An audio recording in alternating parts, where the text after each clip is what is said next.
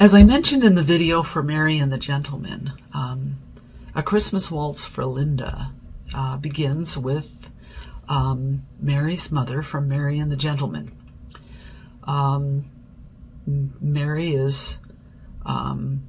looks very much like her mother did at that age, and so I thought it would be fun to bring in an old flame of her mother's, because it was very clear that Linda had a happy and loving marriage with Mary's father.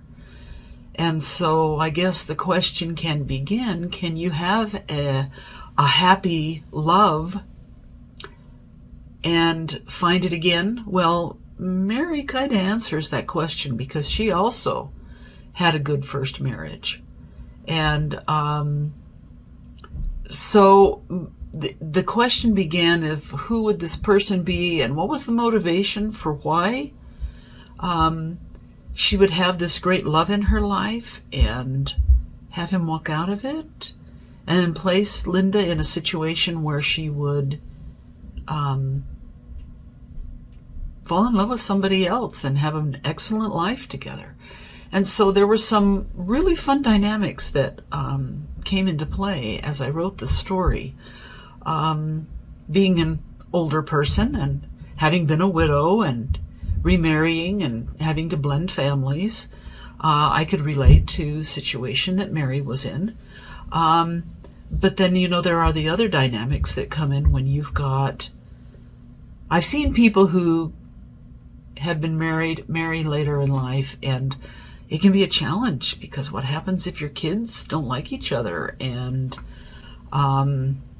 especially if there's any hard feelings that relate to it. So it was kind of a fun story to write, and I think it resonated with me, maybe because I'm older. But anyway, I hope you enjoy A Christmas Waltz for Linda. A Christmas Waltz for Linda, written by Donna K. Weaver, narrated by Vicki Pierce. Chapter 1. Mom, how did I not know you still had all this stuff? How fun is this? Mary asked. Linda smiled weakly at her daughter's enthusiasm as she opened a box full of old clothes. After 30 years in this house, there was a lot of stuff to go through before deciding what to take to her new condo. It's embarrassing to remember the styles back then. Linda lifted a photo taken her senior year. Looking back now, when I was a teen, everything seems so big. I'm grateful my mother had the sense to rein me in a little. Well, I can't believe you kept these clothes. Mary held up a dress with oversized, padded shoulders. The Chamber of Commerce is talking about having an 80s costume dance. Some of these would be perfect. Linda groaned. I'm glad I can't fit into any of my clothes from back then. I can pass on that dance. People are always talking about how much I look like a younger you. I can really see it. When did your hair start to gray? Linda's hand instinctively went to one of her long white strands. She took hold of one of her daughter's dark brown ones. I'd begun to have a melon streak in the front by the time I had you. I don't mind because it turned white early, but I'm not a fan of the texture of gray hair. I'm glad yours isn't turning early. I keep telling you there's a product to help with that. Mary held the dress against her slender figure, looking thoughtful. Using that picture you just tossed aside, I could have Ellie do my hair like yours was. Linda picked up the photo again, her gaze going between it and her daughter. That might be fun. Would you bring the children?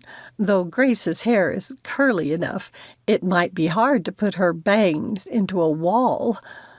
Like this one?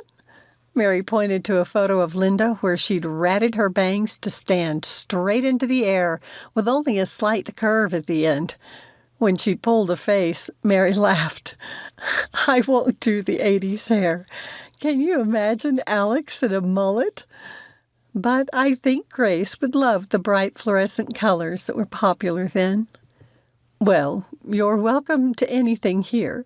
Like I said, I'll never wear any of it again. Linda picked up a box with some of her late husband's cast-offs. After nearly 3 years, she could finally bring herself to give them to Goodwill. Keith would have been happy to know others would get some use out of them.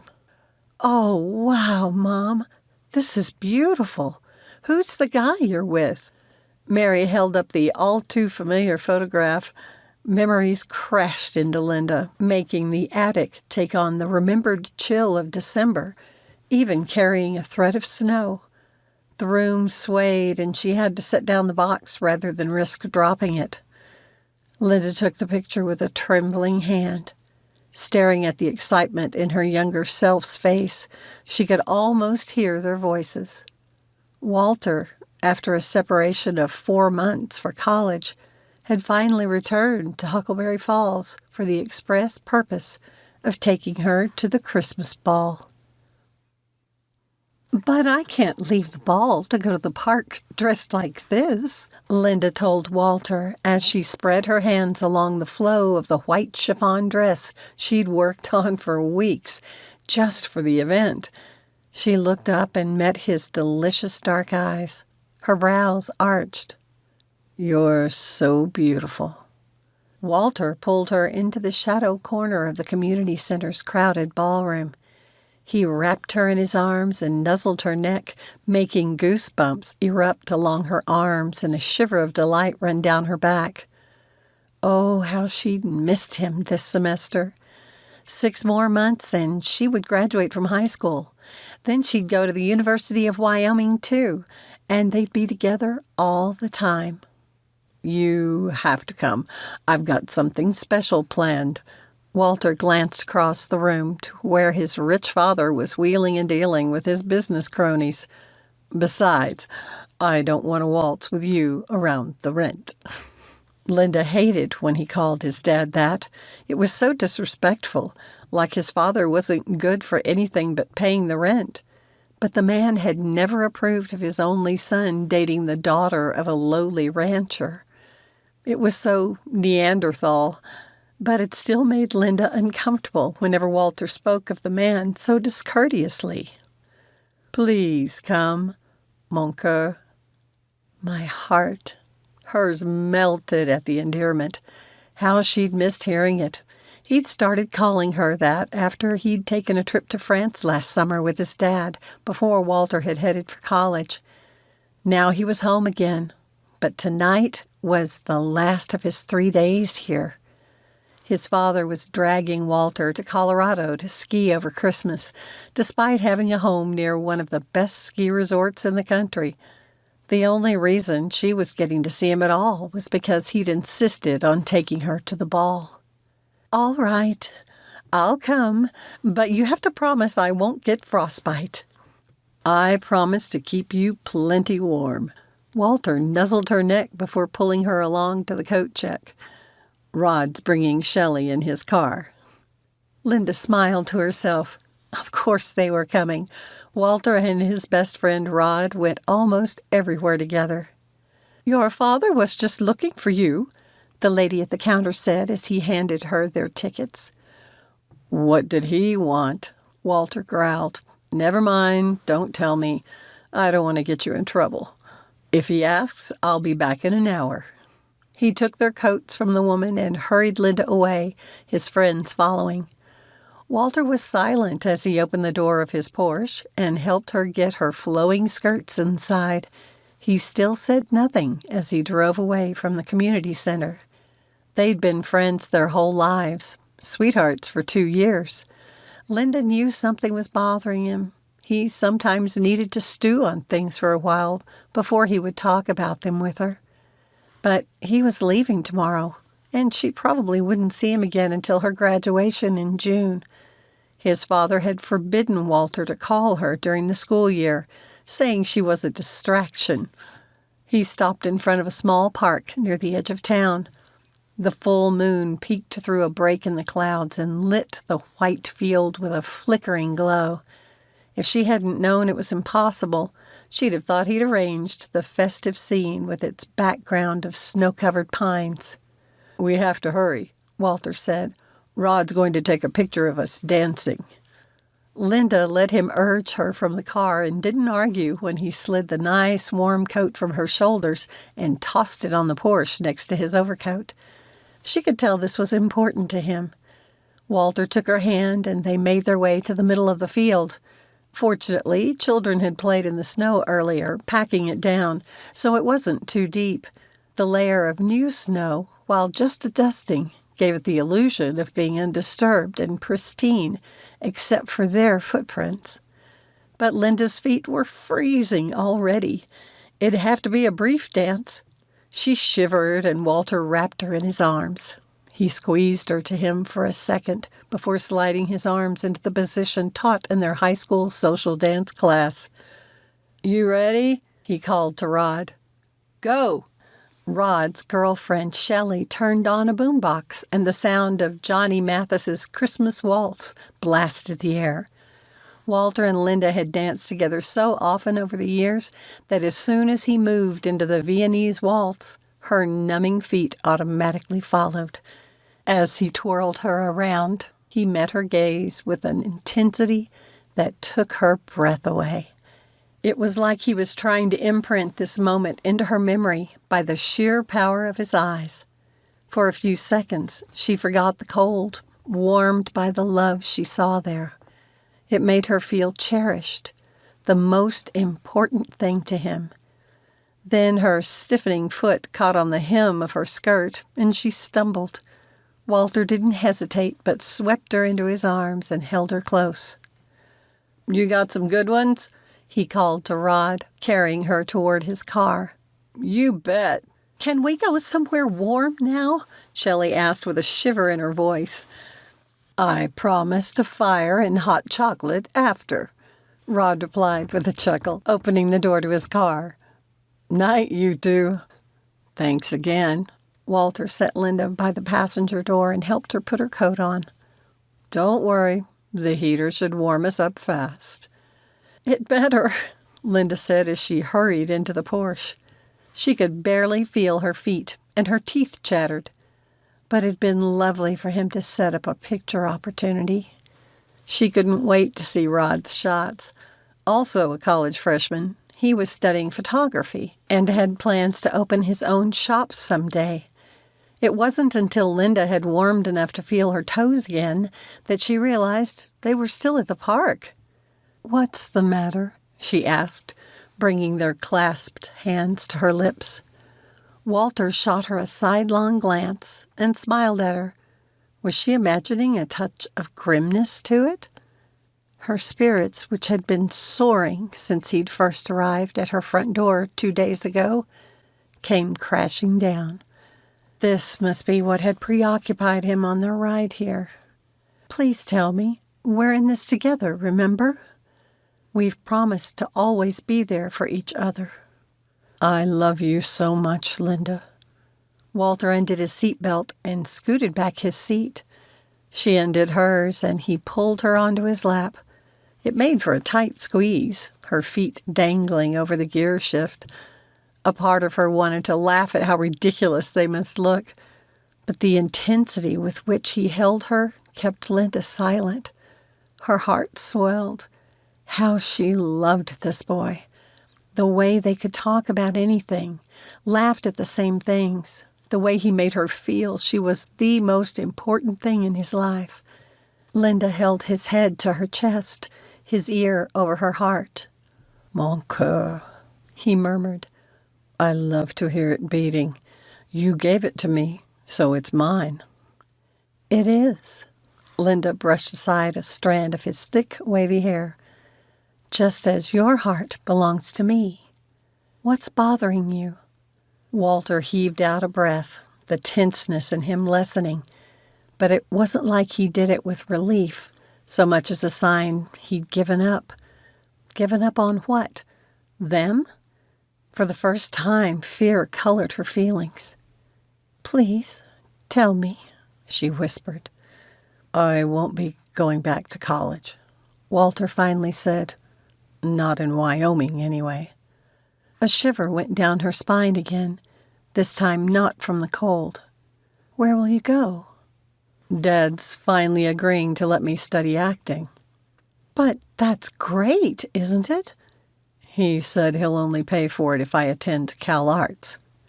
"Cal Arts?" "California Institute of the Arts. It's a private arts college." Walter squeezed her closer, a sense of desperation in the move. Linda's chest tightened, and she found it hard to breathe. She told herself this was a good thing. More than anything in the world, Walter dreamed of being an actor, but his father had insisted he study business. Throughout junior high and high school, Walter had performed in the summer plays and the fall Shakespearean festival. He'd always landed the best roles because he was so good. The directors said he was a natural, and he was. "But that's good, isn't it?" she finally asked. "It means he'll pay for you to study acting, and I'll bet this Cal Arts is a great school." "One of the best in the country. But that's not the only thing, Linda, and it gets worse. He's sold our house here. He's moving permanently to his house in L.A. A sense of dread threatened to steal the last of her joy in the evening. Linda shivered. What did this mean for their plans? "I'll go to school in California, and—" She broke off when he shook his head. "You know how my father is." The man hadn't let Walter take a car with him to his first semester of college, forcing him to rely on friends and public transportation to get around.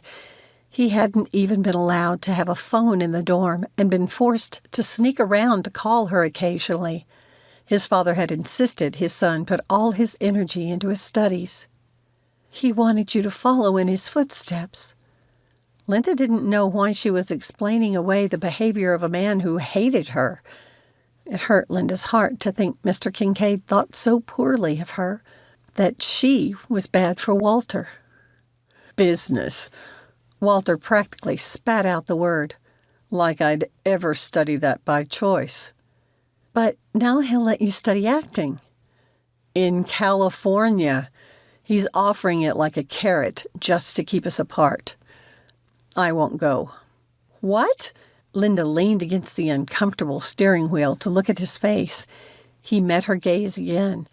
"I'll get a job and put myself through school here in Wyoming. Then we can be together." Linda's heart had turned to ice, and she felt colder than she had while dancing in the snow earlier.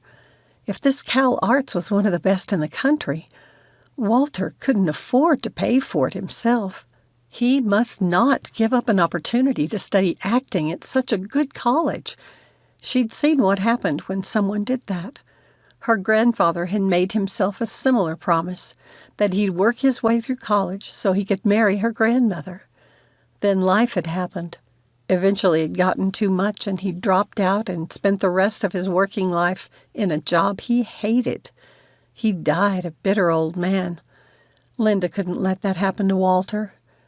"I won't be the reason you can't go for your dreams. You must go." "But Linda—" "No." She put her fingers over his mouth. "This is too important to you." Walter kissed her fingers and turned his face so he could speak. "So are you." "Yes." Linda cupped his cheeks and stared into his beloved eyes. "And your happiness is important to me." He shook his head, looking unsure. Linda pressed her lips to his, savoring the warmth of his soft mouth and the fire it sent flaming through her. She rested her forehead against his. "I'll wait for you, Walter Kinkade, but don't you dare forget I love you." She straightened and pressed her hands over his pounding heart. "Remember, this is mine. You keep it safe for me. Promise?" "I promise, mon cœur. I'll love you forever." Walter opened his mouth to say more, but bright lights stopped near the Porsche.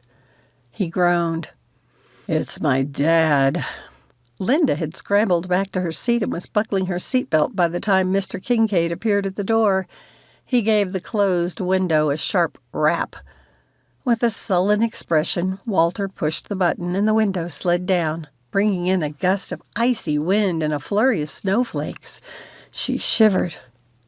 "I'm not even going to ask," the older man said, bending over to glare at her. He turned his gaze back to Walter.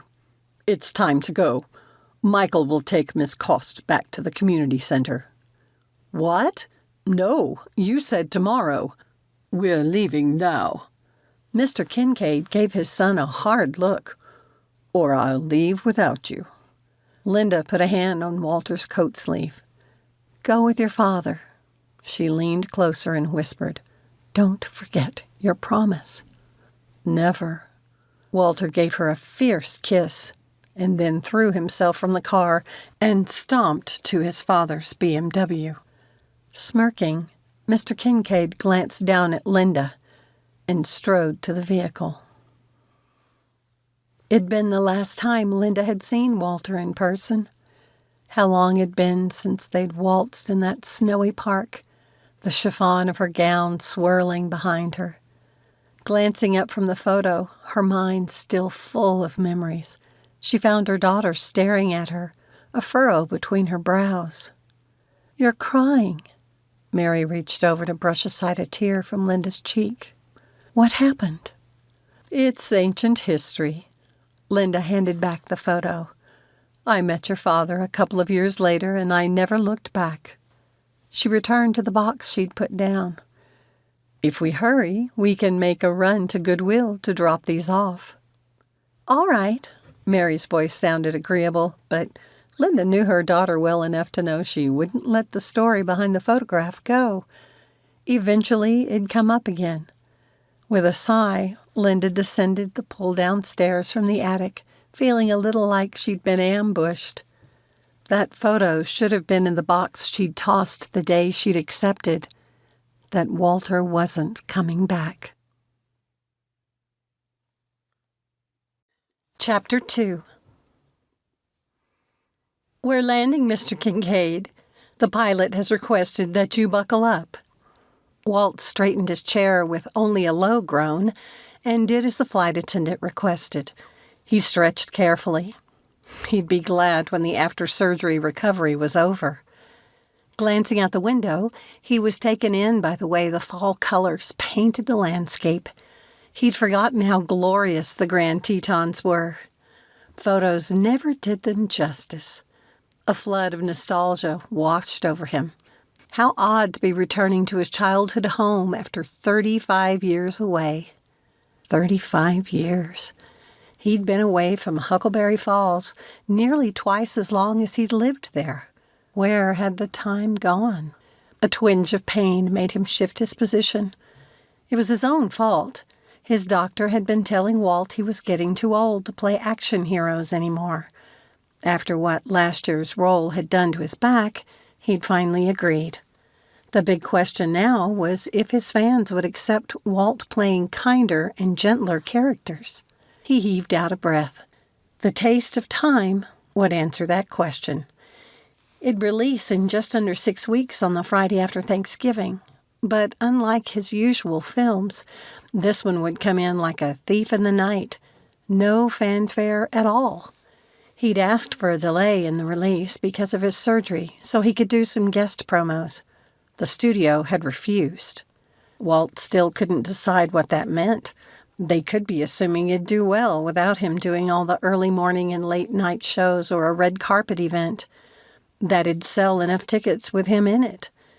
Not being a high-octane action thriller, it'd been comparatively inexpensive to make, so it should quickly recoup its cost, but only if people came to see it. Or did the powers that be at the studio think it'd fail, so it wasn't worth the money to promote it? Walt had assured them he'd be happy to do any interviews they wanted, but they'd have to be done remotely, or the interviewers would have to come to him. Once again, the studio had opted not to arrange any. His gut told him they didn't expect the film to do well. Still, Walt had loved the role. After all the successful blockbusters he'd done over the years, it still surprised him how much more satisfaction this very difficult role had given him. Not only had it tested his skills as an actor, but he'd also related to his character.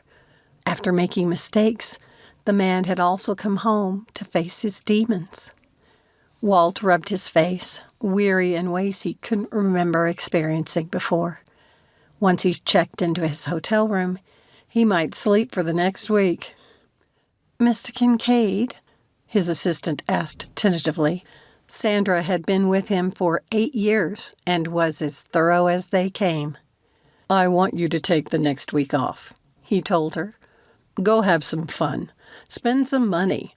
There are lots of things to do in Huckleberry Falls and the surrounding areas, especially this time of year. You could head up to the ski resort and take the lift to see the fall colors. You could get in on an elk bugle this time of year." Sandra watched him doubtfully. "No, really. It's the mating season for elks. Local outfitters will have tours centered on it. It makes for a great hike. I did them every summer in high school." "You've been here before, sir?" "I was raised here." "But your bio—" "Yes, I know." His father's publicist had worked hard to downplay the years spent in Huckleberry Falls, making it sound like they'd spent more time in other places. "It was my dad's idea to leave that bit out when I was first starting out in the business. I was born in L.A., but only because my mother went into labor early during a business trip. My mother was from Huckleberry Falls, too." "Have you never been back? I mean, before I came to work for you?" An uncomfortable feeling of shame made Walt's face grow warm. "I'm sorry, sir." Sandra quickly glanced down to her tablet where she kept his calendar. "I didn't mean to pry, but I was wondering if you want me to make any appointments for you while you're here. You haven't mentioned anything so far, like reservations for meals, hiring additional security." "I won't need any of that. On this trip, I mean to be just a regular guy on vacation. I need to rest, Sandra." "Yes, you do, sir. Do you wish to stay in a hotel for your entire stay, or have you considered leasing a condo? I've done some research in case you were interested. There's a new complex opening that still has some units available." "Send me the details and I'll look at them. Hotel room service is handy." "That's true, sir, and I'm sure the hotel would be more than accommodating. Should you decide to lease a condo, you can hire someone to prepare your meals and order your food." "True. I'll keep it in mind, but I was serious about taking some time off. Get out and enjoy yourself." "But who will—" Sandra hesitated. "Who will take care of you?" "I'm a grown man. I'll take care of me." She maintained a neutral expression, but her eyes always gave her away. She didn't think he could do it. "I'm sure you're right, sir. I'll have my phone with me if you need anything." "It's not much of a vacation if you're on call." "Yes, sir." She went back to her seat and put on the seatbelt. Her tone hadn't agreed with the words she'd said. Had Walt turned into one of those bosses where his employees couldn't speak their minds? Had he turned into his father? The thought made him sick. As the plane touched down, Walt thought about the belligerent young man he'd been when he'd flown away from this very airport all those years ago. His therapist had recently told Walt he had unfinished business here. Until he made peace with his past, he'd continue to be plagued by stress ulcers because the root cause was psychological. In other words, he was mental. He gave a dark chuckle. When Sandra glanced at him, Walt looked out the window, not wanting to explain. Maybe Dr. Landry was right. Walt had shut the door on Huckleberry Falls, and all he'd lost here a long time ago. That didn't mean the issues he'd faced were still here, waiting. And his subconscious knew it and was eating him alive from the inside. Dr. Landry had suggested that since Walt had to take time off anyway to recover from the back surgery, he could use it to return to this place to make amends. The therapist had insisted it would help Walt find peace with his past. Somehow, he doubted he could ever fix what he'd broken, including himself. He glanced out the window again. They'd updated and expanded the airport. If Walt hadn't known Huckleberry Falls was his destination, he wouldn't have recognized it. Was that how the entire trip would go? With him not liking the changes? When he'd broken with his past, he'd done it completely, including all his old buddies, everyone who'd ever mattered to him in Huckleberry Falls. Walt had never even attended a high school reunion. The seatbelt sign went out, and the burly nurse Sandra had hired for the trip came forward. The back surgery had been 2 weeks ago, and the doctor had said Walt was healing well and would be ready to start physical therapy soon. Sandra had insisted that she couldn't guarantee the quality of service if they chose someone from Huckleberry Falls, but he'd assured her there'd be someone here he could work with. "I can walk." Walt gently pushed aside the nurse's extended hand. "Just be nearby in case he needs you," Sandra said. "This way, Mr. Kinkade." With his cane in hand, Walt took slow steps at first. Once he got moving, he did well. It was sudden movements that got him. The biggest problem was the stiffness after he'd sat in the same position for too long. He focused on where he put his feet, not checking to see if anyone at the airport might recognize him. "Well, Walt Kinkade." He'd forgotten his sunglasses and had to put a hand up to block the bright sun. "Gretchen Huntington?" He chuckled and extended a hand to the pert woman in her mid-30s. Walt usually only saw the actress at Hollywood events. "Are you in Huckleberry Falls for the film festival?" she asked. "No, though I've often thought it'd be fun to attend. Is that why you're here?" "Didn't you know? I live here. My husband and I own the ski resort. I'm known as Gretchen Blaze there."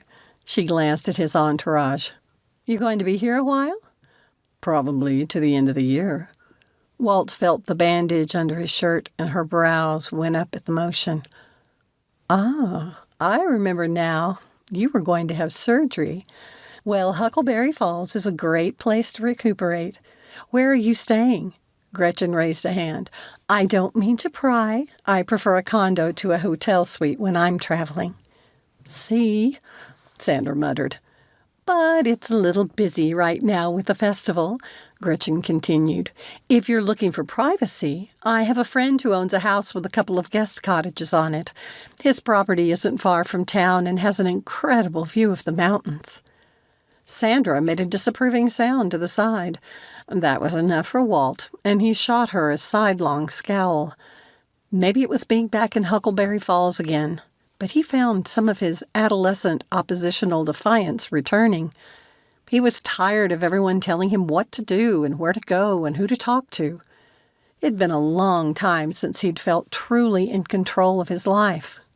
"What's your friend's name?" "Carlisle Wyndham. We've partnered on the development of an avalanche beacon. We're launching it this season." Gretchen crossed her fingers. She then reached into her purse, pulled out a business card, and handed it to Walt. "Here's his number if you decide you'd like someplace away from downtown.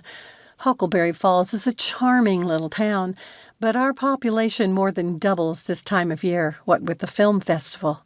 The place gets full of our kind and our fans who want to get pictures of us." "And the paparazzi?" He sent Sandra a meaningful glance, and she gave a slow nod. Walt wished he had enough mobility to attend the festival, but it'd be over by the time he had healed enough to do that. He was all for an independent film industry and rooted for the pictures, which succeeded without the bankrolling of a large studio.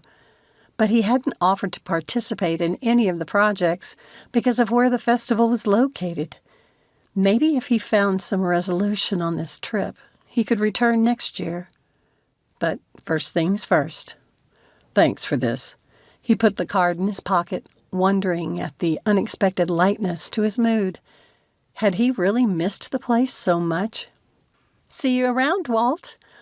"Bye, Gretchen, and thanks." "I appreciate everyone chipping in to help," Linda said as she carried in the just-delivered stack of pizza boxes. I'm still not convinced it wouldn't have been better to hire a company to do the heavy lifting. Carlyle arched his back, adding in a mock groan for emphasis, his English accent more pronounced. I don't like strangers handling my things, but you're lucky I sold my piano. Wait, Alex. She reached over and caught her 6-year-old grandson's hand before he grabbed a pizza stick from one of the boxes. You and Grace need to wash your hands. Linda scanned the adults, many of them her employees, crowded into her combined kitchen, dining, and living room. Too many people and not enough sinks. The adults should do the same and set a good example. She pulled out a box of individually wrapped wipes. Good idea, Mom.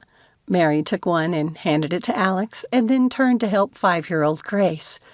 The little darling was trying, unsuccessfully, to open it by herself. The two of them ripped off the top, and Mary handed it to the little girl. Linda smiled at the sweet, blended family. The first time she'd seen them together, she'd had a feeling about the chemistry between her widowed daughter and Carlyle, who'd also lost his spouse. And now Linda had 2 grandchildren in Huckleberry Falls. I don't see how you'll be able to prep for the Festival of Trees in here, Ida, one of Linda's seamstresses, said, glancing around the room. It's too small for the ones you like to donate. That's why my mother volunteered my house. Mary shook her head and sighed. You're the one who kept telling me I didn't need that big house anymore. Since you have the larger house now, it only makes sense we do it there. Besides, the children are old enough to be good helpers, and they can go to bed as soon as they need to. Linda shot her daughter a smug smile, but Mary only shrugged. It hadn't been an easy decision for Linda to sell her home of 30 years. The evidence everywhere of Keith had been a mixed blessing, reminding her of the wonderful life they'd made together, but also of what she'd lost in the car crash. It'd been Mary who'd lost both her father and her husband in the same accident, who'd inspired Linda to move on. Her mind drifted back to that day in the attic with Mary. How bizarre that she'd found the old photo. Linda hadn't thought about Walter Kinkade in years. She'd taught herself to turn a deaf ear to comments about his success, and she doubted anyone even remembered she'd once been in love with him, that she'd pined after him for 2 years. Linda swallowed the unexpected lump in her throat. That he'd never written or called had turned out to be a blessing. When Keith Jackson had entered the picture, he'd brought her back to life. He'd taught her what it meant to love fiercely and passionately, and he'd been loyal to the core. He would never have promised to love her forever and then acted like she'd never existed. But Linda couldn't help feeling sorry for the young woman she'd been. Maybe she'd been too young to be truly in love with Walter. Maybe they would have outgrown each other anyway. But they should have had the time to discover that together. He'd known her better than anyone. She'd thought he understood the depth of her feelings for him, enough that she'd let him go to pursue his dream. In truth, however, she'd meant nothing to him, not even a backward glance. For months, people around town had asked her how he was doing, and she hadn't had an answer. How could she tell them he'd gone silent? The kids nowadays called it ghosting, a fitting description. After a few months, when everyone in town realized Walter had dumped her, the questions had stopped, and the pitying looks had begun. But why was she even thinking about this now? It was that stupid photograph. It must have triggered the memories, which was a shame because she had so many better ones to remember.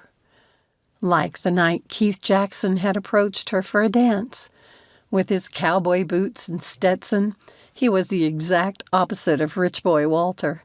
She and Keith had danced every dance together after that one and had scheduled a date for the next day.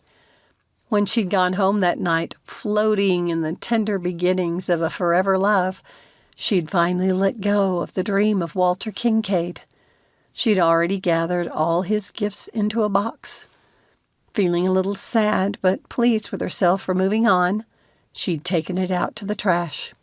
She'd thought the photo was in it. "Grammy, I've made a mess." Grace scrunched her nose, her hands covered in pizza sauce that she'd managed to get into her Shirley Temple curls and smeared on her face. Linda made a quick scan of the room to make sure Nigel hadn't arrived yet. Carlyle's grandfather had a strict opinion about proper behavior and would not approve of Grace's present state. They were wearing the old Earl down, but he had a lot of mellowing to do yet. "Come with me, sweetheart. Let's get you cleaned up." Linda put a hand on the little girl's back and urged her toward the bathroom. "I'm so proud you didn't get any of it on your clothes." Chapter 3. Walt stretched his aching back. Standing in line anywhere for any length of time made his back muscles spasm. What had he been thinking to send Sandra off on a vacation before he'd gotten things settled here in Huckleberry Falls? The doc had said Walt only needed to wear the back brace for the first few days after the surgery. He wished he'd brought it for the extra support. He glanced up the line and counted the number of people before him. The pharmacist handed a man a package. Only 2 people were left now. Walt shifted again, wishing the store had provided more seats for waiting customers. But they probably wanted them wandering the aisles and impulse buying. Someone walking by cast a curious glance at Walt, so he pulled down the brim of his baseball cap. The motion made his back muscles tighten again. He grimaced at the pain, groaning softly. "Are you all right, sir?" a soft female voice asked from behind. There was something familiar about the sound, which made Walt glance over his shoulder. The motion helped the tightness in his back enough that he didn't look at the young woman's face right away, relieved at the easing of pain. Then he stared into those brown eyes, and it was like 35 years hadn't passed. As he turned to face her, his pulse quickened, remembering the luscious feel of her in his arms, the warmth of her kisses, the promises given of a life together.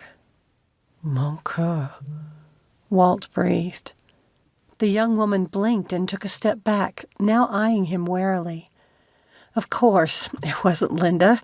This woman couldn't be older than her late 20s, and now she probably thought he was a dirty old man. "I beg your pardon." Walt dipped his head. "You just reminded me of someone I knew a very long time ago." Her expression lifted a little, but she kept her distance. She pointed to the pharmacy window behind him. "I think you're next." Feeling like a chastened schoolboy, Walt carefully turned and walked to the counter. He sensed the young woman's gaze on him. He was old enough to be her father, if he'd ever had any children. That wouldn't be creepy at all. Had she recognized him? Would she post something negative about him coming on to her? After turning in his prescription, Walt heaved out a breath and turned around wearily to search for somewhere to sit for the next 20 minutes. From the corner of his eye, he could tell the young woman was still watching him. He didn't look at her. As he took a step forward, something pinched in his back. He winced. The doctor had told him to walk, but had also warned him not to overdo it. Walt figured he now knew how much was too much.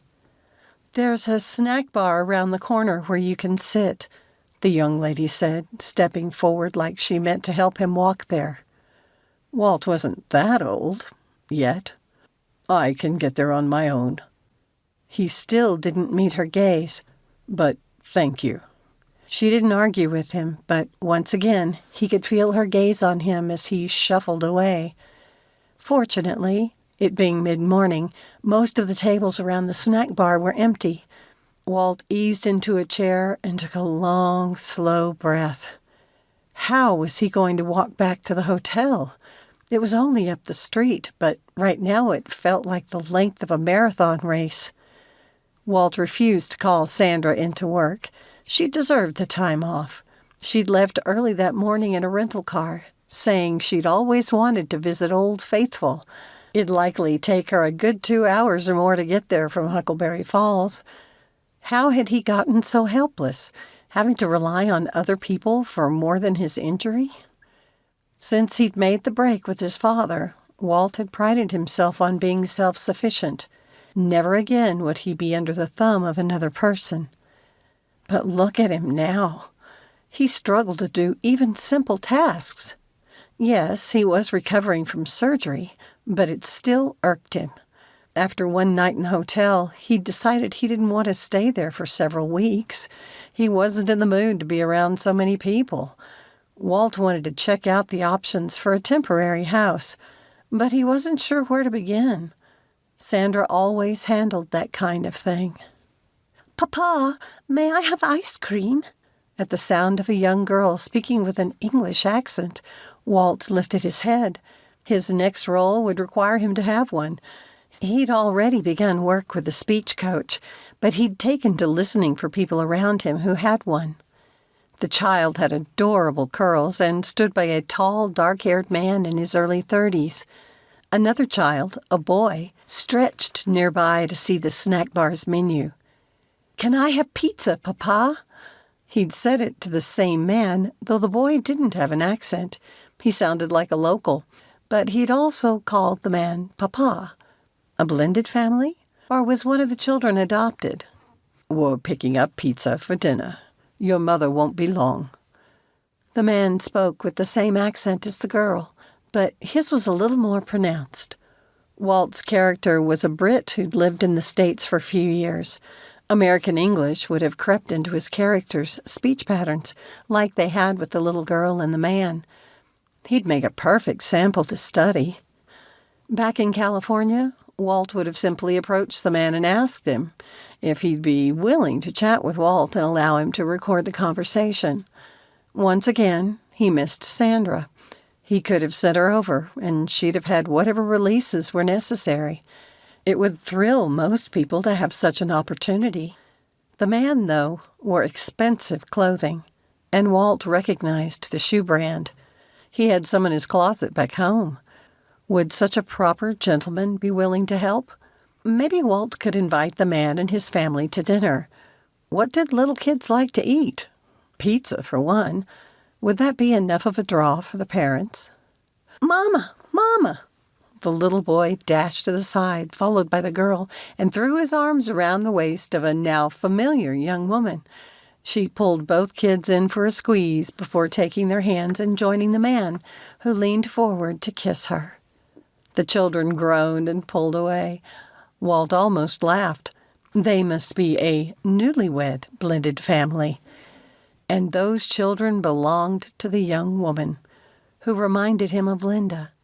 It gave Walt a sense of anticipation, almost destiny. For the last year, he'd fought dissatisfaction with his life. He couldn't shake the feeling that it somehow had something to do with this family. Because he didn't have one? He shifted in his seat so he couldn't see them anymore, not wanting anyone to notice the unexpected envy he felt. Their soft voices, including childish laughter, still carried to him. After all these years, why would seeing a happy young family make him jealous of what they had?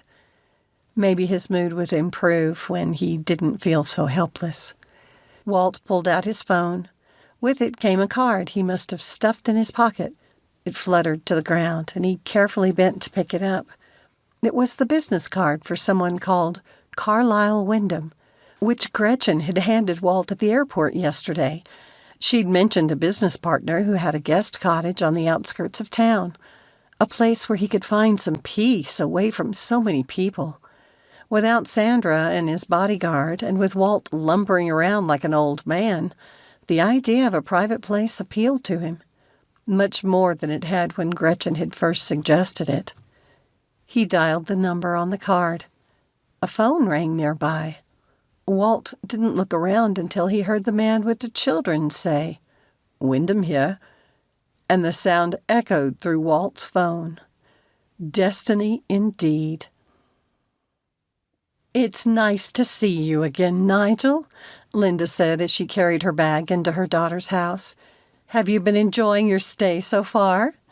The elderly Earl gave her a very proper bow and even reached to take her overnight case. Doing servant work had probably been the biggest adjustment for him on his first trip to the U.S. last year. By the end of his stay, they'd chipped away some of his rigid views of appropriate behavior for someone of his class. "And how long will you be tending the children?" he asked, following her to one of the spare bedrooms. "Only over the long weekend." Linda took the bag from him. "Carlyle was disappointed they'd be gone during the beginning of your visit, but he'd already scheduled his meetings before you moved up your flight." Yes. He's always telling me I must be more considerate of other people's time." Nigel tugged at his whiskers. He'd need them trimmed soon, something Mary would do for him. The Earl insisted she did a better job than his regular man, something Linda thought must be an exaggeration. Nigel just enjoyed having a pretty young woman doing his hair and beard for him. Linda waited for him to criticize his grandson for not changing his plans, something the Earl would have done last year. Nigel didn't. That was progress. If he would spend more time in Wyoming rather than in the company of his top lofty buddies in London, he didn't doubt they'd soften up the old man. "Do you plan to cook for us?" he asked doubtfully. "What? You afraid I'll poison you?" She winked at him, and he blushed. She hadn't expected that. The Earl coughed gruffly. "Of course not, my dear." "You like Mary's cooking, don't you?" "Yes, of course." "Well, I taught her everything she knows. You've tasted my cookies before. Around here, I'm known as the Queen of Cookies. That's biscuits for you Brits. If I hadn't become a dress designer, I'd have opened a bakery specializing in cookies." "Do you plan to bake some while you're here?" His mustache almost hid how he licked his lips. "Of course," she said, "but only if you behave." "Brilliant." Chuckling, he left the room. Linda had finished transferring her clothes from her small suitcase to the dresser. She carried her laptop case into the kitchen and sat at the bar. Now would be a good time to get in a little work while the children were shopping with Mary and Carlyle. Linda opened the case to pull out the folder with Linda's current dress designs and found that stupid photo on top. The shock of seeing the picture of Walter hit her again, almost as hard as it had the day Mary had pulled the picture from the box. She'd added a sticky note to the top of it. "This is a beautiful gown. You should recreate it for this year's ball. I can't wait to work on the applique design for you." "What is this?" Nigel asked, looking over Linda's shoulder. When he gently took it from her trembling hands, she didn't resist. "The young woman looked like Mary, but the photo is old, so it must be you, my dear. You two bear a striking resemblance." "Yes, though I was a good 10 years younger than she is now when that was taken." Linda clenched her fists, hoping he wouldn't notice how the photo affected her. "And what is this applique Mary mentions?" Nigel pointed at the sticky note. "They're the swirly things here." Linda took a breath, loosened her fingers, and pointed to the ones on the sleeves of the dress. She'd spent so many hours working on them, just for Walter. She didn't want to think of that. "Mary designs a lot of the appliques for the gowns I design." "I thought she owned a hairstyling business." "She's part owner in one, yes, but she also works for me as a graphic designer." "Ah, you are quite the talented pair." The Earl handed back the photo. "What were you planning for dinner?" "Mary's bringing home pizza. Don't make a face. I saw how many pieces you ate at my moving party." Linda slipped the picture into a folder. "Mary said she'd already made a salad to go with it, so we only have to set the table." "You Americans are corrupting me with your foods." Nigel grumbled and left the room. Helping you to mellow out, you mean? She caught up with him and slid her arm through his. Usually he got around well for an 85-year-old man, but she'd noticed he tended to become less steady toward the end of the day. While I'm here, if you don't like a dish I've made, we can always order you something from one of the local restaurants. He stiffened. I would never wish to offend you. You won't, I promise, Linda said with a soft laugh. As a mother and grandmother, I've had to develop tougher skin than that. You should have heard Christopher and Mary whine when they didn't like something. Just as Grace and Alex do. Exactly. At the sound of a car pulling up, she released his arm. I think that's them now. The front door burst open, and the two children ran inside, crying, Pizza! Nigel quickened his pace and opened his arms to them. It warmed her heart to see both children hug him. Prior to the wedding, she'd heard stories about the cold and rigid, proper old man. Alex had missed his father and grandfather. To have Grace's great-grandfather reject the boy would have been a harsh blow. It'd been touch and go at their first meeting, and both Linda and Mary had watched carefully in case they needed to step in. Carlyle, who'd insisted the old man wasn't heartless, had been proven right. Thanks so much for doing this, Mom. Mary handed over a prescription bag and lowered her voice. He gets one of these each morning with his breakfast. If he doesn't come over to the house, you'll have to take it to him. But I don't think that'll be a problem. When she winked, Linda had to bite back a groan. Mary and Carlyle were convinced the Earl was still into Linda. It had embarrassed her early in the year when he'd acted like a teen with a crush toward her. But she thought his feelings had changed over time, becoming fatherly instead. She encouraged it by treating him like she would her dad if he'd still been alive. Linda, before I forget, Carlyle said, handing Mary the paper plates from a tall cupboard. Gretchen asked a favor of me. A friend of hers is recovering from surgery and needs somewhere to recuperate. She suggested our second guest house. He and I chatted this afternoon, and he'll be arriving later this evening. Since his privacy is of utmost importance, I doubt you'll see much of him. We've told the children he's been sick and needs quiet to get better, Mary added. They know to stay away. Well, they should stay away from a stranger anyway. Yes, and we had that discussion in the car on the way home. Mary gave Linda a quick kiss on the cheek. We simply didn't want you to be alarmed when our guest arrives, since we'll be leaving so early in the morning. Carlyle put a scoop of salad on Alex's plate, and the boy groaned.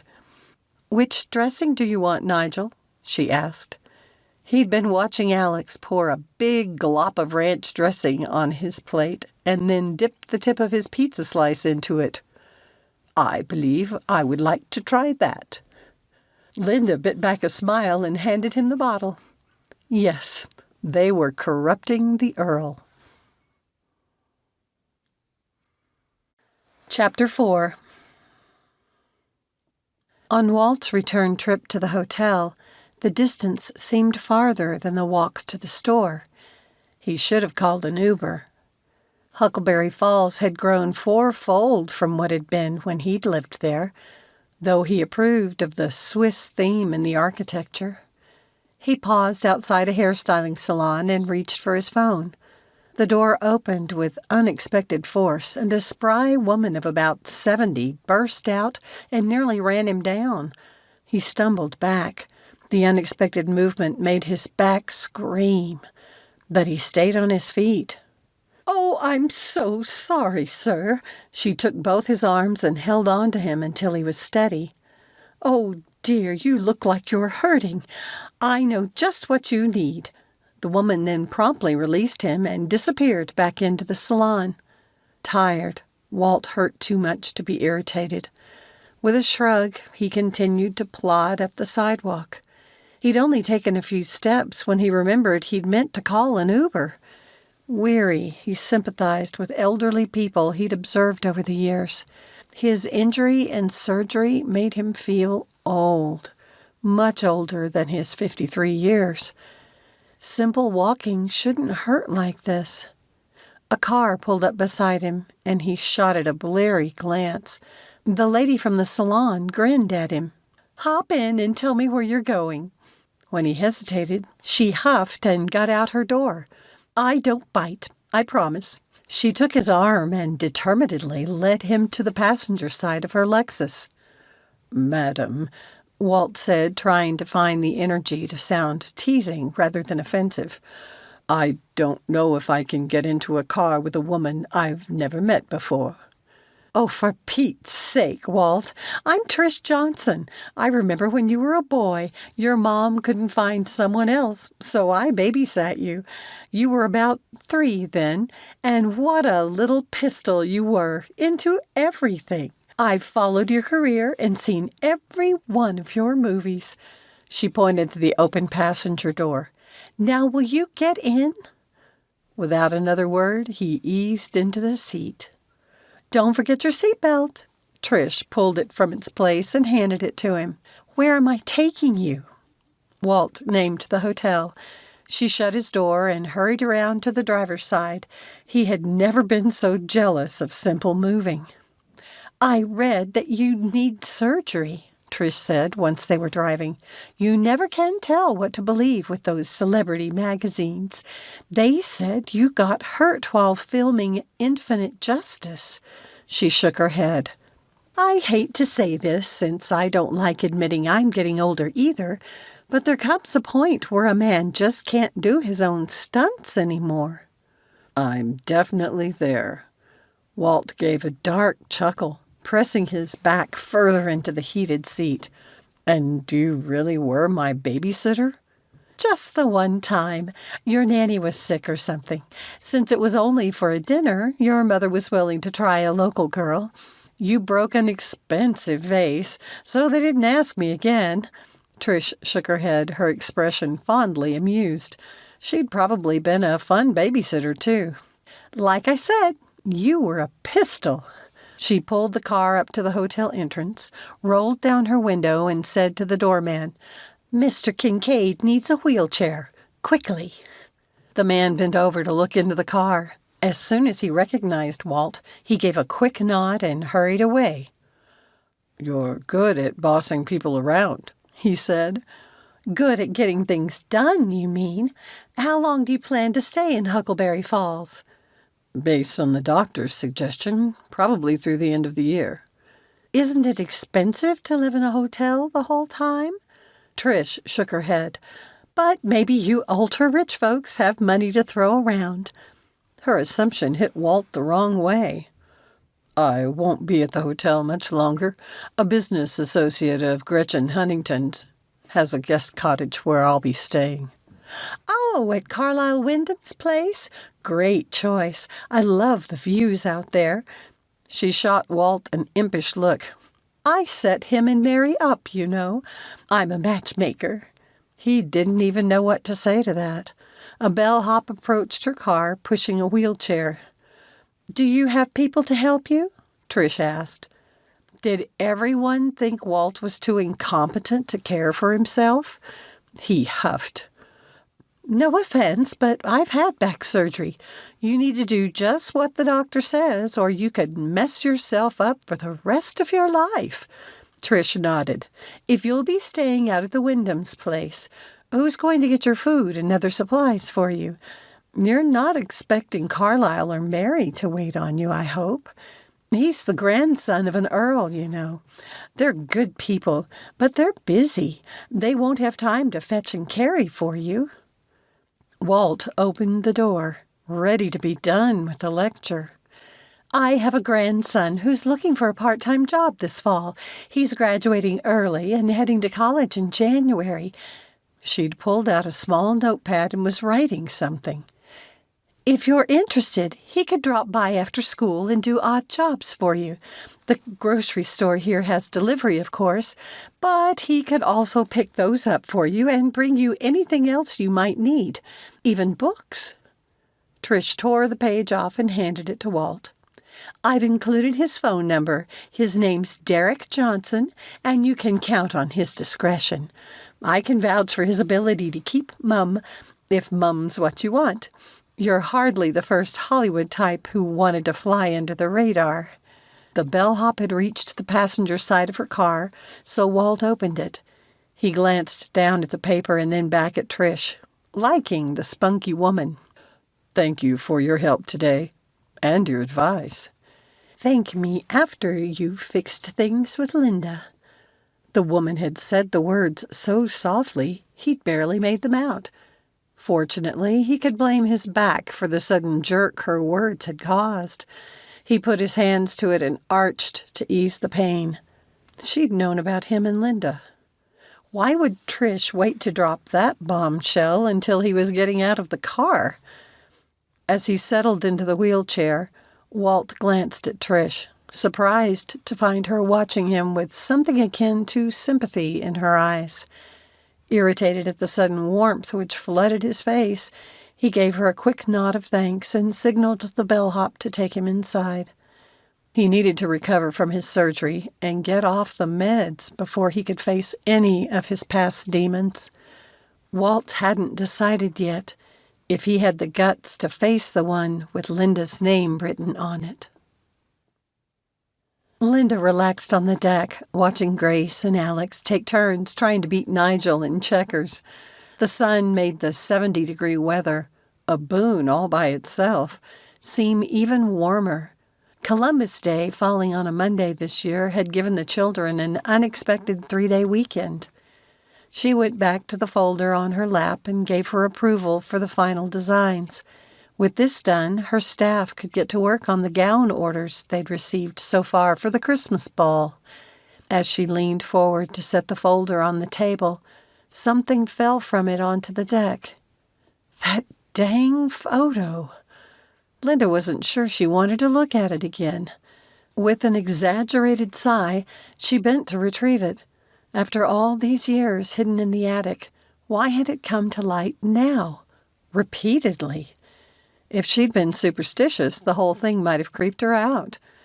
She refused to linger on Walter's loving face, instead shifting her gaze to the appliques on the dress. Mary was right. The design, though elementary, was good, even if Linda said so herself. It'd been the first of its type that she'd created, and she'd worked on it for weeks, just to impress Walter. When he'd first seen her in it, he'd seemed entranced. Not that she cared a whit. Linda put on her reading glasses again and brought the picture closer. She hadn't kept the dress, so the photograph was the only documentation of her first design.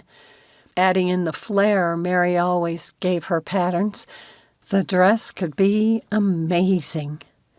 "Grandpa Jelly, must you always win?" Grace asked with a huff. Nigel still frowned whenever the children called him Grandpa Jelly. When Alex had first used the term, the elderly man had about had a stroke, insisting it wasn't a proper name for an earl. But being an earl doesn't carry much weight here, so this is your chance to chill out, Nigel, Linda had said all those months ago. "Yes," Grace had agreed. "You must chill out, Grandpa Jelly." She then looked at Alex and innocently asked, "What does it mean to chill out?" "And what are you laughing at, Linda?" Nigel asked, pulling her back to the present. "Just a memory." Grace asked him for a rematch, and Linda glanced out on the grounds. She wondered about the occupant in the second guest cottage. Last night she'd been locking up the house when a pickup truck had come up the drive. She'd recognized it as belonging to Trish Johnson's grandson, Derek. How did she know Gretchen's friend? Well, why wouldn't she? Trish started up conversations with random strangers all the time. Linda and Trish had been casual friends for years, but had gotten close when Keith had been killed. Having been widowed herself many times, Trish had understood. "I met our new guest this morning," Nigel said, studying the chessboard. "Only in passing. I feel as though I have seen him, but cannot place where. I heard him speaking to his young helper, and the man is definitely American." Well, Gretchen and Philippe know a lot of people. "I invited the man to dine with us tonight." Nigel didn't move his head, but gave her a sidelong glance through his bushy white eyebrows. "Why would you do that?" Linda shot him a flat look in return. "Carlyle said the poor man wants to be left alone." "Because the poor man, as you call him, looked to me as though he needed a good home-cooked meal. I believe if he had someone to care for him that he wouldn't wear such a forlorn appearance." It was kind of sweet of the Earl. Having spent his life surrounded by servants taking care of his every need, Nigel would understand losing that. Now that he had to make his own bed every morning, he was much more sympathetic. Linda woke her phone to check the time. "Did he say if he'd come?" "He said he might." "What time did you tell him we were eating?" "Mary usually serves dinner by 4 on Saturdays." Linda shot the Earl a flat look. "Is that the time you told him? I need to know so I can be ready if he shows up." Nigel gave a brisk nod. "Well, if he comes, I hope he likes quesadillas." She rose from the chair. It was time to check on the slow cooker meatloaf. "Children, stay with Grandpa Jelly." When the Earl frowned, she gave him a cheeky grin. Can I help, Grammy? Grace asked, jumping to her feet. "May I help?" Nigel corrected. But can fits too. Grace put her hands on her hips. Sometimes I'm too little to help. Yes, you can help, and you may help as well. Linda took her hand. The Earl huffed and turned to Alex, pointing at the checkerboard. "Will you take your sister's place? Are you up to the challenge?" Linda glanced back at the guest house again and thought she saw someone standing in the window. Was the man watching them? She wasn't sure she liked the idea. "I was thinking of making cowboy cookies." She opened the sliding glass door. "Or do you vote for brownies?" Brownies! Grandpa Jelly likes them best, especially if you have ice cream. And hot fudge, too. Grace nodded. But he won't tell you. The child's intuitiveness always impressed Linda. Grace paid attention to things children and even adults rarely noticed. "Isn't it fortunate I picked up some ice cream, then?" By the time Alex and Nigel brought the checker set inside, the brownies were baking and Linda was caramelizing onions. The Earl sniffed the air. She was pretty sure Mary hadn't made this for him yet, so Linda was curious to see his reaction. He had some odd ideas about food. Of course, he thought a lot of American food was odd. "Alex, I need you and your grandpa to get washed up and set the table." Linda glanced out the window. In the twilight, she thought she could make out movement outside the guest cottage. "And make it for 5 people, just in case." Nigel grumbled a little, but there was a teasing note in his voice. She hoped the children recognized it. The kids always complained about doing chores anyway, and these two didn't need an adult reinforcing it. Linda crumbled the meatloaf over the last tortilla, and Grace sprinkled grated cheese over it. "Once I move it to the hot griddle, I'll need to do the rest of this alone. Why don't you get cleaned up and see what the guys are doing?" Okay, Grammy. Grace hopped off the chair and Linda untied and removed the tiny apron. The little girl gave her a quick hug before skipping off. What a difference a year had made. It had been before last year's Halloween that Alex had first started talking about his new friend at the daycare. Now Grace was his sister. Linda's heart swelled at the new family her daughter had created.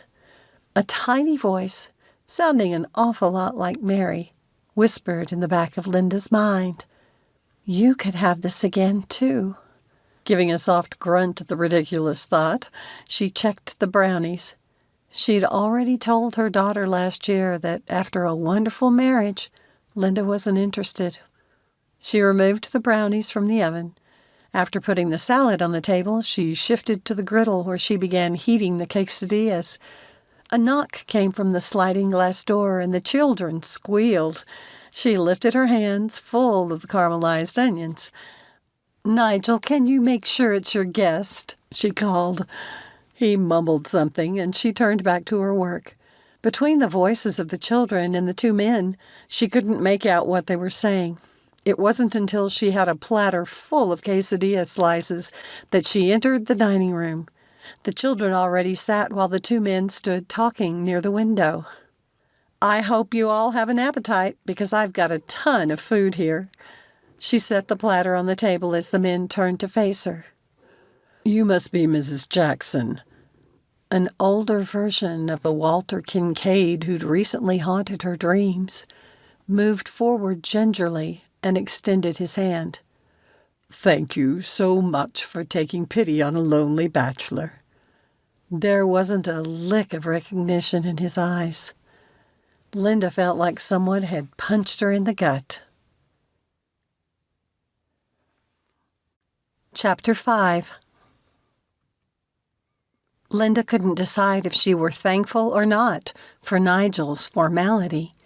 He must have only referred to her as Mrs. Jackson.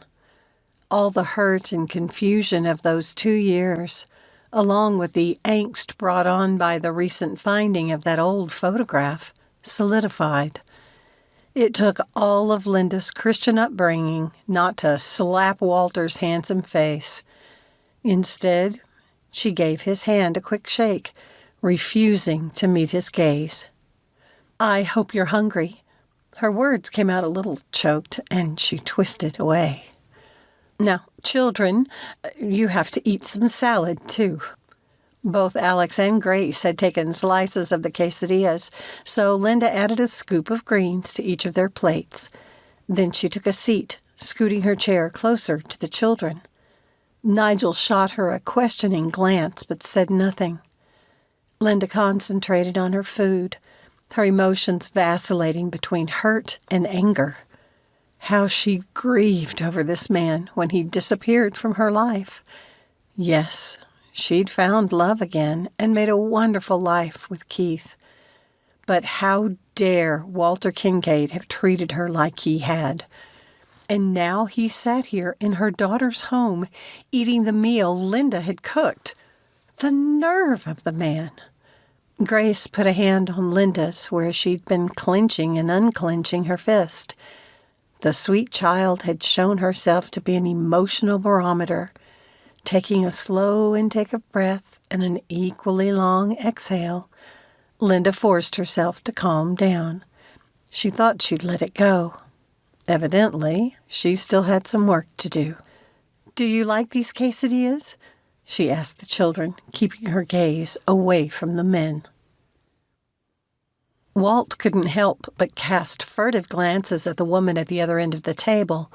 The negative energy coming from Mrs. Jackson was so thick he could have cut it, and he could tell it was directed right at him. Why? She had a mature beauty and looked vaguely familiar, but many people did. Over the years, he'd attended so many fan events and stood with thousands of people to have his picture taken with them. Was that it? Had she attended one and he'd unknowingly offended her? Well, if she'd been a fan in the past, she wasn't one now. Those beautiful dark eyes brought a tension strong enough that even the little girl had picked up on it. It was cute, the way she'd patted her grandmother's hand as though to calm her. "You mentioned having visited England," the elderly man said in his prim manner. "Where did you visit, if I might ask?" Wyndham hadn't recognized Walt, so he'd decided not to bring up that he was an actor. It was nice not being recognized for a change. Well, except for Mrs. Jackson. She seemed to know him from somewhere. He'd just ignore her, since that appeared to be what she'd decided to do to him. "My company had us based in London, but we were able to get around a bit." Walt wiped his mouth. We went to some of the typical tourist destinations like Stonehenge and Windsor Castle, but we also got to visit several locations in the Cotswold. Yes, they cover quite a large area of England, including parts of 6 counties. Did you, by chance, walk any of the Cotswold Way? It's a 102-mile walking trail. Lovely views. Mr. Wyndham leaned back in his chair and messed with his amazing mustache. Walt would love to use the man as a model for his upcoming role, though the guy was much older than Walt's character. No, unfortunately, we didn't have time for that. I'll be going back next spring. I have to get over this surgery first. My estate is just north of the area designated as the Cotswold. If you would like to stay in a castle during your visit, I'd love to host you. Walt had taken a drink and choked. You own a castle? Grandpa Jelly is an earl, Alex said. I think that makes him important over there, but not in America. Yes, Grace agreed. Papa says he's just a regular... She glanced at her brother. Guy, Alex added. Just a regular guy. Just a regular guy. How many times over the last few years had Walt wished he could be just a regular guy again? He glanced at their grandmother. She continued to look down at her food, but the corners of her mouth twitched. Without her blatant hostility, the mood in the room had lifted. I had no idea, your lordship, Walt said. Leave off with the title. That is what Carlyle is continually telling me. And please call me Nigel. Everyone here does, and I must confess, I've rather enjoyed it. Walt found his attention drawn to the woman again. She was looking at him now, but as soon as she realized he was watching her, she dropped her gaze. Nigel it is. Walt turned back to the old man. Do you mind if I ask about your title? I'm the 19th Earl of Birkenmore, Nigel said with pride. Carlyle is my grandson, the only child of my youngest son, who is no longer with us. His uncle is my heir. I'm sorry for your loss. Nigel huffed but said nothing more, though a myriad of emotions flitted across the old man's face, the most powerful one being disapproval. It seemed Carlyle's dad had been a disappointment to his father. Walt had read a few historical novels. From what he'd understood, Carlyle probably didn't have a title. That must be why he'd been able to settle in Wyoming with his American wife. Thinking back on his meeting with Gretchen, Walt found it even more like destiny now. Not only had this wonderful family provided him with a private residence away from the crowds, but they'd be a great resource if he was willing to share what he did for a living. If he didn't admit to being an actor, how could he explain his desire to learn more about their lifestyle and record their accents? He could claim to be an author, but he didn't want to lie to them. When they finally discovered who he was, they might already be angry with him for not admitting it up front. It was hard to tell how some people would react. Well, he'd be here for over 2 months. He had plenty of time to get them talking. Did Mrs. Jackson live here with them, or was she babysitting while Mary and Carlyle were out of town? Walt glanced down the table to where she was talking with the children. They must have said something humorous because she laughed. It was a lovely thing to hear. The sound again triggered the feeling he'd met her. For a second, a memory of laughing eyes flashed through his mind, but it was gone so quickly he couldn't place it. And she'd been younger. It irritated him that he couldn't remember. If she hadn't been so hostile toward him, he'd have asked her if they'd met. How long do you expect your leave of absence to last? Nigel asked, pulling Walt from his musings. Carlyle said he wouldn't need the cottage until after the new year. That fits well with my doctor's recommendation, so I expect I'll be here through Christmas. Walt tried not to look at Mrs. Jackson for a response, but couldn't help shooting her a glance from the corner of his eyes. She was frowning again. Grandpa Jelly says your back hurts, Grace said. Did you get in a car crash? My daddy and Grandpa died in a car crash. Alex's face had fallen as he'd asked the question, and Mrs. Jackson stared at her empty plate, her eyes glistening. So Mary and her mother had lost their husbands in the same accident. I'm so sorry to hear that. How did you injure your back? Nigel asked softly, sending a sympathetic glance at Mrs. Jackson and Alex. I heard it at work. Walt shifted in his chair. He improved each day, but by evening he could feel it. I tried to do something that someone older like me shouldn't have done.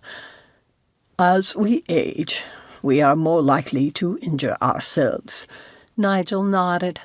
Is that why you walk so slow, Grandpa Jelly?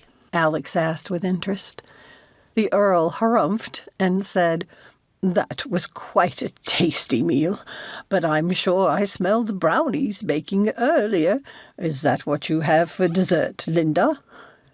With the name, it was like the fog blinding Walt's memories of this woman lifted. He went cold, the acids in his stomach churning. She watched him, one brow raised in the familiar challenge that had charmed him in high school. Linda Cost? He asked warily. That was my maiden name, yes.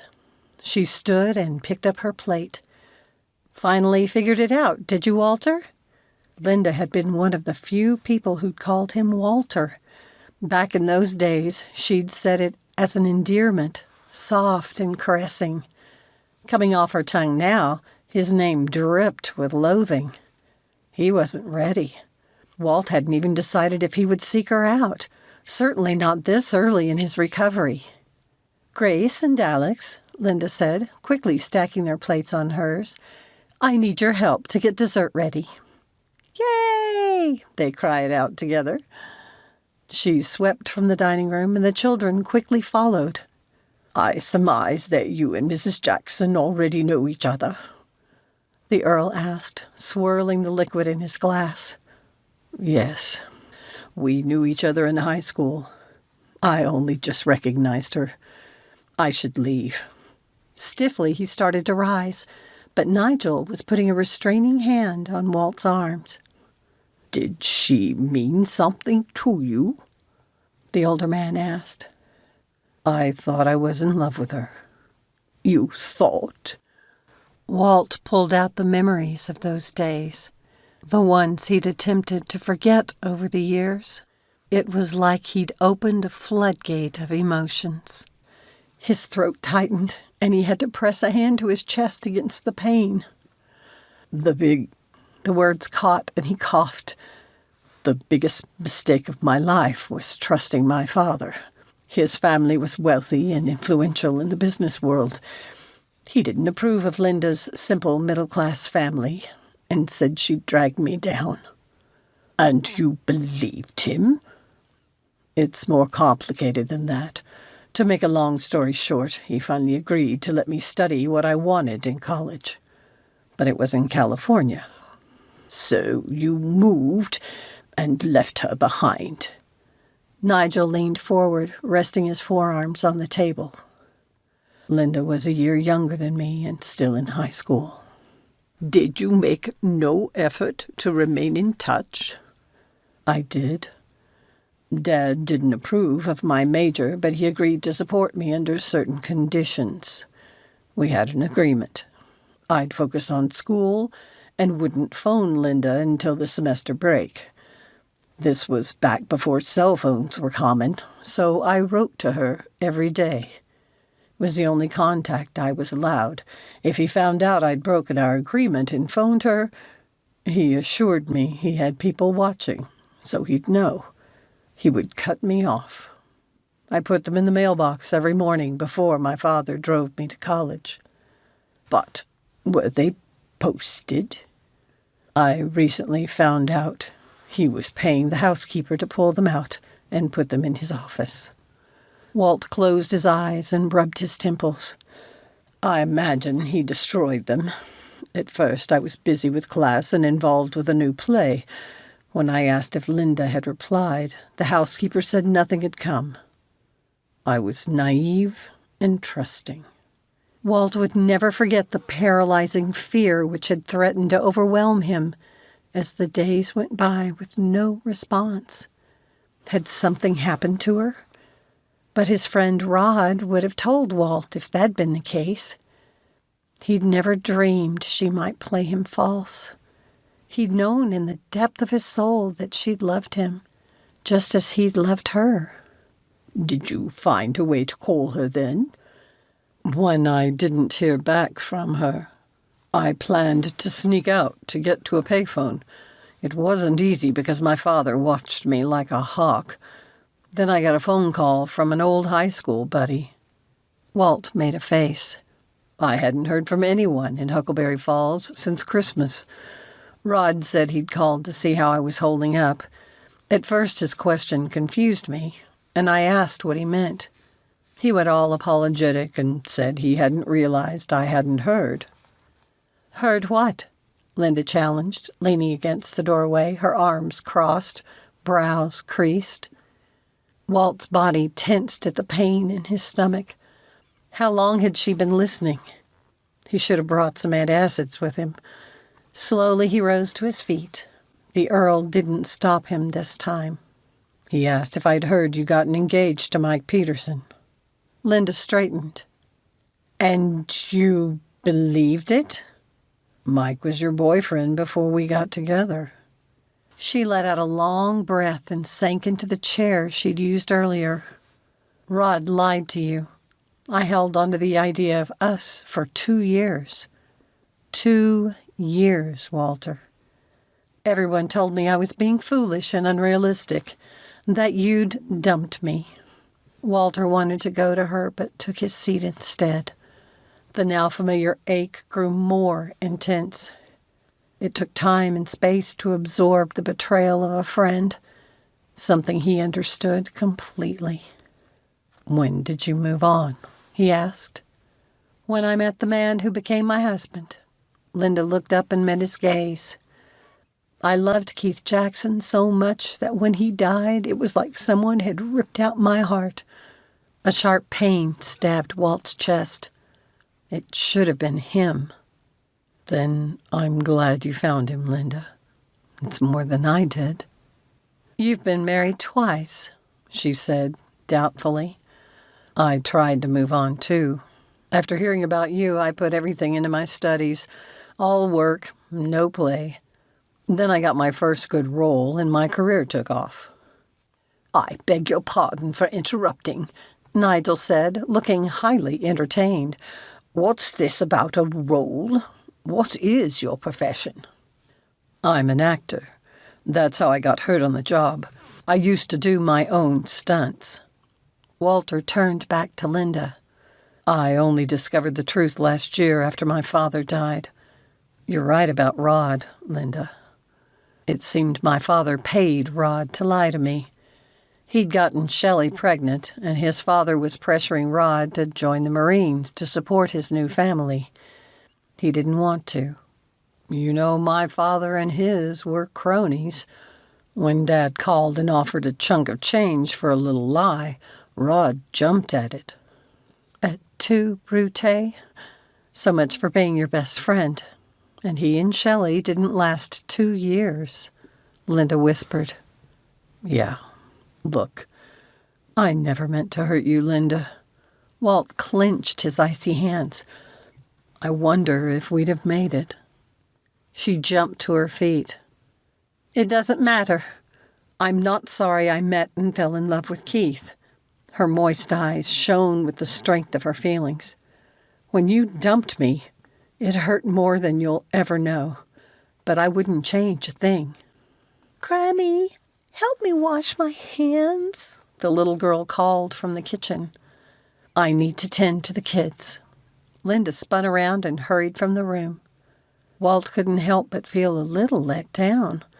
In the years since he'd discovered Rod's perfidy, Walt had imagined returning to Huckleberry Falls to find Linda and explain.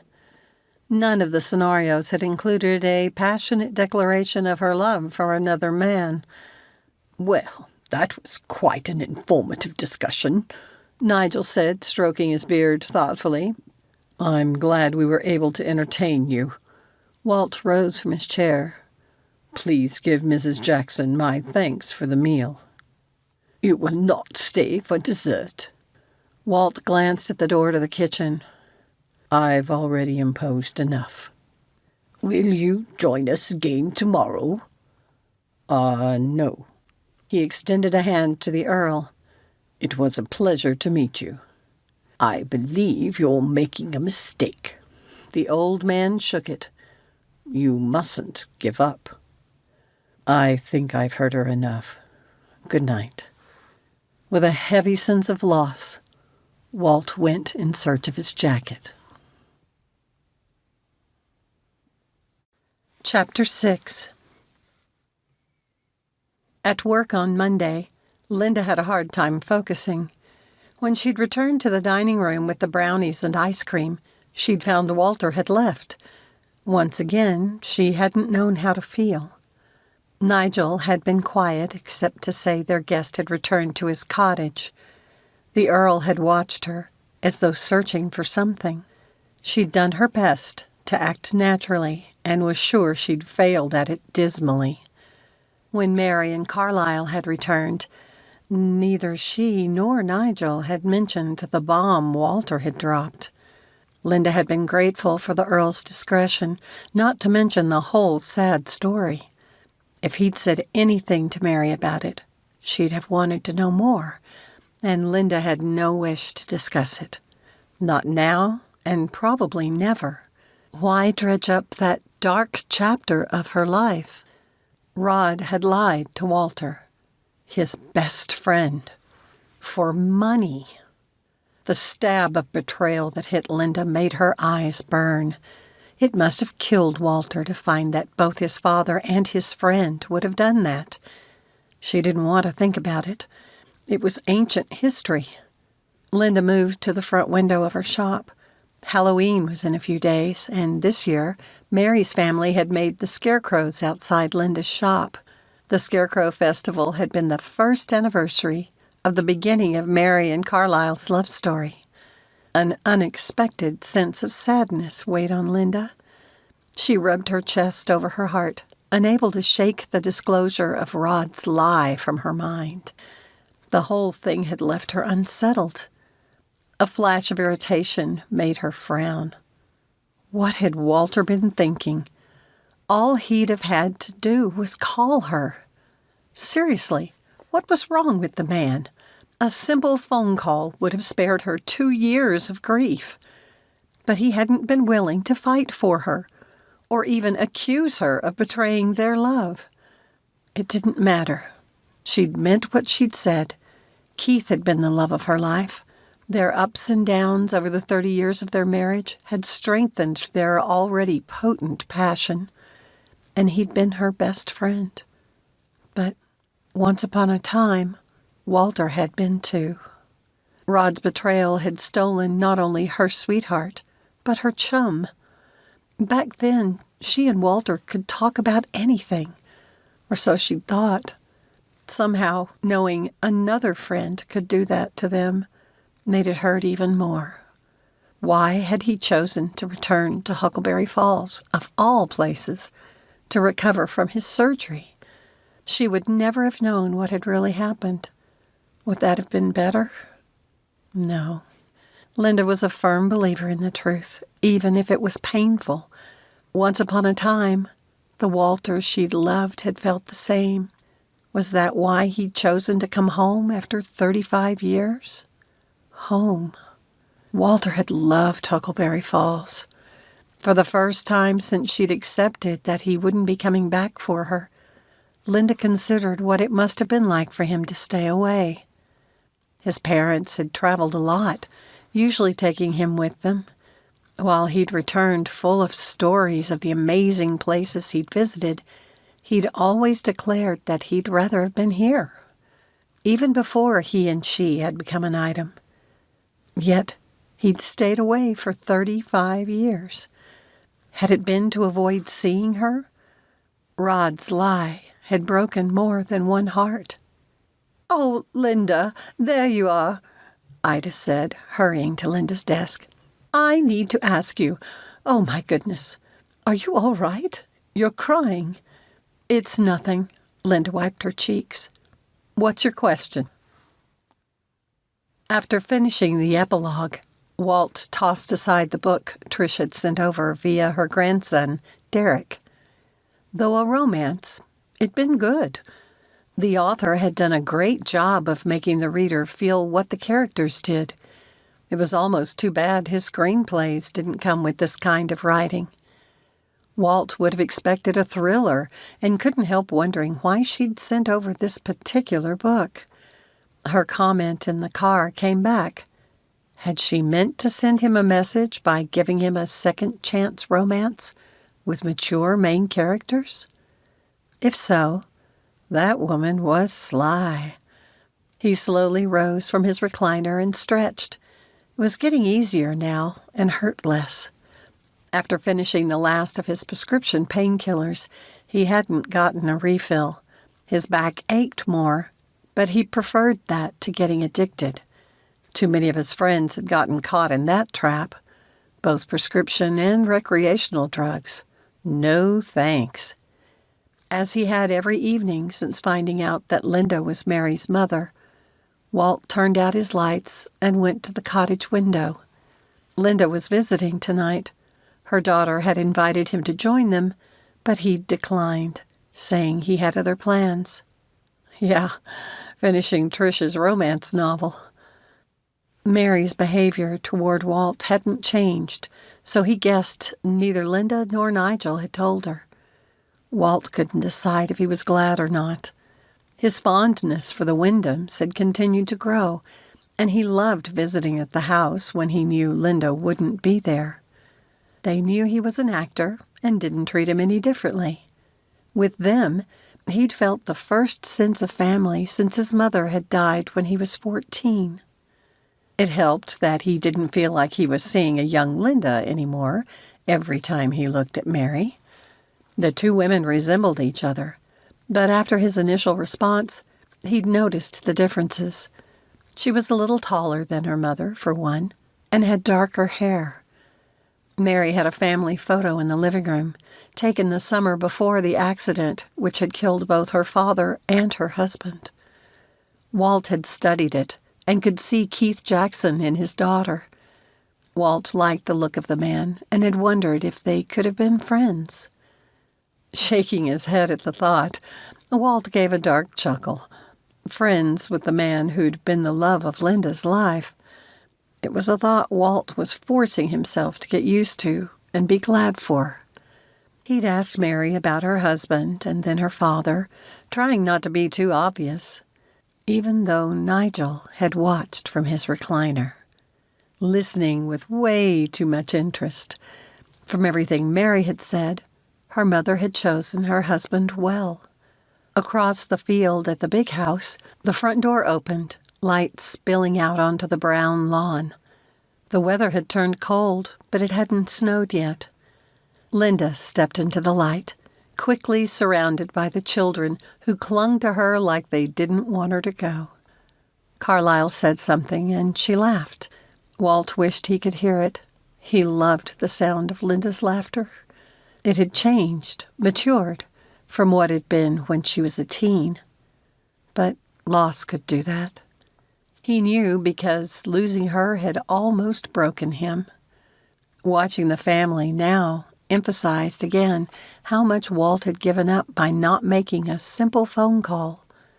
All those years ago, thinking Linda had dumped him, he'd let his hurt pride get in the way. Not that he was sorry for his successful career, but a career should only be part of a life. She had moved on. What was wrong with Walt that he hadn't found someone to replace Linda with in his heart?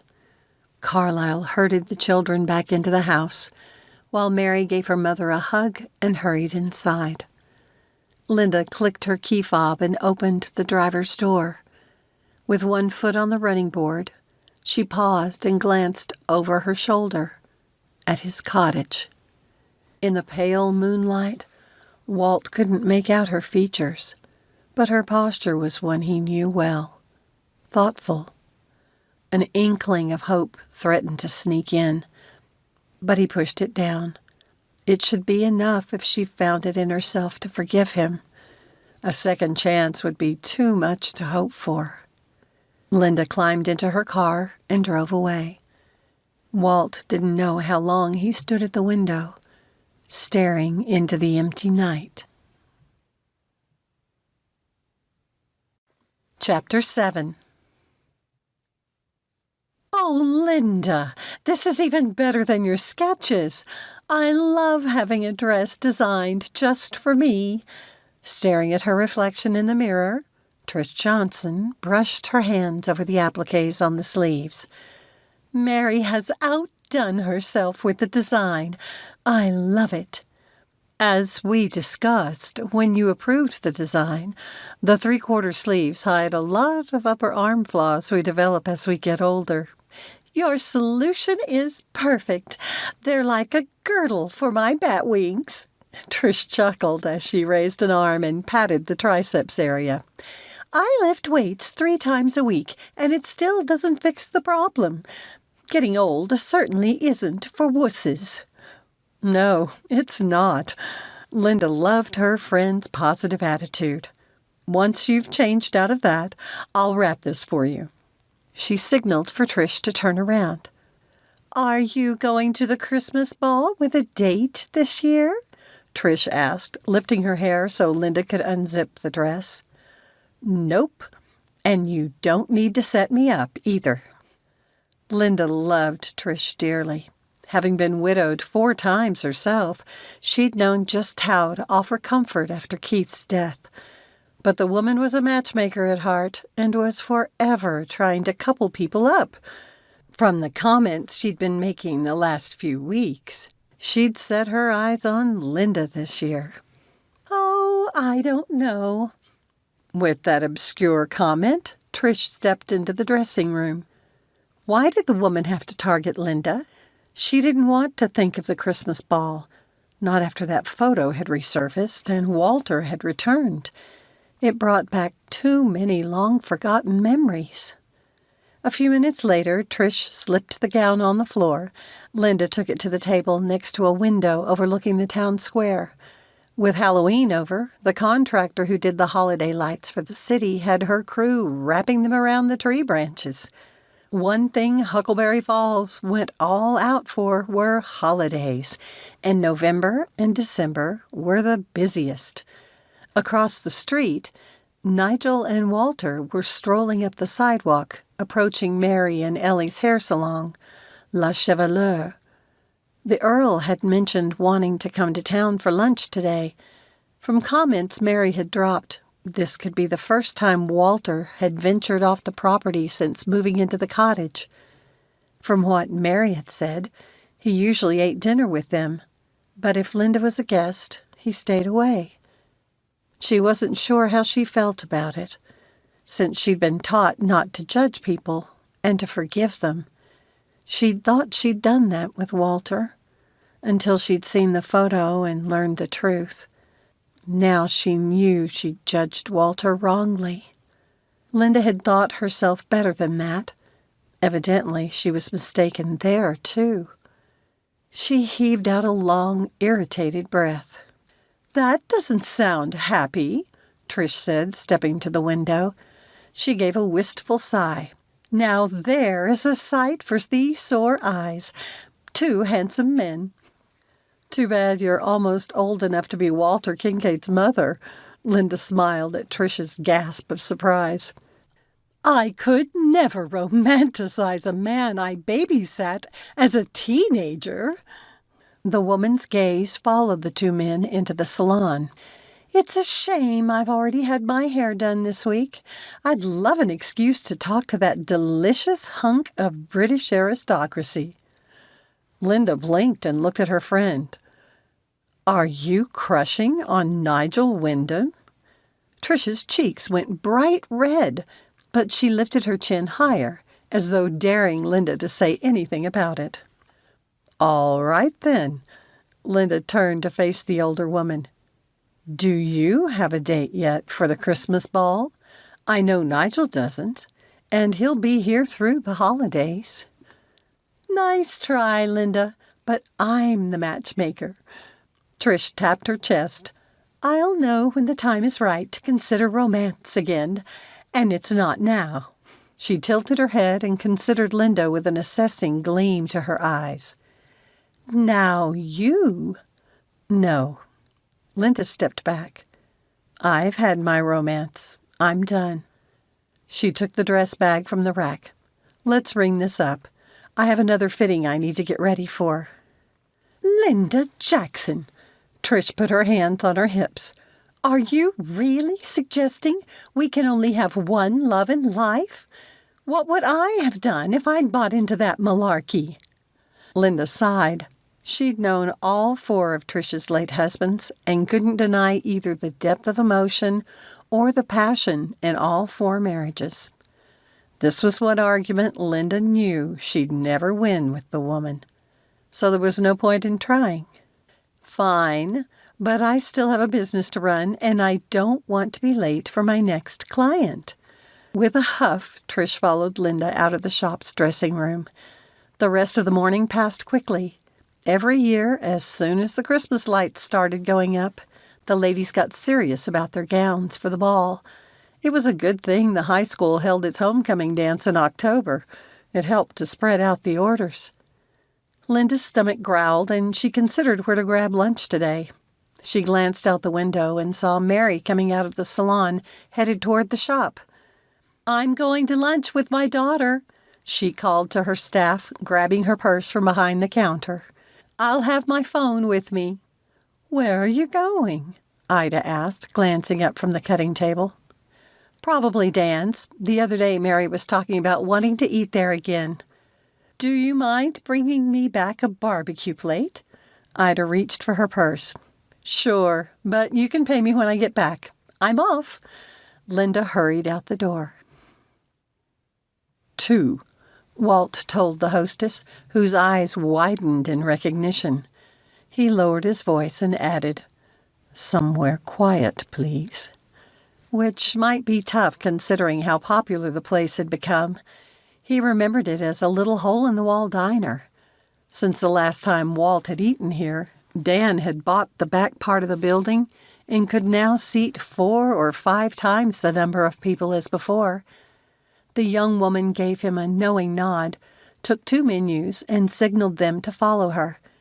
Mary had said the bulk of the Hollywood types had left last week at the end of the film festival. Walt had a twinge of regret for having missed it yet again. Now that he'd finally made it back to Huckleberry Falls, he planned to return. The town had grown enough it shouldn't be difficult to avoid seeing Linda, if that was what she wanted. He gave himself a mental kick. He had to stop teasing himself with thoughts like that. It's been fascinating to see the village through your eyes, Walt, Nigel said once the waitress had seated them and left with their orders. It must have been a bit of a shock for you to return after such a long absence. They're not kidding when they say you can't go home again. And 35 years is a long time. Being back in Huckleberry Falls drove home how much Walt had missed the place. So much had changed. He appreciated the way the city council had managed to keep the small-town feel of the place. I wished I'd returned sooner. Because of Linda? The Earl asked, his voice soft and compassionate. Partly. She wasn't the only friend I lost by staying away. I didn't keep in touch with anyone. All because of my father. Walt gave a soft grunt. He's lucky he'd already passed away when I found out what he'd done. I feel like such an idiot that I bought the lie. You won't wish to hear this, but I can understand why your father did what he did. When Walt glared at the Earl, He gave one of the disdainful looks the old man did so well. Nigel sniffed. I did not say I agreed with his means, merely that I understand the motivations. I've lived a very long time, and I also worried about my sons. Considering what happened to Carlyle's father, I'm sure you know what I mean. The Earl leaned back in his chair. My oldest son, Reginald, had been a wild adolescent, and I meant to keep Arthur from following the same path. And the harder you pushed him one way, the more he resisted? Exactly so. My reasons were justified, but my methods failed. Have you considered what a sacrifice it must have been for your father to allow you to study acting rather than business? He must have felt quite strongly that your best future lay outside of this small community. I suppose you're right. But why work so hard to come between me and Linda? If I'd asked, I know she'd have moved to California. So it's not like she'd have kept me here. Walt shook his head. Some things I'll just never understand. Perhaps. Oh, brilliant. Nigel rose from his seat, one arm raised. Walt leaned back in his chair to see the entrance and groaned. It's time for you and Linda to put the past behind you. Nigel sank back into his chair. You mentioned that the two of you were the very best of friends. Would it be too difficult for you to seek that again? Before Walt could think of a reply, Mary slid into the chair beside Nigel's. "Hi, Walt. I saw you getting your hair cut. I'd have been happy to trim your hair at home." Mary glanced back at her mother, who'd paused a few feet away, looking indecisive. "Come sit down, Mom. I think Nigel said you've already met Walt. Have you guys ordered? I'm starving." Mary opened a menu. Linda hesitated a moment, but took the remaining seat next to Walt. She gave him a quick nod of acknowledgement, seeming to pull in on herself, like she was trying to keep as far away from him as she could without being obvious about it. Should he excuse himself? He'd meant what he'd said when he'd told Nigel he'd hurt her enough. "I suppose that answers my question," Nigel whispered, a touch of humor in his voice. Walt didn't find it funny, even if he'd been thinking the same thing. Though he had considered getting reacquainted with Linda many times over the last 2 weeks, if it caused her this much discomfort to be in Walt's company, it would be selfish. After the two women had ordered their food, Nigel looked expectantly at Walt. Linda still sat stiffly, surveying the room in every direction but his. He shrugged and took a drink of his water. "So, Linda," the Earl said, "explain to me again what it is you do." She startled, as though surprised he'd addressed her, and shot a glance at Walt. When she saw he was watching her, she pinked and looked away. "You know what I do, Nigel," she mumbled. "Yes, but Walt doesn't." The Earl glanced at Walt. "She designs dresses." "Then that's your shop up the street, Dresses by Linda." Careful of his back, Walt shifted in his chair to see her more easily. "Yes," the old man continued, a smug note in his voice, "and your friend Gretchen has worn a Linda design to the Academy Awards." "The Oscars? Well done, Linda." Snippets from dozens of conversations they'd had about their plans for the future flitted through Walt's mind, proud of her at the achievement. "You always said you wanted to be a designer." Mary had been quietly listening to the conversation, but her brows raised at that. "Always said? You two already knew each other?" She pinned Walt with a penetrating look and gasped. "Oh, my gosh! How did I not see it before?" "You're him." "Mary, don't," Linda said as her daughter grabbed her phone and flipped through it. "Is this you?" Mary held it up for Walt to see, a familiar snapshot. "Yes." "Show me," Nigel demanded, every bit the commanding Earl. As he and Mary leaned closer to each other and quietly commented about the picture, Walt looked at Linda. Her head was down and she clenched and unclenched her fists. It seemed she still did that when trying to keep from saying something she'd regret. He took his phone from the table and flipped through his photos until he found his copy. Putting it on the table again, he slid it in front of Linda. "Considering what you thought of me," Walt said softly, "I'm surprised you still have it." "I could say the same about you." With a resigned sigh, she took the phone. "Mary found it in a box, and I thought I'd thrown it away." Walt had to fight against the impulse to tell her he'd been wrong not to come back to Huckleberry Falls to fight for her. But it was a moot point. Linda had already made it clear she wouldn't go back and change anything. So how did they go forward from here? Walt found he wanted more than a healed back to come out of this convalescence. He wanted to renew his friendship with her. "Did you get a degree in design?" "No."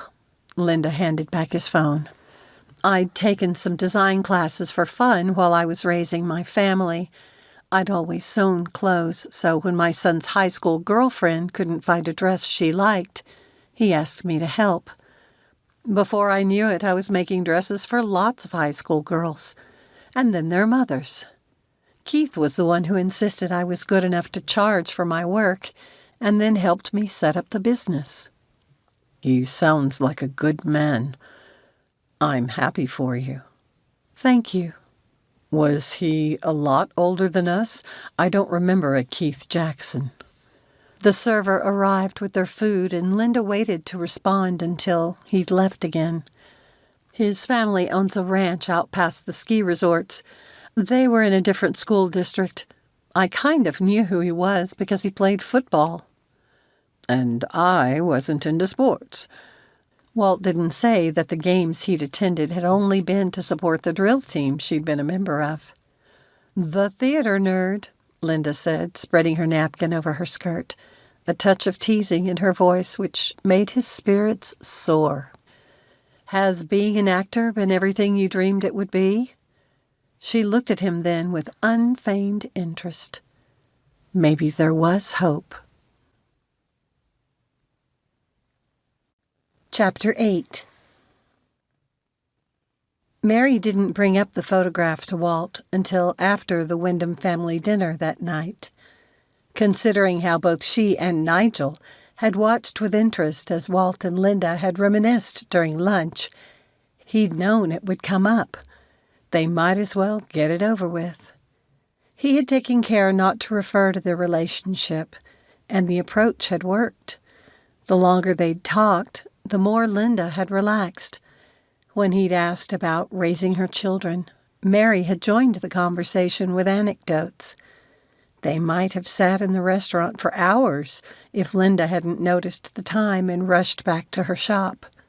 After lunch, when Mary was leaving to pick up Grace from school, she'd shot Walt an assessing and challenging look. He hadn't been sure how to interpret it. Now the children had left the dinner table to play, and Mary was giving him the same look. Once again, an amused Nigel sat expectantly. It left Walt wishing he'd have nuked a frozen meal rather than deal with this after-dinner drama. "There appears to be an undercurrent in our gathering tonight, which I don't understand." Carlyle glanced at his wife. "Would you care to bring me up to date with this evening's dynamics?" Like his grandfather, he looked fully prepared to be diverted. Mary flipped through her phone and handed it to Carlyle. It was the picture. "Yes," her husband said. "You discovered the photograph last month when your mother moved. You're updating the filigree design on the gown." "Linda's going to recreate that dress?" Walt's words came out a little rough, and he had to clear his throat. She'd looked so amazing in it, she'd stolen his breath away. What would a mature Linda look like in it? We're thinking of an emerald green skirt with a black bodice, Mary said, sounding a little distracted as she stared at her phone. The gent looks vaguely familiar, Carlyle said, frowning at the image. I wonder who he is. Walt, said Mary and Nigel at the same time. Walt said, me. Really? Carlyle straightened. The two of you were obviously crazy about each other, Mary said, her voice now stern, like she was preparing to reprimand a wayward child. Why did you ghost her all those years ago? Walt really didn't want to go into it again. It still hurt that people he trusted had manipulated him and that he'd let them get away with it. I'm sure you have no wish to malign your father. Nigel clasped his hands and settled them over his stomach. But I believe my granddaughter has a right to know about something which so profoundly broke her mother's heart. At the use of the word granddaughter, Mary's cheeks flushed. Walt couldn't remember the old man calling her that before.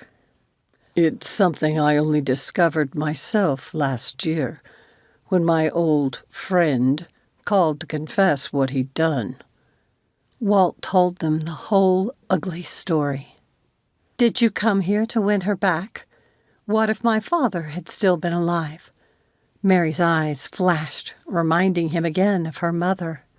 But your mother has been quite adamant your father was the love of her life, and she wouldn't change anything. Would Walt not be welcome here anymore? The unexpected sense of loss surprised him. He hadn't realized just how much he'd come to care for this small family. It wasn't like that, I promise you. Walt rubbed the back of his neck. First and foremost, I came to recuperate after my surgery, and I needed time to think. I have some decisions to make about my career. I'm getting too old for action thrillers. My primary goal during this hiatus is to come up with a plan to remake my image, so I can gracefully transition into a different kind of leading man. He glanced at Nigel, who raised those bushy, expressive brows. What was he telling Walt to do? But I also owed your mother an apology, so I did come to check out the situation. It made sense she'd have gone on with her life. I'd hate to think she'd spent hers like I had, pining after a lost love, always looking for it in other people, but not finding it. Walt dropped his gaze, embarrassed to have admitted so much. But I thought she deserved to know what had happened. Are you still in love with my mother?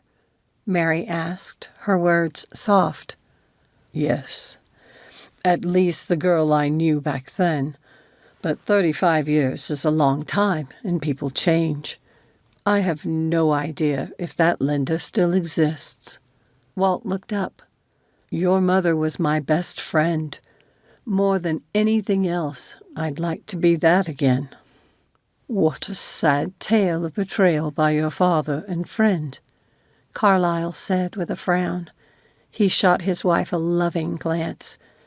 I believe you're wise to begin again with friendship.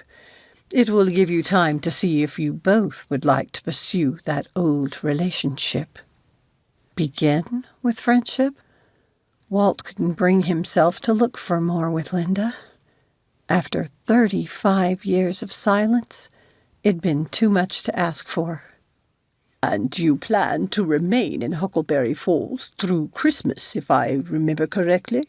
The Earl asked, exchanging a glance with Mary. Yes, Walt said warily. Why? Because you, sir, are a normally busy man who is on a rare hiatus. You have a narrow window of opportunity to become acquainted again with the lovely Linda Jackson. Nigel leaned forward now, his gaze turning hard. I've come to love her like the daughter I never had. She deserves to be treated as the lady she is. Oh, that's sweet. Mary patted the old man's hand. It is nothing but the truth, my dear. Your mother is a delightful woman." Nigel surprised them all by going a little misty-eyed. It appeared Linda had gotten under the Earl's skin, too. "I told you Wyoming and its people would get to you," Carlyle said. Nigel merely harumphed. "I'd better see what shenanigans the kids are into." Mary rose from the table. "Gentlemen, we are on dish duty."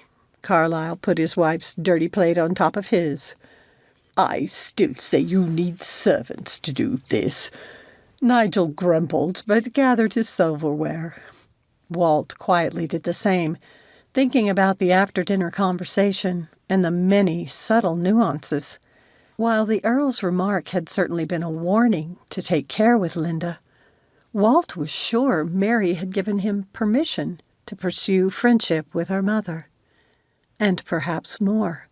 Walt smiled and once again thanked the heavens for meeting Gretchen at the airport. "Linda, are you going to California to spend Thanksgiving with your son this year?" Trish asked, stepping up to the counter of Torta al Cioccolato, an Italian chocolate shop with a twist of Swiss. Chris's in-laws invited the entire family on a cruise for the holiday. "I'm jealous." Linda glanced at her friend. "The shop's too busy this time of year to take so much time off." "But it's over by Christmas, isn't it?" "It is." Linda was usually exhausted by the time Christmas arrived. A family cruise might be the perfect rest. But not this year. 2 long vacations so close together would be too much time off work for Chris and his wife. "Afternoon, Megan." Trish grinned at the young woman who'd stepped behind the counter. "How's Annie's sweet baby doing?" "He's walking, so he'll be driving any day now," she said with a laugh. "How are your wedding plans coming?" Linda asked. "I love that you're having a Christmas wedding," Trish added with a sigh. "It's so romantic." "It is, but I've been so busy between my librarian job at the elementary school and helping here." Megan suddenly looked overwhelmed. "I hope you're not trying to do this all by yourself," Linda said. "That's what friends are for." "You sweet thing." Trish clasped her hands to her chest. "If you need help with anything, you only have to ask. You know how I love weddings, and I won't even try to boss you around." "You're both so sweet." "Mary's already helping. She's designing the applique work for my gown." The bell on the front door rang, announcing another customer, and Megan turned all business. "How can I help you?" "I'll have my usual order," Linda said. "Same number of boxes as last year, but I'll let Annie shake up the contents with anything new." "Same pickup time as last year?" Megan asked, typing into her notebook. "I'm nothing if not consistent," Linda sighed. "Another word for boring." "I don't think you're boring," Trish cried indignantly. "You're too creative to be boring," Megan agreed. "What's got you down?" Linda couldn't think of how to explain her mood since her lunch with Walter last week. She still couldn't believe how quickly they'd slipped into an easy conversation, like the ones they'd had when they were young. Until that meal, she'd thought she couldn't bear to be around him because of the bad memories. But Walter had steered away from that time. Since he had said nothing to trigger the unwanted feelings, they'd only talked about their lives afterwards. It hadn't hurt. In fact, Linda had enjoyed herself immensely. "Are you daydreaming about Walt?" Trish nudged Linda with an elbow. Linda barely kept herself from stiffening. Putting on a confused expression, she glanced at the older woman. "Who?" Trish replied with a flat look. "Nice try. I saw you and Mary having lunch with him and our handsome Earl. I'll admit, I'm surprised you've forgiven Walt so quickly." Megan and the new customer were watching them, so Linda gave a small shake of her head. She turned to Megan. I'll have one of my staff pick up my order. I'll email you the purchase order." Linda waved at both women. "Have a good one." Outside the shop, a gust of icy wind blew at her unbuttoned coat. With a shiver, she did them up, glancing around. She'd told herself not to. She shouldn't be looking for Walter. But he'd been in town almost every day since their lunch. "Oh, good, you haven't gone back to your shop," Trish cried, bursting from Torta. "Tell me what you meant by that head shake." Just that there was more going on behind the scenes than Walter knew. Linda pulled her purse strap back up her shoulder. "What?" "It's not my story to tell." When Trish opened her mouth to argue, Linda held up a hand. "Please, just let it go. It's ancient history anyway." "Oh, hon, you keep telling yourself that.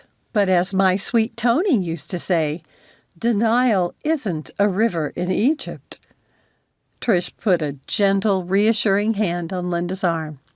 "I've paid attention to how Waltz watched you this week." Was that why Walter had come to town so often? He'd made no effort to seek Linda out. "He watches me?" "Oh, yes. He reminds me of Alan. He was a man having a mental battle with himself, too." Trish nodded knowingly. "Alan who?" "Alan Chamberlain from How to Wed a Rascal, of course. I'm sure you've read it because I gave you a copy last Christmas." "Right." Linda remembered the paperback book now. She'd put it in the bookcase, but not read it. It'd been approaching the 2nd anniversary of Keith's death. How could Trish really expect Linda to read a romance novel? "As for Walt, there he is now." Trish gave her a gentle push in his direction. A sense of panic zipped through Linda, and, unexpectedly, anticipation. "No," she hissed. "I have to go back to the shop." "Linda Jackson, Keith would never want you to throw yourself on his funeral pyre. So stop playing the martyr and go talk to your old friend." This time, Trish's push had a little more force to it, and Linda stumbled. Strong hands kept her from falling, and Walter pulled her to his side. "Hey," he growled at the older woman. "You should know better than to push a person to do something they don't want to. Right, Misty?" Trish gasped, her face flushing a bright red. Then she scowled at him before shifting her gaze to Linda's. Now it was Linda's turn to flush. Walter still had his arm around her, and she was experiencing a feeling she thought she'd never have again. Attraction. She looked at Trish helplessly. The older woman's expression softened. "The first time it happened to me, Linda, I was surprised too. I'm sorry I was pushy." With a soft, almost sad smile, Trish turned and walked away. "I don't quite understand what just happened," Linda said, watching her go. "I'm sorry if she made you uncomfortable." Walter seemed to notice his arm around Linda's waist and dropped it. "Why did you call her Misty?" Linda asked, shifting to face him. Walter rubbed his chin. "You know her grandson Derek has been helping me?" "Yes." Linda put her hands in her pockets, trying not to shiver. The wind was picking up and the air had a feel of snow to it. "Let's just say he let something slip about his grandmother. I kind of feel bad now because Trish isn't stupid. She's going to know I must have heard it from him. I hope I didn't get him into trouble." Linda waited for Walter to explain further. When he didn't, her estimation of this older version went up. This was the boy she'd known, willing to come to someone's defense, but also refusing to throw the offender under the bus.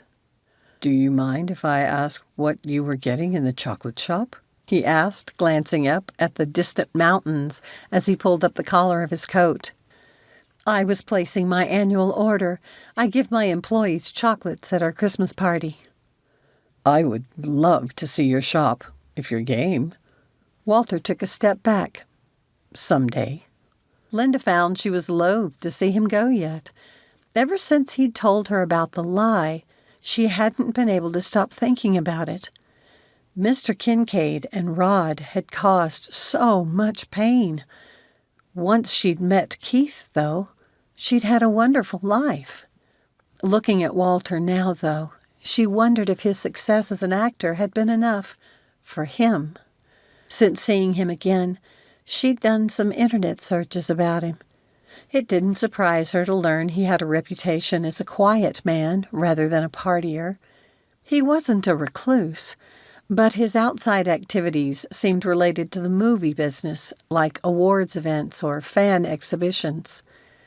Linda had hunted down a few photos that Fan had taken of him eating in a restaurant. She'd found it interesting that his companions were usually current co-stars or his agent. He wasn't rumored to be dating anyone. In fact, he hadn't had a regular girlfriend in recent years. He'd had 2 brief marriages and no children. It seemed like a lonely life. "Do you have a few minutes now?" Linda asked, sliding her arm through his. "I'd be happy to give you a tour." Chapter 9. Linda was no actor, but she pulled out the skills she'd learned from working with plenty of Hollywood divas and bridezillas over the years. If someone had asked her why it made her nervous to show Walter her shop, she wouldn't know how to explain. Maybe it came from how successful he was. He'd gone after his dreams and succeeded. She'd overheard some ladies in Mary's beauty salon talking about actor salaries, and his name had come up. Linda had tried not to listen because Walter. But she'd still heard Trish say he'd made tens of millions of dollars on his last film. Would he look down at his old high school girlfriend's little design shop? And why should she care anyway? She had nothing to prove to him. Which was the truth. But it didn't shake the same feelings she got when she attended a high school reunion and people started comparing their accomplishments. Shelley, Rod's ex-wife, had often teased that Linda and Walter would have made a Hollywood power couple. And then his father had made sure they didn't make a couple at all. "You're awfully quiet," Walter whispered as they entered her shop. "I'm a little intimidated," Linda admitted, deciding to be honest. She explained about the class reunion feeling she was having. "I wouldn't know since I've never been to one." He didn't look at her, but the sadness in his words about broke her heart. "You have less than 4 years to your 40th reunion. Now that you've returned to Huckleberry Falls, you should come." Walter shot her a sidelong glance full of longing, but he said nothing. Only time would tell if he would. "This is the showroom," Linda finally said. "Mostly I do custom designs, but we have gowns people can buy off the rack, so to speak. The same style dress, but in a variety of sizes. That comes in handy for brides who want their attendants to all wear the same dress." "I hadn't thought this was a bridal shop." Walter glanced around the display cases. "It's not." Ida popped her head in from the workroom with a cheeky grin, but then she recognized him and nearly fell over. Her eyes wide, she stumbled into the showroom. "Am I losing my mind, or are you Walt Kinkade?" "You're not losing your mind." He held out his hand. "What's your name?" "Ida Wilson," she breathed, shaking his hand but looking like she wanted to kiss it. "My husband and I are huge fans of yours. In fact, my entire family is. They will not believe I met you." "Let me get a picture of the 2 of you, so you'll have proof." Linda pulled her phone from her jacket pocket. "Here's mine." Ida handed hers to Linda. "I'll get several in case you blink or I take a blurry one. 1, 2, 3. Linda pushed the button several times and handed back the phone. "Ida here is one of my seamstresses. She's amazing." "It's been a pleasure to meet you." Walter nodded his head, and it made Linda think of a man bowing. He did it almost automatically, like he'd done it many times. But his posture was gracious and relaxed, and there was kindness in the twinkle in his eyes. "Same here." Ida shot Linda a look that hinted of questions to come. "Walter and I went to the same high school," she said, hoping to stave off an inquisition. This is the first time I've been back here since my family moved. Linda has been kind enough to give me a tour of her shop." Walter extended his elbow to Linda. "Shall we continue?" As Ida slipped from the room, Linda slid her hand around his bicep. Even through his coat, she could feel the strength there. "Through here is where the real work happens," she said. Walt stared at the bustling warehouse-sized room that made up the back part of Linda's little dress shop. Along opposing walls were rows of sewing machines. One section had a handful of sewing mannequins, while another had large tables where people were cutting out material. Bolts of fabric and other sewing accessories lined the farthest wall. "Wow," he said. "I'm seriously impressed." "This is a great location. I love it, but you can tell we're bursting at the seams. Our online business has exploded." Linda sighed. "Mary's applique artwork has grown so much, I might need her full-time soon." "You should have space, but you don't want to move, right?" Walt scanned the room again, thinking of the shop where he got fitted for his tuxes. The man had faced the same problem. "Being on the city square, I imagine this is prime real estate, so none of the adjoining businesses would sell." He glanced at Linda. "Do you own this building or do you lease it?" "I own it, and no, I wouldn't dream of asking my neighbors to sell." She tilted her head, watching him curiously. "What are you thinking?" "Split the business. People purchasing online don't need a brick-and-mortar store. How much space would you free up if you moved people working on those clothes to another site?" "Oh, I like that. Mary and I have discussed splitting the wedding part of the business, but both benefit from this location." Linda made a disgusted sound. It seems so obvious now. Two people had approached, one with scissors and another holding thread, though they kept their distance. "You're obviously busy, Linda, so I won't keep you. Thank you for the tour. I wasn't kidding when I said I'm seriously impressed." Walt held her gaze and put his admiration in his words. "You're amazing."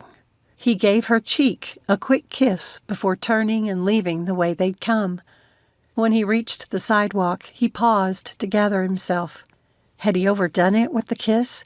It'd only been on the cheek, but her skin had grown warm under his lips. Had he embarrassed her in front of her employees? Walt hoped Nigel was right about not giving up.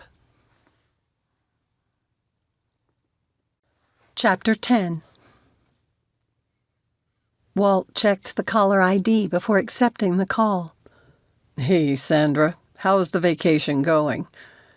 With the Wyndhams so welcoming and Derek doing odd jobs around the cottage, Walt had insisted she extend her trip. She'd taken an excursion of the eastern seaboard to see the fall colors, ending in Florida. Now she was headed for a Caribbean singles cruise. "Are you sure you don't need me, boss?"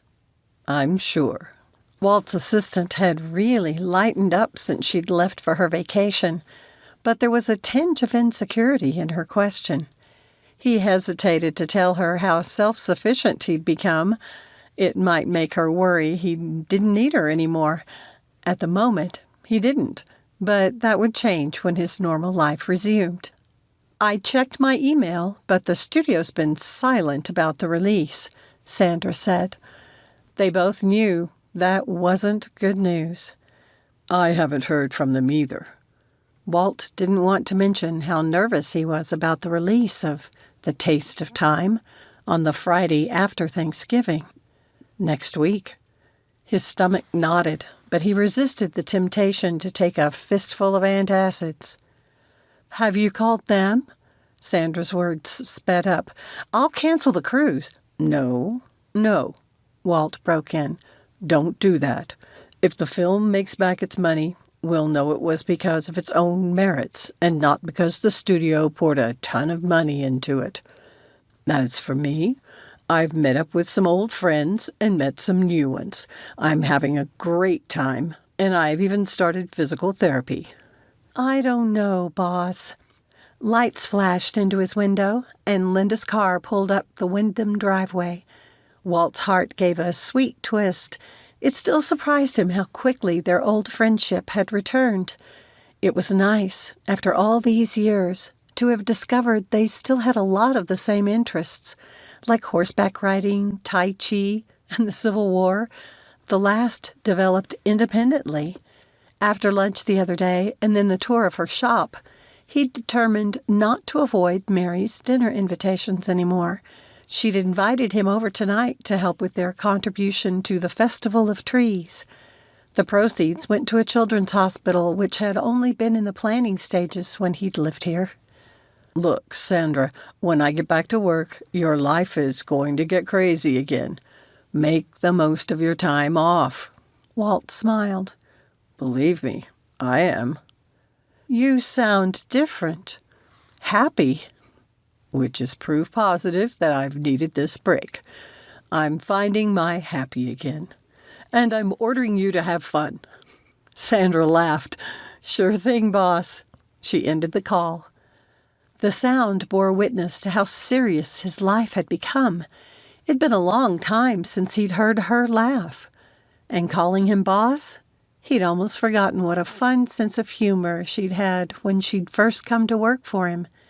She was only 30 and deserved to have more than the work-obsessed life he'd chosen for himself. Once again, the idea gave him something to think about as he grabbed his coat and made his way up the snowy path to the big house.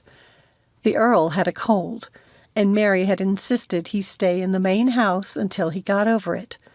From what Walt could tell, the old man was taking advantage of the attention.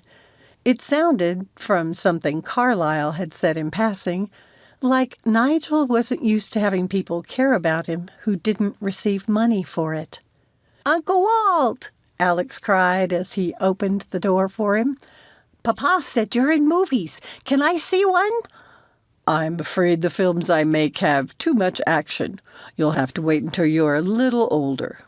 At the boy's scowl, Walt thought his parents must have told him the same thing. "Let me get your coat," Linda said, coming toward him, her hands extended. "Alex, didn't your mother ask you to do something?" The boy groaned and stomped away.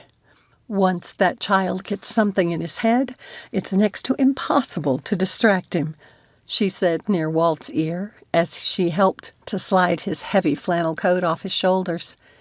It sent the oddest sensations racing through him and set his heart pounding so loudly in his ears that he couldn't make out the next words she said.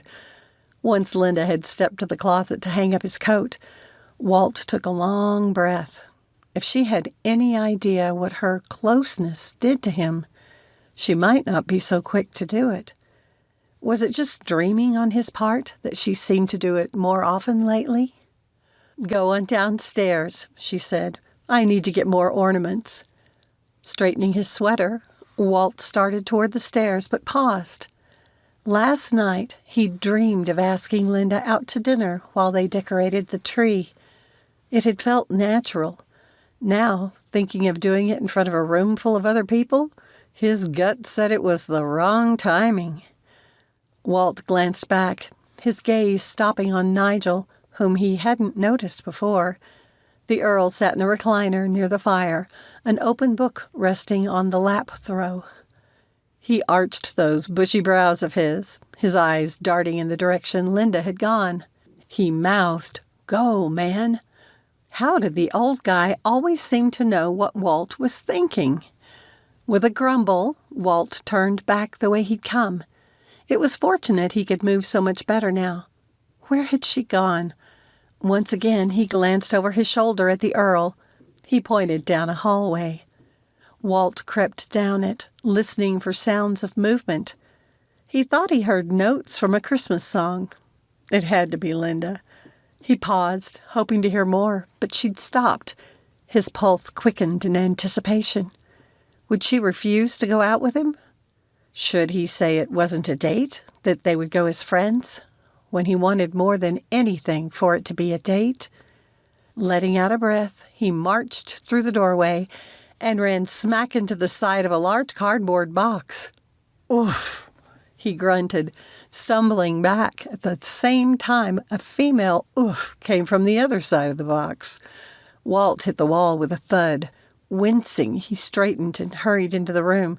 She lay flat on her back, the box held against her chest. "Linda, are you okay?" He limped as quickly as he could to her side, wanting to bend over, but worried about setting off his back after hitting the wall so hard. "Did any of the ornaments fall out?" she mumbled from under the box. "What?" He glanced around the spare bedroom, but saw nothing. It looked like she'd just missed hitting her head on the wooden bed frame. "The box's lid is still closed, if that's what you mean. You didn't hit the bed, did you?" "No. I'm glad the carpet is so thick. Can you take the box?" Tentatively, Walt lifted it, relieved when it didn't set his muscles to spasming. He would be glad when his back had fully healed. After setting down the box, he extended a hand to Linda, who was already rising. She accepted the help, using him to steady herself. "You always did know how to knock me off my feet, Walter Kinkade." She released his hand and rushed to the box. "I need to see if anything is broken." "You always did know how to knock me off my feet." Bemused, his aches forgotten, Walt watched as Linda bent to open the flaps and started a gentle search through the contents. With her long white hair, soft curves, and air of maturity, he found her even more beautiful than when they'd been in high school. Linda's hands shook a little as she checked each of the clear plastic boxes holding the little gnomes. She tried to tell herself it was just from the surprise of falling, but she didn't believe it herself. How could a man of 53 be so hot? Hotter even than he'd been at 18. She had to stop watching his movies late at night. All these years, she'd refused to see a single film of his. Now she had a growing collection. "Did any of them break?" Walter asked softly from behind her. If only she could discreetly shift her position so he didn't have a view of her big behind. She wasn't the lithe thing she'd been all those years ago. He must think she looked like what she was, a plump grandmother. It wasn't fair. Walter hadn't packed on weight, but had gotten buff instead. She had to get a grip. "Linda?" Rising, she turned to face him. He stood even closer than she'd realized. So close she could smell his yummy aftershave. It got hard to breathe, and she didn't dare look into those dark eyes of his. Staring at his throat didn't help, because his pulse was going crazy, just like hers. His shoulder twitched like he was about to lift his arm. Instead, he stepped back. Linda met his gaze then, but his expression was inscrutable. She'd seen that look before in his movies. Why had he put on his actor face? None appeared to have broken. She turned back to the decorations. "I should get them downstairs. Everyone will wonder what's taking me so long." "Can I help?" When Walter reached for the box, he froze with a groan. "What is it?" Linda spun back to find him standing rigid, his eyes closed, and a hand on his back. "I hit the wall pretty hard when I bounced off your box," he said through gritted teeth, but the corner of his mouth quirked up. "How ridiculous." "Did you do something to your surgery area?"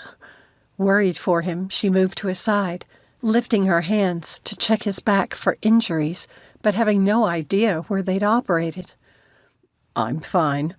I did something similar a couple of days ago. It won't last long. Are you sure? Linda touched the shirt on his back, attraction tingling from her hand and up through her arm. Why did he have to smell so good? You used the same aftershave after all these years? Walter let out a breath and straightened more easily. I'd stopped using it after Rod's lie. Recently, I came across some online and ordered it. Linda still couldn't read his expression, but she knew that body language. Insecure. She'd never been able to bear watching someone suffer. So she leaned closer. Her body memory took over, putting her nose near his throat, under his chin. She breathed in. The memories she'd forbidden herself all these years came flooding in like a dam had burst. So many firsts. Of Walter asking her out, of the times they'd hiked and skied and studied together, of the school dances they'd attended, of the talks of their future together, of how she'd surprised Walter by kissing him. As natural as breathing, his arms wrapped around her, and Linda slid hers around his neck. His gaze dropped to her mouth, and she lifted to her toes to press her lips against his. More memories, one following the other and flowing into the next until they came to the last night they'd waltzed in the snow. Walter broke the kiss. Linda, you're crying. I'm so sorry I hurt you. He held her loosely now, her head resting on his chest. You've assured me you've had a happy life, and I can see the truth of it in Mary. If you think you can forgive my stupidity, I want to date you. I'd like to see where this goes. Stepping out of his arms, she lifted her head to meet his gaze. Her body still thrummed from the kiss, but she was no schoolgirl now, willing to follow her best friend on any new adventure. For the first time, she understood too well her daughter's dilemma last year. Mary had realized she was falling in love with Carlyle, but his responsibilities would take him away from Huckleberry Falls. Getting involved with actor Walt Kinkade would create a major complication in Linda's life. She had a growing business here, and people relied on her for their livelihood. I understand. The hurt in Walter's eyes twisted her gut. He turned toward the door. No, you don't understand. Linda took hold of his sleeve. My feelings are in a jumble right now. Something I've learned is to give thought to important decisions. Is it an important decision to say you'll go to dinner and a movie with me? Linda touched her bottom lip. It could be. How I've missed you. Walter cupped her cheek, and Linda leaned into his palm. Mom, Mary called from the hallway. What's taking so... Oh. She stopped in the open doorway, her gaze going between them. You won't believe what happened. Rattled, Linda lifted the large box, pretending her daughter hadn't just interrupted something monumental. Walter crashed into the box as I was coming out the door. I fell on my bum. And I hit the box so hard I bounced into the wall out there. He rubbed his back and chuckled, now wearing a look of chagrin. I hope I didn't leave a dent. Are you both all right? Mary asked, now concerned. I hope so. Walter met Linda's gaze over the box. Here, Mom, let me have that. Mary took the box, working a little too hard not to look at them as she left the room. I'll ask again when you've had some time to think, Walter whispered to Linda as he followed her out. But she'd already decided. I'd love to go to dinner and a movie with you, but let's take this slow. There's a lot to consider. Yes, there is, he said dryly.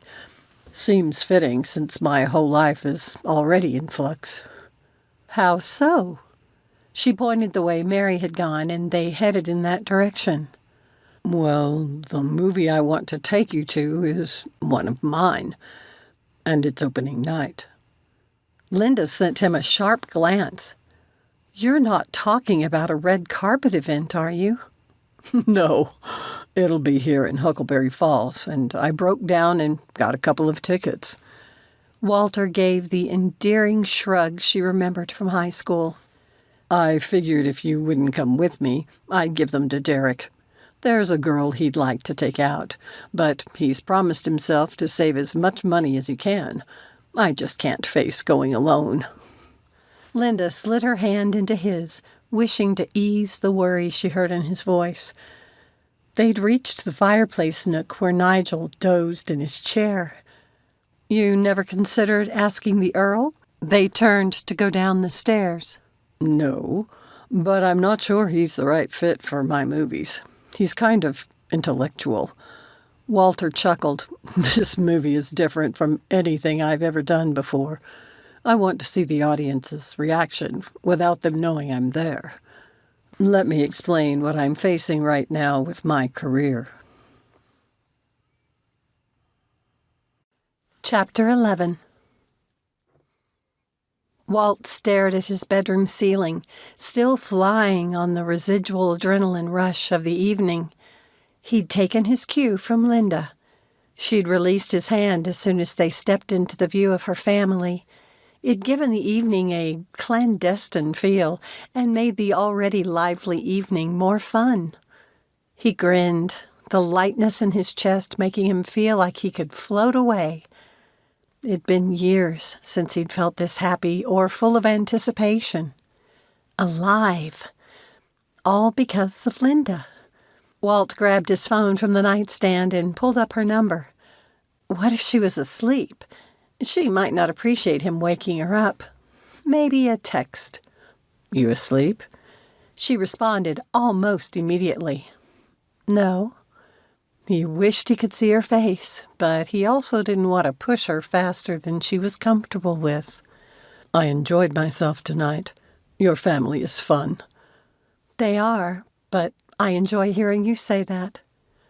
Walt hesitated only a few seconds before pushing on. Are you too busy to have lunch with me tomorrow?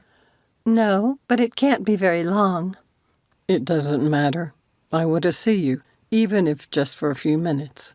How about I bring the food with me? Linda's response wasn't as quick that time. Trish is already watching us. We have to be careful, or it'll set off the gossip. Ooh, incognito. Stealth lunch? I'll hide my identity and order our food. You can slip into the eatery and join me. You're making me laugh. Good.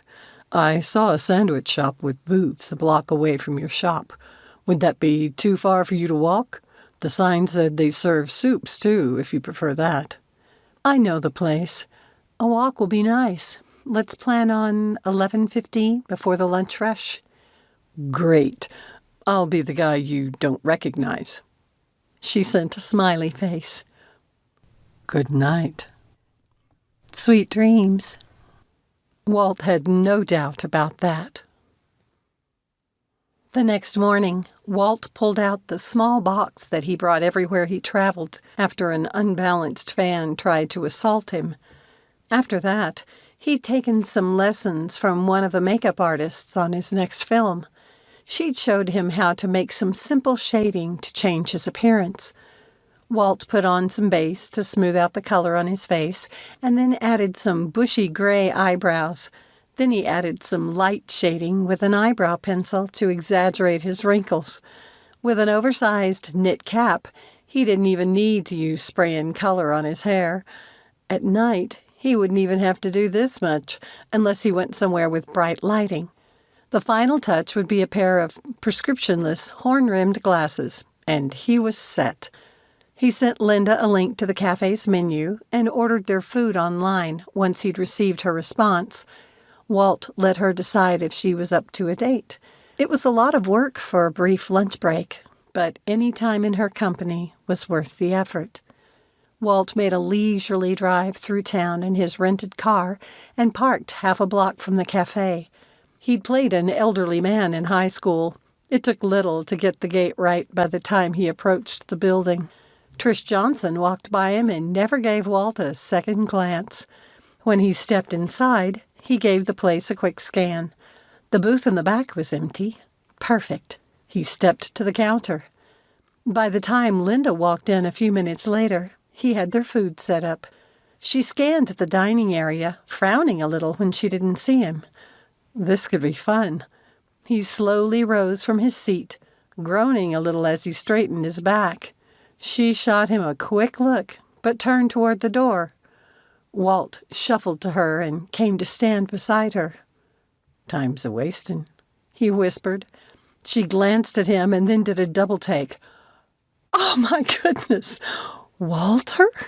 Shh! You're the one who wanted to keep this on the low." "Right. This way." He turned back and he put his hand on her waist, winking at the clerk who was staring at them. "You're terrible," Linda hissed. "Might as well have fun with this." "At least I don't know any of the workers here." Linda slid into the booth. Walter scooted in beside her, making sure to sit close enough their legs touched. "I've missed you," he said, unwrapping his sandwich. "We were just together last night." Walter shrugged, turning his head to look at her. "That was hours ago." Linda surprised him by giving him a quick kiss. Before he could pursue a second one, she turned her attention to removing the lid from her soup. "Where did you learn to do makeup?" They spent the quick lunch break talking about some of his experiences, both in front of and behind the camera. Walt promised himself that they'd talk more about her tomorrow, if she'd agree to have lunch with him again. "Can we do this again tomorrow?" he asked. "Not here, of course." Linda rested her chin on her hand and watched him. "This has been fun." "It has." He leaned closer and softly pressed his lips to hers. She closed her eyes, and the corners of her mouth curved up. He knew better than to push his luck, so he straightened. "Same time?" "Yes. I'll think about the best place and text you." "Are you free tonight?" "I wish. I put in long hours this time of year." "Text me when you get home. Maybe we could do a video call." "Sounds wonderful." Walt rose so she could get out of the booth. When she straightened, she stood close and gazed into his eyes. "Thank you," she whispered, her mouth close to his. But she didn't kiss him again. Instead, she turned and walked away. Walt slid back into the booth, feeling like the kid he'd once been. The happiness inside bubbled up from inside him, and he wanted to shout from the rooftops that Linda had let him kiss her again. Would she be game to do it again tomorrow? He was already thinking about possible disguises. Chapter 12. The following Friday, Linda stretched out her legs and arched her feet. Not only was it Black Friday, but it had also been the beginning of the Festival of Trees. Her shop always sponsored a booth, and she attended every day of the event. It inevitably left her footsore. And she had a date to get ready for. The thought made her go all tingly, something she hadn't felt in a long time. Humming to herself, she rubbed her aching feet. It was a good thing Walter had movie tickets. If he'd wanted to go dancing, she would have had to decline. "Mother, why aren't you heading to your condo to change?" Mary asked, approaching the Dresses by Linda booth. "You're not wearing that, are you?" Linda had meant to. She glanced down at her black jeans and tasteful but festive sweater. "Really?" Mary's voice carried a disapproving tone. "The queen of fashionable gowns is going to attend a movie opening with one of Hollywood's top stars, and you'll go in that?" "To be honest, I've been so busy I didn't have time to think about it." Every night, as she dropped into her bed, Linda had kept going back to the incredible kiss at Mary's, and then the delicious ones she and Walter had shared since. and worrying on his behalf about this new film of his. He'd done some serious roles in high school and had been incredible in every Shakespeare play he'd been in during the summer festival. When she'd started watching his movies, it had surprised Linda they were all high-action popcorn films full of explosions and fight scenes. The long ones left her weary and a little bored in parts, wanting to fast-forward to the real part of the story. "Mom, go home now and change into a nice dress," Mary said, pulling Linda from her musings.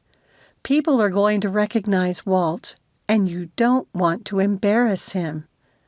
Frowning, Linda straightened in the chair, the pain in her feet forgotten. "Since when does a woman have to wear a dress to go to a movie?" "Duh, when she's going to a premiere with a famous actor." Suddenly tired beyond the day's hard work, Linda rose. What if someone recognized him and her? "Maybe I can support him in a different way than going with him."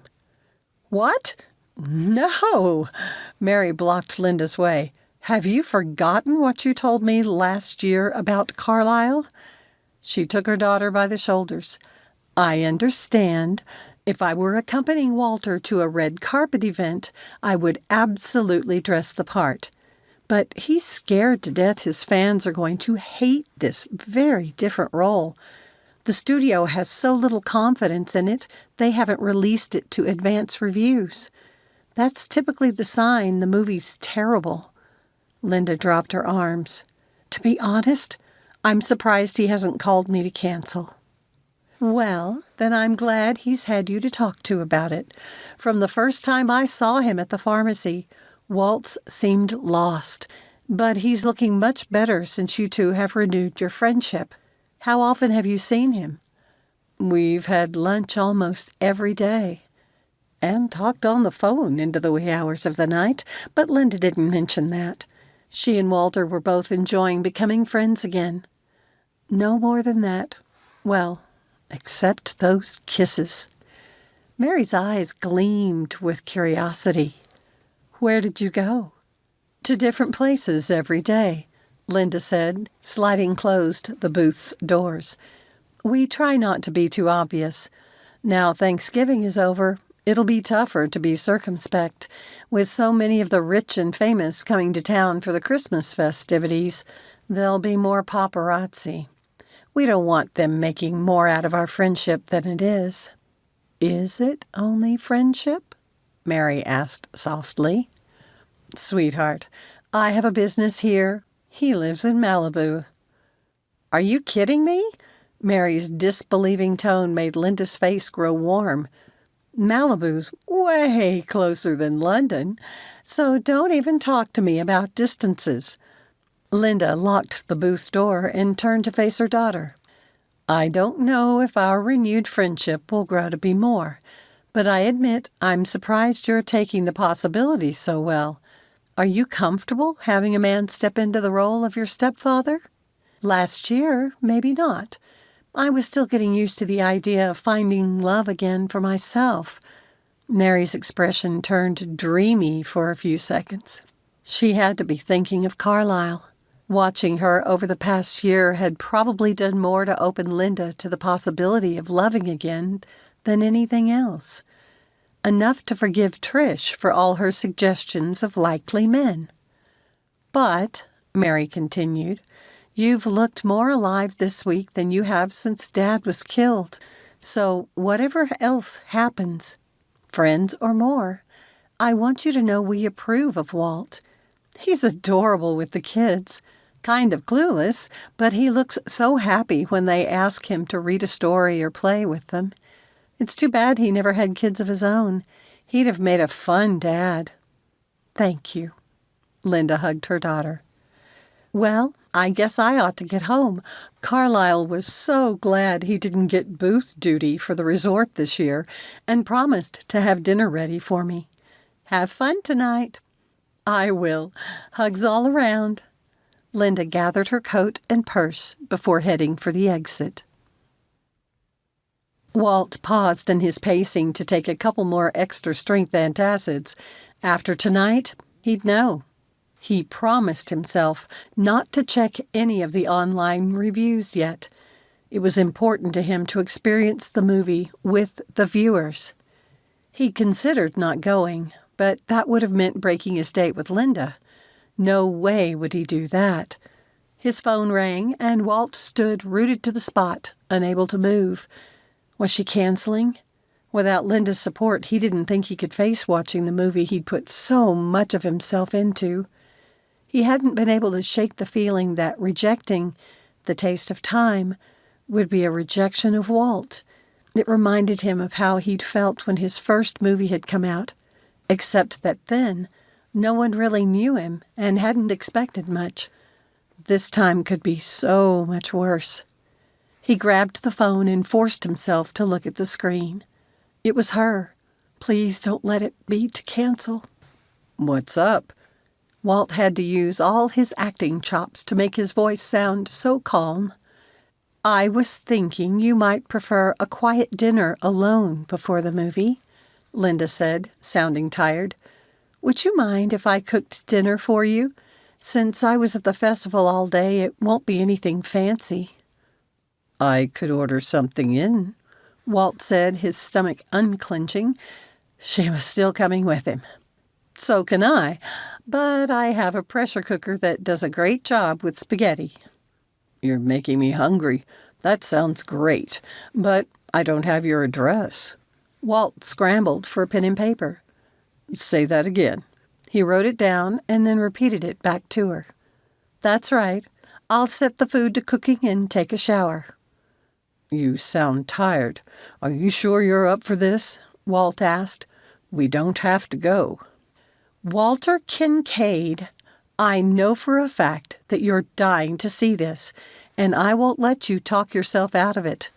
Be here by 6, and that'll give us time to eat and get to the 7 o'clock showing during the promos. Linda's voice softened. You can do this, and I'll be right there with you. All right, you win. I'll see you in half an hour then. That's better. Thank you. After disconnecting the call, Walt sank into a chair to wait 10 minutes before beginning the drive into town. His gut had known better than his fears. Linda would support him. Walt hated this insecurity. Not since his first leading role had it hit him so badly. Sick of spending so much time in his head, he jumped to his feet. He checked to make sure he had his keys before grabbing his jacket and heading out to his car. Happily, he'd gotten clearance to drive again. Derek still ran errands, but only because Walt wanted to help the kid and enjoyed his youthful chatter. Walt cranked up the Christmas music and sang along with it. It'd been a long time since he'd gotten into the holiday spirit, so he'd forgotten most of the lyrics. He made some up, almost wishing Mary's children were singing with him. Those two had a fun, creative streak. By the time he pulled into the parking lot of Linda's condo, his mood had improved.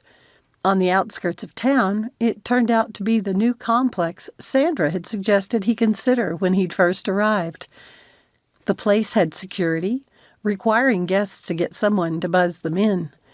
If he weren't enjoying being around a family so much, he might have considered renting a unit. Walt grabbed the Russian hat he'd ordered for tonight, a little large. It hung low enough on his ears and brow, hiding his face well.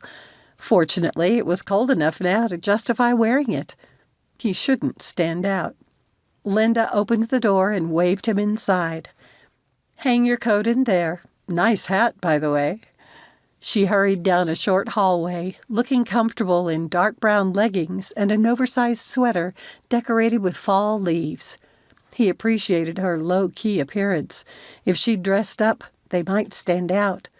But why did she sometimes hide her figure with oversized clothing? He liked her curves. Walt found the coat closet.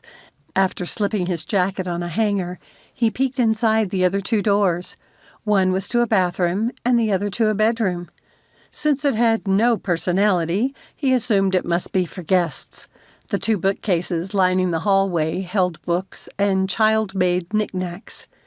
Many of his associates would scoff at displaying them in such a prominent place, while others would understand. Until this trip, Walt probably would have been with the first group. But spending time around Mary's family had changed that. He stepped into the good-sized great room, once again impressed with how Linda showcased what was most important to her: family. She stood in her kitchen, pushing a wooden spoon onto the lid of a black domed appliance while steam blew into the air. "I like the layout of your place," he said. "That's why I picked this one. I can work in the kitchen but still be involved in whatever's going on." "Do you entertain much?" "Not yet. Mary's house is the big house, so they usually hold family gatherings there." "Can I help you with anything?" Walt asked, hoping she'd give him a simple assignment since he could only microwave things. "The salad is in the fridge." Linda used her free hand to brush aside a strand of hair that had come free from her loose bun. She was still so beautiful. When he didn't move, Linda lifted one foot and used it to point at the refrigerator. Chuckling softly, he retrieved the salad and dressing. After setting them on the dining table, he glanced around the room. The largest photo was a duplicate of the one Mary had over her fireplace, one taken of the entire family before the accident. Walt pulled back the drapes a little and found a curved balcony with 2 separate seating areas. In the distance, he could just make out the silhouette of the Grand Tetons, with the lights of Huckleberry Falls in between. He'd always loved this place.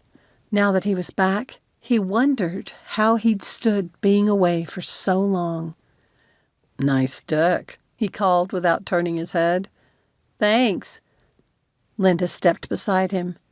"The view's what sold me on this place. It took me a long time to decide to sell my house." "That must have been hard on you and Mary." "It was one of the hardest things I've lived through." Her eyes glistened, but she didn't look at him. "It's ironic that losing you all those years ago helped to prepare me for Keith's death."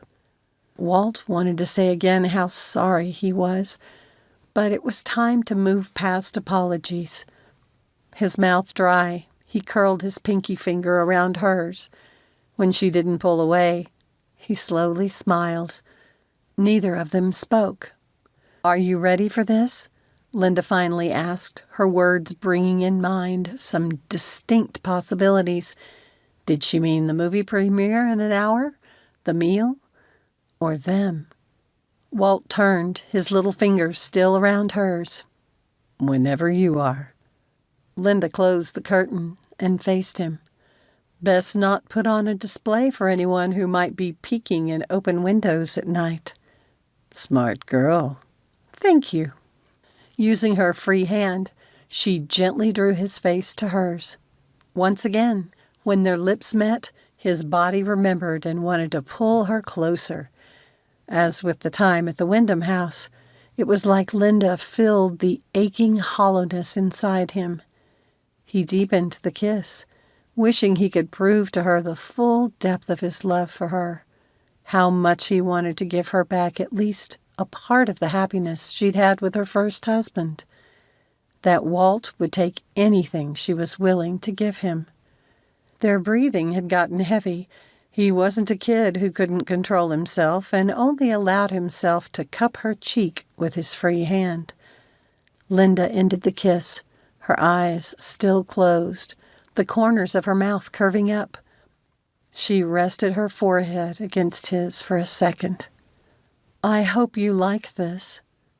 Once again, the double entendre. Walt said nothing. She opened her eyes. "It's a new recipe."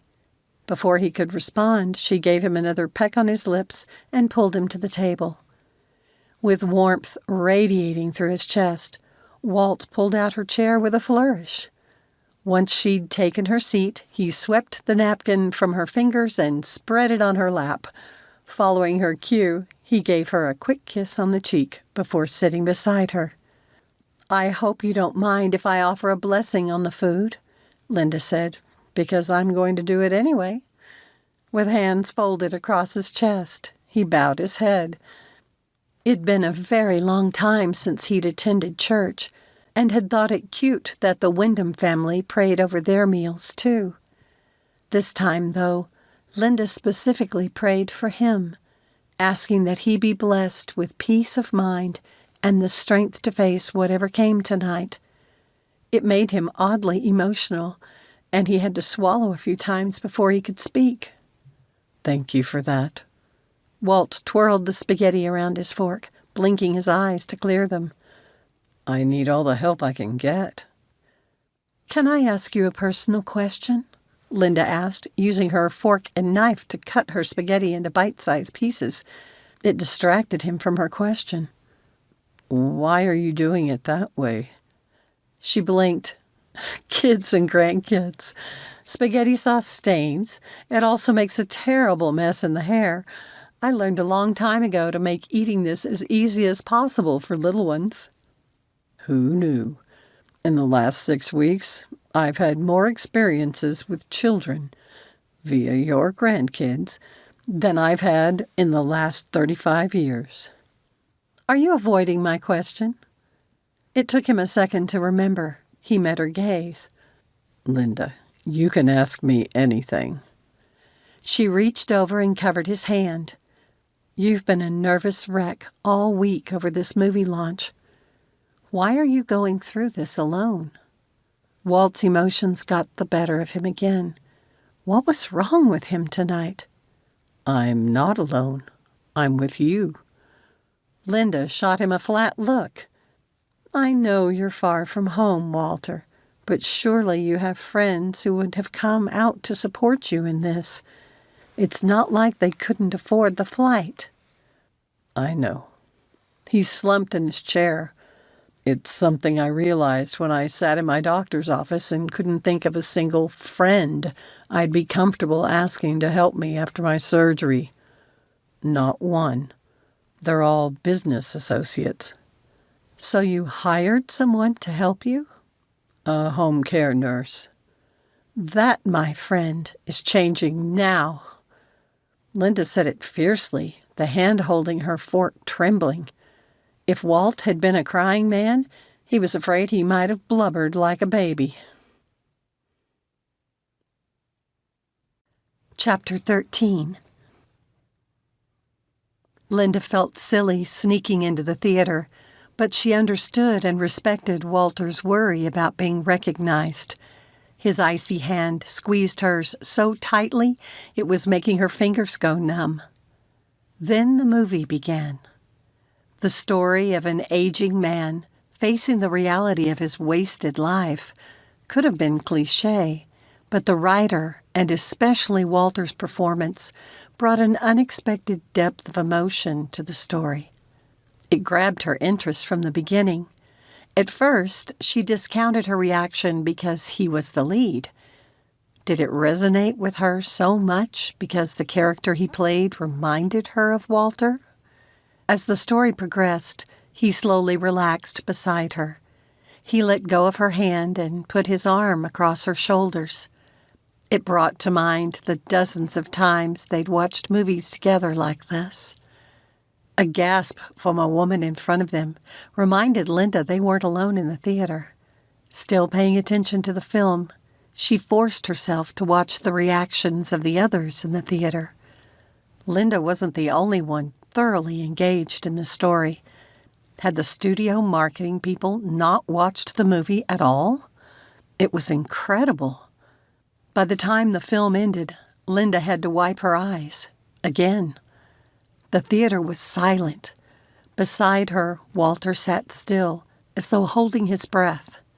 She put a hand on his back. All at once, the room erupted with applause. People jumped to their feet, some whistling. Walter leaned forward and buried his face in his hands. Linda wrapped her arms around him, so proud she wanted to scream with the others in the audience. They waited until everyone had left the theater and the workers had come in to clean. Walter's hands weren't cold anymore.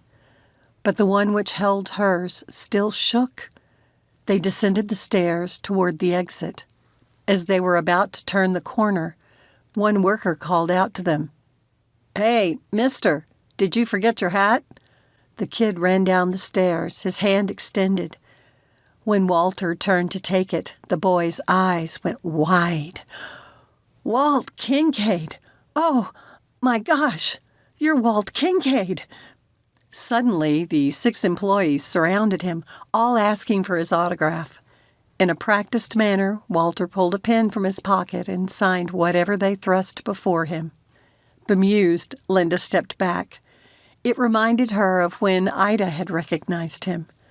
The woman had tried to glean more information from Linda, but she'd merely reaffirmed that she and Walt had known each other in school. The chattering teens drove home that fans like these were a big part of his life. He had to deal with this kind of thing whenever he went out. No wonder he wanted solitude. "Do one of you have a phone on you? I could take a picture with him," she offered. "You sure?" Walter mouthed to Linda. When she nodded, he stood with the teens and she took their pictures 6 times, one on each phone. "Let me get out of here before you say anything to anyone else, okay?" He held a finger to his lips, and each one of the youth did the same, nodding. Walter took Linda's hand, but she bent to pick up the hat he'd dropped. "Don't forget your disguise." Laughing, she put it on his head, and they hurried from the theater. "First, I have to tell you what an amazing performance you gave," Linda said as they drove back to her condo. "Oh, the feels! That movie hit all the marks on my checklist for a brilliant film." "But there wasn't any action in it." "It didn't need it," Linda insisted, glad to see Walter's hands on the wheel weren't shaking anymore. "It's the same thing with so many Pixar movies." "I don't watch cartoons." Walter shot her a sidelong glance. "Those are for kids." "Excuse me? We'll watch one of Mary's tomorrow, so you can see what I mean. I love them because they have something for everyone, both the adults and the kids they bring to see the movies. That's what struck me about The Taste of Time. It has it all. Marvelous story, fantastic characters, beautiful cinematography, a top-notch soundtrack, and..." Linda shifted in her seat so she could watch him. "Stellar performances, especially in the male lead. I haven't been this excited about a movie in a long time." Walter kept his head facing forward, saying dryly, "And you're not the least bit prejudiced." "Fine. I'll encourage my friends to watch it, and I won't mention that we know each other. They can tell me what they think of it. I can promise you that they'll love it too." "Thank you." Walter blinked several times. "It's just the truth. But I'm so mad right now." "Did I do something wrong?" Frowning, he glanced at her. "Not at you. With your studio. It's what I asked you earlier. Why are you going through this alone?" Linda didn't try to keep the anger from her voice. "Yes, this was different from your usual roles. But they could have spent some time preparing your fans for the change. The whole time I was watching the movie, I kept wondering if any of the studio execs had bothered to see it." "Chuck, he's my agent, said they didn't think my fans would like it, so it wasn't worth putting any money behind. They'll count it as a success if it breaks even." "Their mistake, then.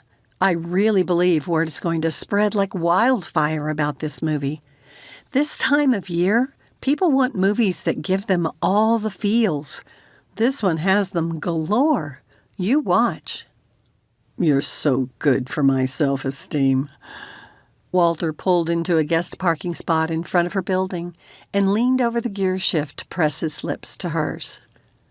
Oh, how she loved the feel of his mouth, the taste of him, the smell of him. It made her feel young again. Linda finally broke the kiss. "I have to get in some hours at the shop tomorrow, so I need to get upstairs." Thank you for letting me be part of this with you. I wouldn't have wanted anyone else with me. Walter stole a quick kiss before unlocking the doors. When she went to open her door, he put a hand on her arm. Let me. He was a little stiff getting out. When Linda stepped from the car, Walter stood in her way, a sly glint to his eyes. As she slid her arms around his neck, she accepted that they'd gone way beyond friendship. He'd brought her alive again, but he'd also brought a heaviness to her stomach. "Walter," she whispered against his lips, "you need to go home." He pulled back. Yes, I definitely need to go home. After closing the car door behind her, he walked Linda to her door. Walter didn't kiss her again. She appreciated that he was taking his cues from her. "Good night," she breathed. Good night, and thanks again. He turned and walked back toward the elevator. Linda resisted the temptation to watch him until he'd moved out of sight. Instead, she closed and locked her door. Leaning against it, her mind replayed the delightful evening. She would remember it for the rest of her life. And his kisses. Linda took a long breath and slowly let it out. She didn't trust how fast this thing between them was growing. When they'd been young, it'd taken her years to fall in love with Walter Kinkade. 2 months ago, when Mary had found the photo, Linda had still held hard feelings against him. Then he returned to Huckleberry Falls with information which had turned her world upside down. Slowly, she removed her coat and hung it in the closet. In another month, he would return to his life in Hollywood, and she'd have to learn to live without him again. Walt's spirits still soared as he pulled into his parking spot at home. Home. He'd come to think of the Wyndham's place that way, more so than he ever had of his house in Malibu. No wonder Nigel kept hinting he might not return to London until the spring. Walt understood the sentiment. After entering the cottage, he tossed his keys on the table and lowered himself into one of the kitchen chairs. It'd been a long day, and he'd overdone it. If he was sure he would get out of the spa tub, he'd have taken a nice long soak. He'd do it in the morning when his body wasn't so tired. He picked up the small stack of mail he'd collected earlier in the day, but been too stressed to worry about. Most of it was the usual junk mail that went out to all addresses. But there was a postcard from Sandra. From Panama. That girl had taken to heart his directive to take advantage of her downtime. Good for her. Another envelope came from Gretchen's ski resort. Why had she written instead of simply calling him? Maybe her staff had sent it. He tore open the envelope. "Dear Mr. Kinkade, I'd like to introduce myself. My name is Eb Grinchley. I work with Gretchen Blaze, handling the public relations at the Edelweiss Ski Resort. It's recently come to my attention that you're originally from Huckleberry Falls, though I understand it's been some time since you last visited here. Many things have changed over the years you've been away. One addition is the annual Santa Claus Run. This is the event's 10th anniversary, and we'd hoped to make it an extra special activity. I've included a link to the video from last year's event. Instead of everyone dressing up as Santa's elves this year, participants will ski with festively lit torches, making a line of light down the slope. Santa Claus will be the last to arrive. Unfortunately, our Santa was injured in a ski accident and will still be in the hospital next week. Mrs. Blaze said you would be an excellent replacement. She indicated you had recently gone through back surgery and wanted me to inform you that the resort has a motorized, seated sleigh which would allow you and one guest to make the Santa Claus run down the bunny slope. I apologize for the lateness of this invitation. Mrs. Blaze assured me you would understand. I hope to hear from you soon. Sincerely, Eb Grinchley, Public Relations Specialist, Edelweiss Ski Resort." Walt checked the envelope to see if the guy's name was a typo. Eb Grinchley. Could Eb be short for anything but Ebenezer? It'd make for an unfortunate combination matched with Grinchley. After a quick read of the letter again, Walt grabbed his phone to check his calendar. He should probably check with his physical therapist before agreeing to the Santa Claus run. Did Linda still ski? He'd forgotten that he'd turned off his phone earlier. As soon as it locked onto a cell tower, it exploded with messages. He had at least a dozen missed calls, most from his agent, but a couple from the Taste of Time's publicist. All the old pressures came crashing in. Walt had gotten comfortable with the slower pace of life in Huckleberry Falls, of sleeping in, having dinner with the Wyndham family, or deciding where to have a clandestine lunch with Linda, of kissing her. For a few seconds, he stared at his phone, unable to decide what to do. It pinged again, and he finally focused on it, and the letter he held underneath. Eb Grinchley. With an invitation from someone with a name like that, how could Walt not accept the role of Santa? He silenced the phone and sent Linda a text. "Hope you haven't gone to bed." Her reply was almost immediate. "Not yet. What's up?" Walt grinned. It was a good thing cell phones hadn't been so widely used by kids back when he and Linda had been dating. They'd have texted all night, every night. "They've invited me to replace Santa in the Santa run at the resort." "What happened to Bill?" "If he's the one I'm replacing, he had a skiing accident. Bad break, I guess. He'll still be in the hospital." "Poor guy. What about your back?" "I'll call my PT tomorrow. If she's okay with it, I'd like to accept. Will you be my +1? Linda didn't reply right away. Unable to sit and do nothing while waiting for a reply, Walt headed to his bedroom. He might as well get ready for bed. His phone woke with a message right after he'd pulled a thermal shirt over his head. He grabbed his phone and sat on the edge of his bed. "Have you thought this through?" Did she not want to come with him? Impatient with the texting, he called her. "Hi," she whispered. "What's wrong?" Linda let out a long sigh. Playing Santa for such a high-profile event might not seem like big news, but coming off that amazing performance, the paparazzi will be watching you. "You're right." He stretched out on his bed. "I'm fine letting the world know I'm dating again." When she didn't answer, his chest tightened. Had he said that wrong? "Linda?" "Seeing you with your fans tonight reminded me you deal with that kind of thing all the time." She sounded as tired as Walt felt. "Does that bother you?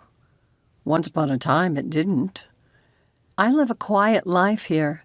I'm not sure I want to change that, especially for something temporary." "Temporary?" His voice had tightened, and the single word came out in a whisper. "Oh, Walter," Linda's voice broke. "I live here, and your life is in Hollywood." "I don't want this to end." "Me either, but I'm practical." Her voice now had the sound of tears in it. "Filming takes you away for weeks and months at a time." "You could come with me."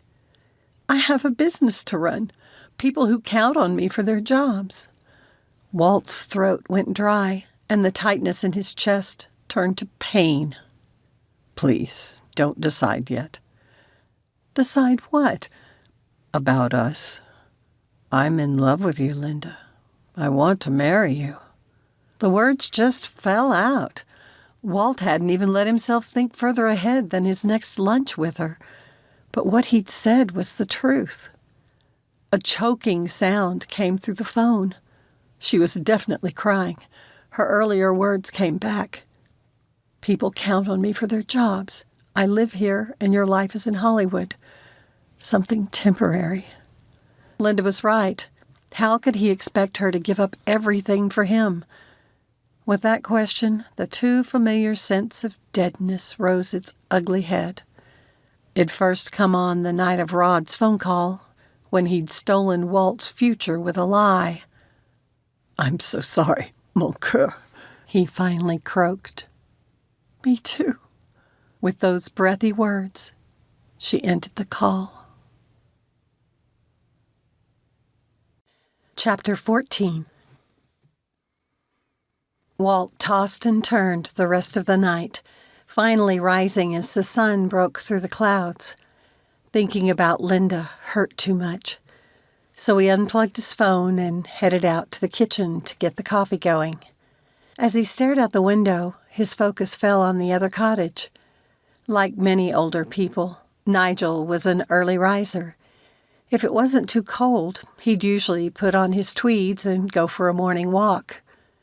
Walt called him. Good morning, Walt.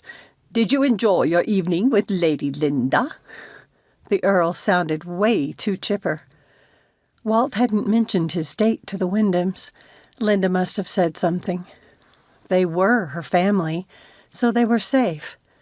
I enjoy her company, Walt said lamely, but the tightness in his throat kept him from talking about her further. He coughed and explained about the invitation for the Santa Claus run, including the motorized sleigh accommodations. If my physical therapist gives me a go, would you like to ride with me? Me? Why would you not invite Linda? I did. She declined. I'm too high profile for her. That's ridiculous. No, I understand, and I'll respect her wishes. Besides, it's better that we know now before we got too attached to each other. Walt forced his voice not to show any of the anguish that threatened to overwhelm him. He had to keep busy. Otherwise, it would consume him like it had 35 years ago. I believe you're making a mistake. Nigel's voice held a reprimand in it. She said she wouldn't go with me. Walt started searching his mind for someone else to ask if the Earl wouldn't come. If you don't want to, maybe Trish would. Trish Johnson? Something in the old man's voice caught Walt's attention. Alarm? Yeah, Trish. Her grandson Derek would enjoy it too, but Walt didn't say that. I will accompany you if your physician releases you for the event. Are you sure it will be safe? Carlyle's first wife died in a skiing accident, though that was an avalanche. Wow, I hadn't heard that. No wonder the man had partnered with Gretchen to make an improved avalanche beacon. Anyway, thanks for coming. I have an appointment on Monday with my physical therapist, and I'll let you know after that if we're on. Very good. Walt ended the call. He poured himself some coffee and settled into a comfortable chair to listen to his messages and read the texts, which had multiplied overnight. It seemed The Taste of Time was a hit. He should feel elated, and he did. It was like his fans, and more, had given him the okay to follow this new path in his career. But Walt's happiness had a sour tinge to it. Linda had turned him down. Linda tried to focus on the orders they'd received over Thanksgiving. With the Christmas ball 2 days before the holiday, the shop would be insanely busy getting the gowns done in time. Orders this year had gone through the roof. A friend had thrilled Linda recently when she'd mentioned opening a dress boutique. It couldn't come at a better time. It had long been Linda's assertion that Huckleberry Falls needed more than one dress shop with original designs. The biggest problem was that when one opened and took off, the designer would move to L.A. or New York at the suggestion of the Hollywood types. Walter had called her mon cœur. No, she'd worked so hard this morning not to think about him, but the grief continued to push at her, both the horrible abandonment from all those years ago and this new loss. It finally got to be too much. Surrendering, she laid her arms on the desk and cried into them. "Mom?" At the sound of Mary's voice echoing in the shop, Linda straightened and wiped at her eyes. "What's wrong?" Her mother knelt by Linda's knees. "Has something happened between you and Walt? I'll kill him." "No, it's not his fault." Linda rubbed at the mascara now on her fingers. Her face must look a fright. "Tell me what happened then." Mary straightened and took the chair next to the desk. Linda explained about the Santa Claus run. "But that's great." Mary tilted her head, her eyes narrowed. "Why would you tell him no?" "Because our lives are too different. It'll never work between us." As she said the words, Linda had to squeeze the bridge of her nose to keep from crying again. "There's no point in putting me in the press's spotlight, because he's going to leave in a month. I let myself forget that. If it's serious between you two, and I'm absolutely sure it is, you should go with him to the Santa run." Mary shook her head. "I can't believe, after what you told me last year, that you dare repeat my own excuses to me. This is different. Am I supposed to close my shop and put all my people out of jobs?" Linda stood and arched her back. "Walter travels all the time for filming and promotions. What about me? Will I tag along like a groupie, or stay in Hollywood while he gads about the world? Spend all my time waiting for him to come back?" Her voice broke, and she rubbed at the lump in her throat. "I already did that once." "I can't believe that two people who've cared for each other as long as you and Walt can't figure out a way to make this work. You weren't there the night he told us about his reasons for coming here. It was something like how he'd hoped you hadn't wasted your life like he had, pining for a lost love, always disappointed he couldn't find it in other people." It was Mary's turn to wipe at her eyes. The look on his face when he said it twisted my heart. And he was talking about you. "Sweetheart, you don't understand. Walter Kinkade was my world back then. The sun my little planet circled around. I can't lose myself like that again. I didn't realize it until last night when I couldn't get to sleep. I won't surrender who I am." "Did you tell him that?" Mary asked softly. "It doesn't matter. He is who he is. Walter will always be in the spotlight. It isn't fair to him not to tell him." Ignoring the comment, Linda faced her desk again. "Since you're here, let's go over these new orders. Quite a few of them will need appliques." Mary didn't argue, but her determined expression told Linda her daughter wasn't done with the issue, even if her mother was. Chapter 15. Walt couldn't bring himself to accept Mary's invitation to dinner that night. He had a good excuse after fielding demands from the studio's publicist and his agent for all the interviews they'd refused to schedule before the movie's release. It didn't surprise him that Nigel dropped by the cottage after dinner, settling in an overstuffed chair before the fireplace and propping his feet on an ottoman. Resigned, Walt sat in a recliner. He knew the old man had come to talk about Linda. "You missed an excellent meal, young man." The Earl pulled a face at the partial box of delivery pizza still on the dining table. "I'm sure I did, but it's been crazy today." So I understand, though I've yet to see your new film. Congratulations. It's all the people around town could talk about today. Mary and Carlyle took in a matinee, and both came back raving about it. Nigel tapped his pointer finger on the handle of his cane. Mary said you should receive an Oscar nomination for your performance. Well done. Thank you. The compliment tasted bitter as it drove home what Walt had lost yet again. Would this have happened anyway, if he and Linda had gotten together? Would his success still have driven them apart? She'd been supportive of his career back then. What had changed? I believe you are giving up too soon. Nigel said, his tone kind. If a woman doesn't want to be with me, I won't force her. Is it because she's wounded your pride? Walt scowled. I imagine you could have any woman you wanted. Pretty much. Plenty of them had thrown themselves at him over the years. But they want the glitter that comes with the lifestyle. Yep. And when they find out I'm not an action hero in real life, they get disillusioned pretty fast. Walt leaned his head back in the chair. The last 2 months had changed him. No, the change had begun when he'd hurt his back. His stay in Huckleberry Falls had solidified the transition already happening.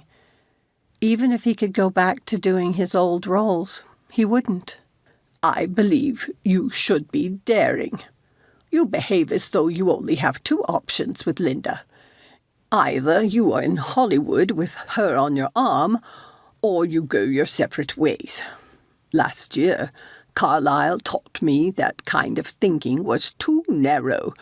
You and Linda should sit down together and negotiate a future where you are together in a way you can both live with. Compromise is a natural part of marriage. Looking thoughtful, Nigel stared at the gas fireplace. My wife, whom I loved dearly, struggled with the pressure of being married to a peer. Her bashfulness was what first attracted me to her after having women throw themselves at me because of my title. But that shyness gave her a severe case of stage fright. When I understood what it was doing to her, we compromised. How? For one, I promised her that she would not be required to speak in public, and that she could choose which events she attended with me as long as she did attend some. Those 2 simple concessions were enough. She never grew comfortable with her role, and her hand clasping mine in public always shook. But Marguerite always knew I was there to support her, as she was there to support me. Nigel's finger on the cane handle tapped faster. If you and Linda truly cannot work together on something so obviously important to each of you, then you don't deserve love. Walt closed his eyes. He was too tired to think about it.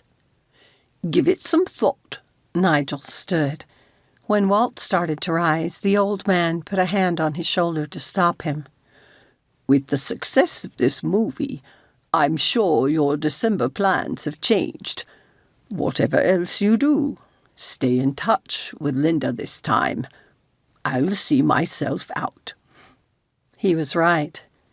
She was Walt's friend. If he acted like they were just friends, maybe he wouldn't lose her completely. Walt's phone pinged with a text message. He was about to put it in airplane mode when Sandra's name showed up on the caller ID. Her cruise had ended that morning, and he wasn't sure what she had next on her itinerary. With the new demands on his time, he needed her back at work, but hated to end the first vacation she'd had in years. Boss, saw the movie this afternoon. It's amazeballs. I'll be in HF tomorrow. I'm sure you're overwhelmed with calls. Walt blinked at the message. Amazeballs? The vacation had been good for formal Sandra. If he didn't want her to revert to stiff Sandra, he'd have to be careful. He sent her a reply. Sounds like you had fun. I'm glad you enjoyed the movie. You're right. My schedule has blown up. Thanks for coming back. You did order the plane for yourself, didn't you? Her reply was quick. Of course. I can work while I fly. Just forward all calls to me. I have a commitment this Friday, but after that we'll return to CA. Talk tomorrow. Good night. Night. Walt relaxed for the first time since Linda had dumped him. Maybe meeting Gretchen at the airport had been more karma than destiny. No, he wouldn't think about that. Yawning, he rose and headed to his bedroom. Later, his thoughts wouldn't let him sleep. Walt had done it. For nearly 30 years, they had typecast him while he'd longed to do other roles. He already had a dozen new scripts to read, not a one an action hero. He'd be even busier than he'd been before the taste of time. And he was still alone. His thoughts shifted to Linda. What was she doing? Was she having a hard time sleeping too? Walt woke his phone and flipped to his gallery. He'd taken a lot of pictures of her when she didn't know it.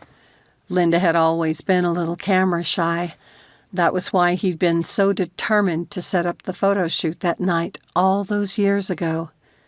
He found the old picture of them dancing in the snow. If only he'd known it would be the last time he'd see her for 35 years.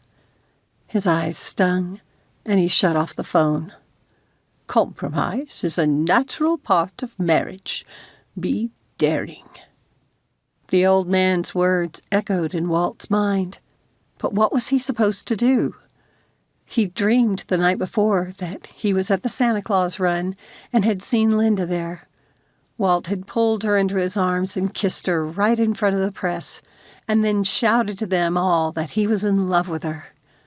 As much as the idea appealed to him, to do something like that would go completely against her wishes. There must be some way they could work this out. Walt opened his eyes, his mind buzzing with possibilities.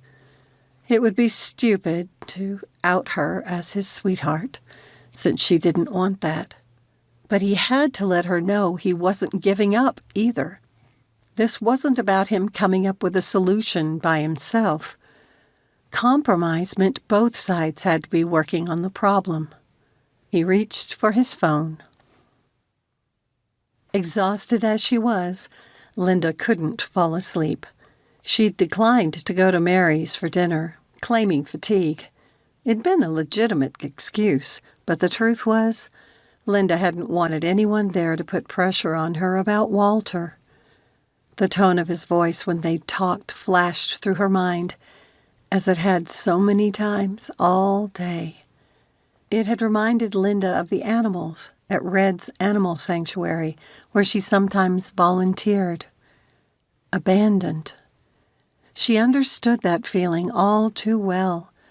Though the accident which had killed Keith hadn't been his fault, he'd still been gone. Linda had felt abandoned. Earlier, when she'd thought Walter had gone silent, she'd thought he'd forsaken her. Pining for a lost love. Mary's words echoed in Linda's mind. Had Walter really said that? Had he never found what she'd had with Keith? The terrible sense of loss hit her again, though this time she wasn't sure who it was for, her husband or her first love. Maybe it was for both. She rubbed the aching spot over her heart. When she finally drifted off to sleep, she dreamed of sitting in the shade on a stone bench at a cemetery. Linda had done that a lot in the early days after the accident, shivering in the cold weather. Only when the days had warmed into early summer had she cut back to only once a month. "Linda, what are you doing?" At the sound of Keith's beloved voice, she jumped to her feet, frantically searching around her. No one else was there. The falling snow made it seem like she stood in a domed world with just herself and her late husband's grave. "Keith, where are you?" she sobbed, wishing she could see him, hold him. "Linda." His voice took on the chiding tone he'd used when they disagreed about something silly, like the thermostat setting. It had reminded her of her father and driven her crazy in the first year of their marriage. "Are you going to bury yourself beside me while you're still alive?" Frowning, she stared at his grave. Linda hadn't given up after the accident. She'd prided herself on how well she and Mary had gotten through that horrible time, supporting each other. "Our daughter hasn't forgotten Ray, but she still found love again." Linda shook her head, though she wasn't sure what she disagreed with. I want you to be happy. It was the kind of thing Keith would tell her. Something chimed, and the scene disappeared. "Keith!" Linda cried, struggling to sit up. Empty silence greeted her as she peered into the darkness of her bedroom. He'd never lived in this condo or slept in the new bed she'd bought. Why would she dream of him here? She glanced at the clock. 6 a.m. Linda groaned. Her phone pinged again and lit the room for a second with a soft glow. Sluggish from the emotionally draining dream, Linda dragged it to her and woke it again. The texts were from Walter. She read the first one. Please don't ignore this. She stared at the screen until it went dark, and she had to wake it again to read the second text. I recognize this will require negotiations, but I'd like to discuss a possible merger. Linda shook her head, determined to tell him no, but the way he'd phrased it made her smile. Then Keith's words came back. I want you to be happy. And Mary's question. Did you tell him? Linda hadn't. Walter's father and best friend had already betrayed him. It wasn't right that she should stab him in the back, too. Surprisingly, the thought lifted her spirits. She woke the phone again. What were you thinking? When Walt's phone pinged with a reply, it took him a few seconds before he could bring himself to look at it. After reading the 4 words, he flopped back on his pillow, wearing a huge grin. Linda hadn't turned him down outright. But now what? Walt thought for a few seconds. He'd proposed it as a negotiation. It was very businesslike, but he'd find a way to make it much more. How did he do that in a text? He didn't. Walter dialed her number. "Good morning," Linda said, her voice hesitant. He chose not to mince words. I've hardly slept in 2 days. Linda surprised him with a laugh. Me either. The sound gave Walt the courage to just say it. I already told you I'm in love with you. Rather than giving up, I'd like to see if we can figure out how to make this work. Since you're being honest, so will I. Walt closed his eyes, his chest tight. I love you too. His heart started beating again. But I won't surrender my identity like I did in high school. What? As Linda reviewed the things she'd done, things like deferring to his schedule and putting his career goals ahead of hers, he recognized how she'd always placed him first. It made him sick. All Walt's life as the only child of a wealthy businessman, people had always put his wishes first. Wow, he said. I was a self-centered, entitled little punk. She laughed again. Yes, and no. You reflected the way your parents raised you. Entitled, yes, but you were kind of clueless, too. And you've always had a wonderful, giving heart. I'll bet when you were a little boy, you always wanted to share whatever you had. Yeah, Mom told a few stories about that. Walt said, I don't want you to lose yourself. I love the confident, talented woman you've become. Thank you. Her voice came out rough. But we're back to 2 separate lives. Walt understood then what he needed to do. Amazed it hadn't occurred to him sooner. I'll sell my house in Malibu and move back to Huckleberry Falls. Linda gasped. No, seriously. Why not have my base of operations here? For most of the promotional work I do, I have to travel around anyway, and I own a plane.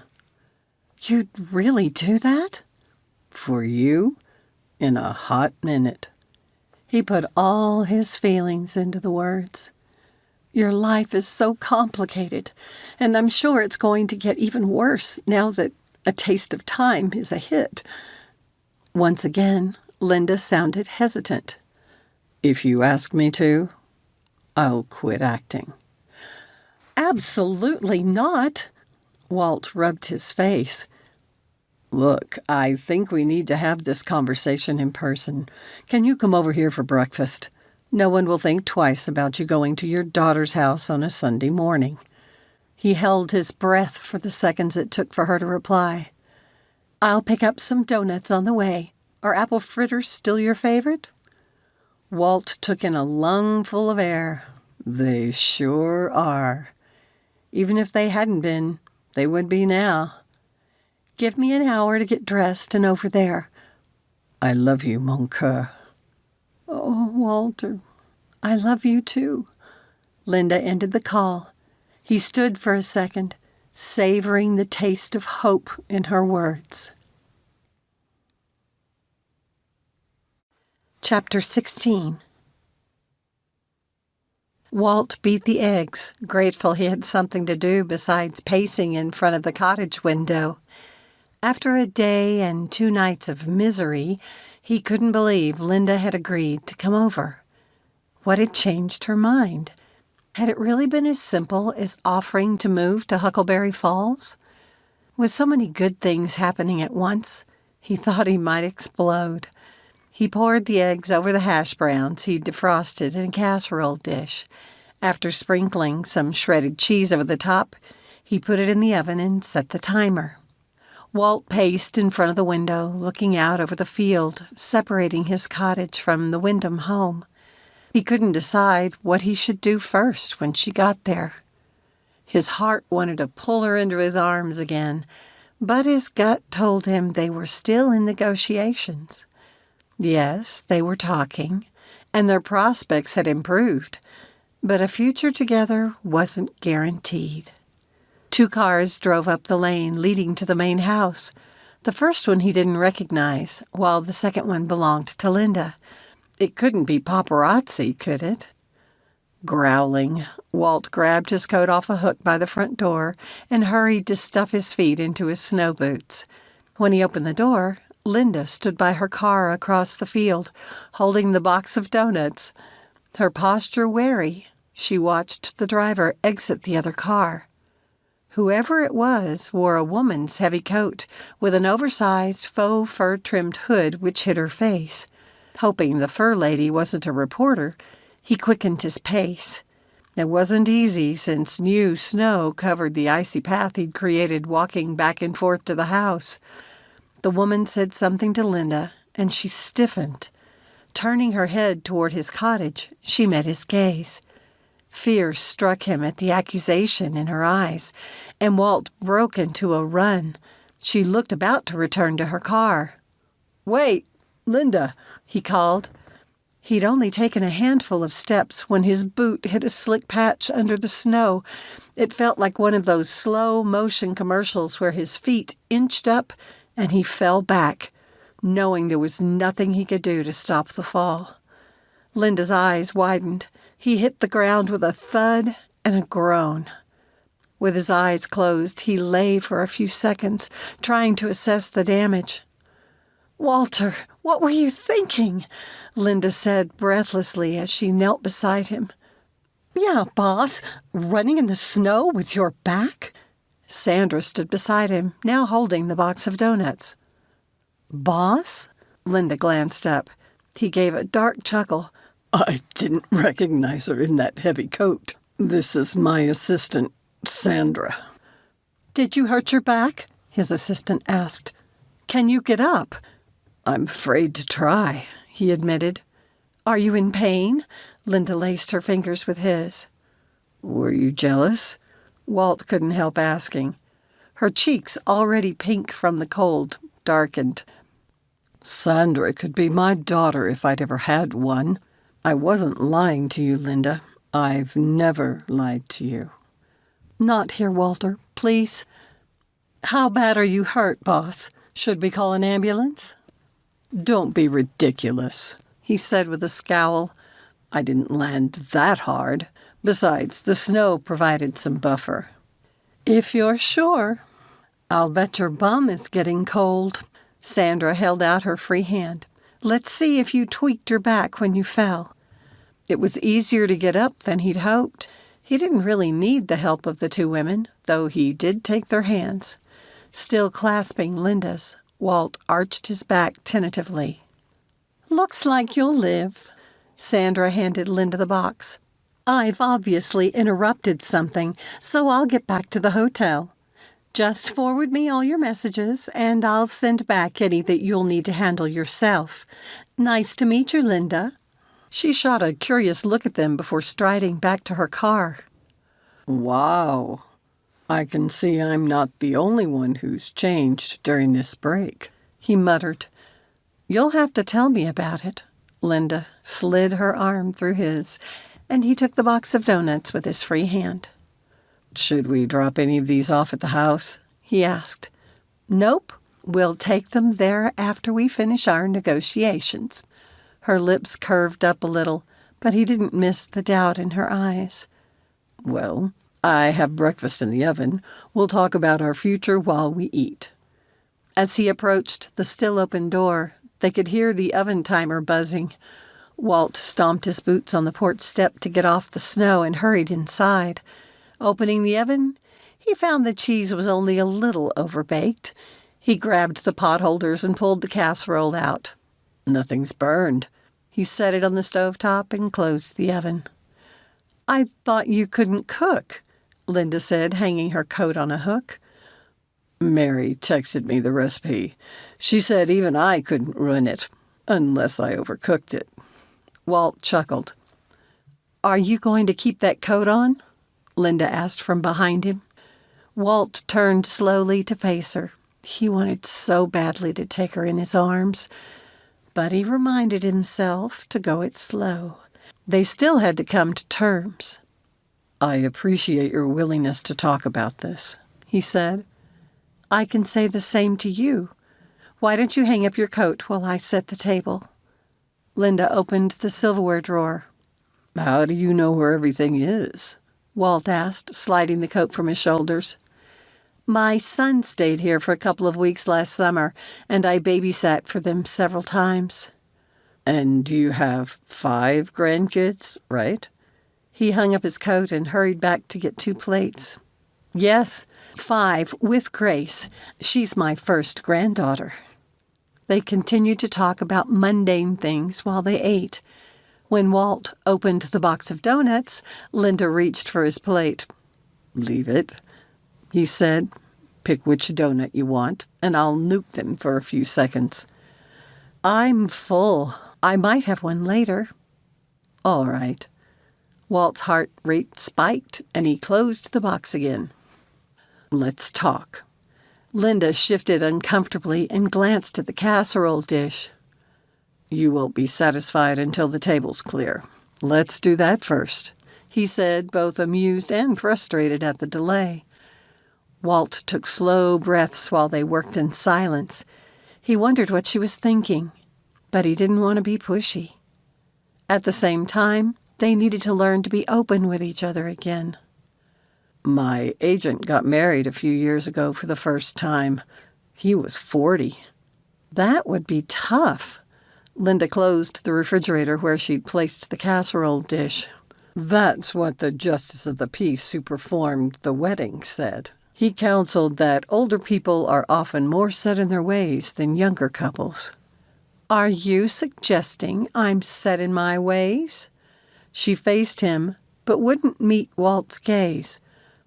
I'm suggesting we'll both have a lot to learn. You already know it's been almost 3 years since Keith died. How long has it been since you were last married? Nearly 15 years. So long? Linda looked up then, her eyes sad. Don't feel sorry for me, Walt shrugged. I learned with that marriage that there are definitely worse things than being alone. I'm sorry it didn't work for you. Well, I didn't make a good husband. But why? Because I was still in love with you, he said simply. Oh, Walter. Linda put a finger to her trembling lips. It's all right. We have a chance at a future again. Walter brushed a strand of hair from her cheek. He told her about the studio's plans.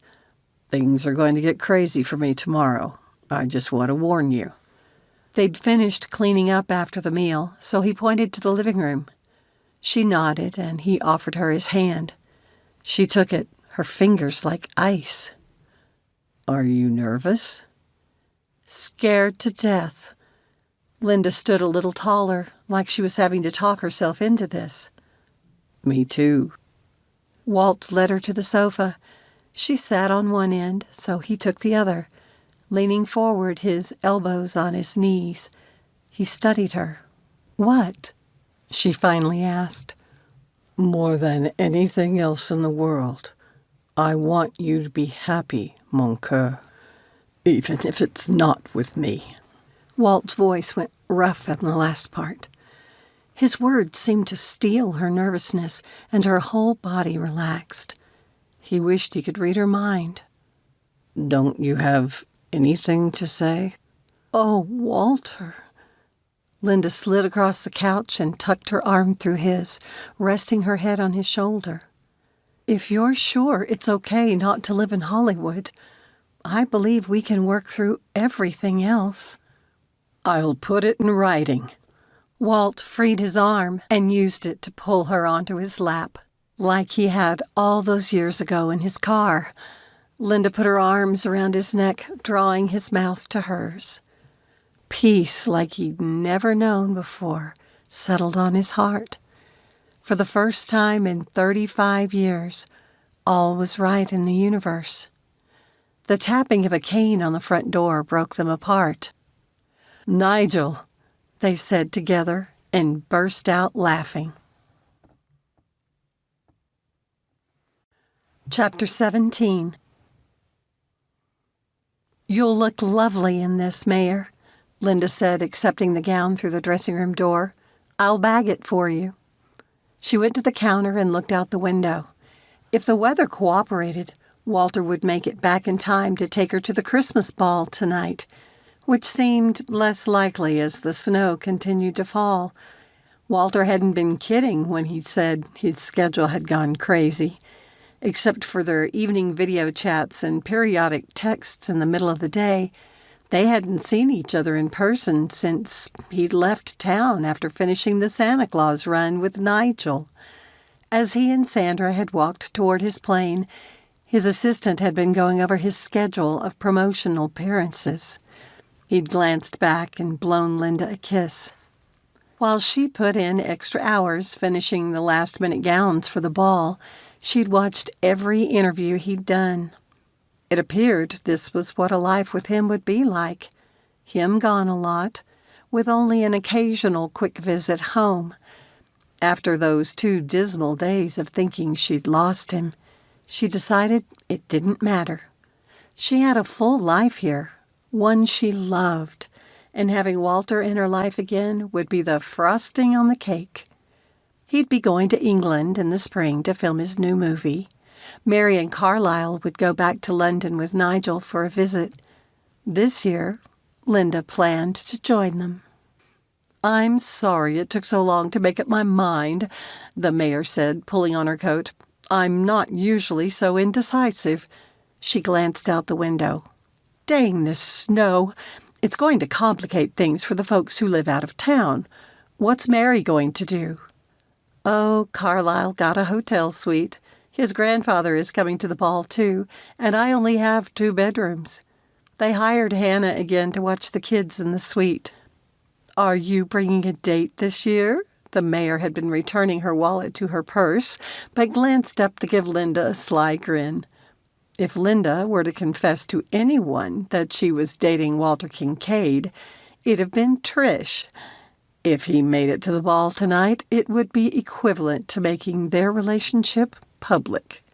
"I've got a friend from out of state who was trying to make it, but it's not looking likely now." Linda handed the mayor her gown bag. "Seems I'll be going stag again." "Well, for next year, you've really got to consider going with a date." "Maybe next year I'll be ready." Linda locked the shop door. Now it was time to get dressed for the ball.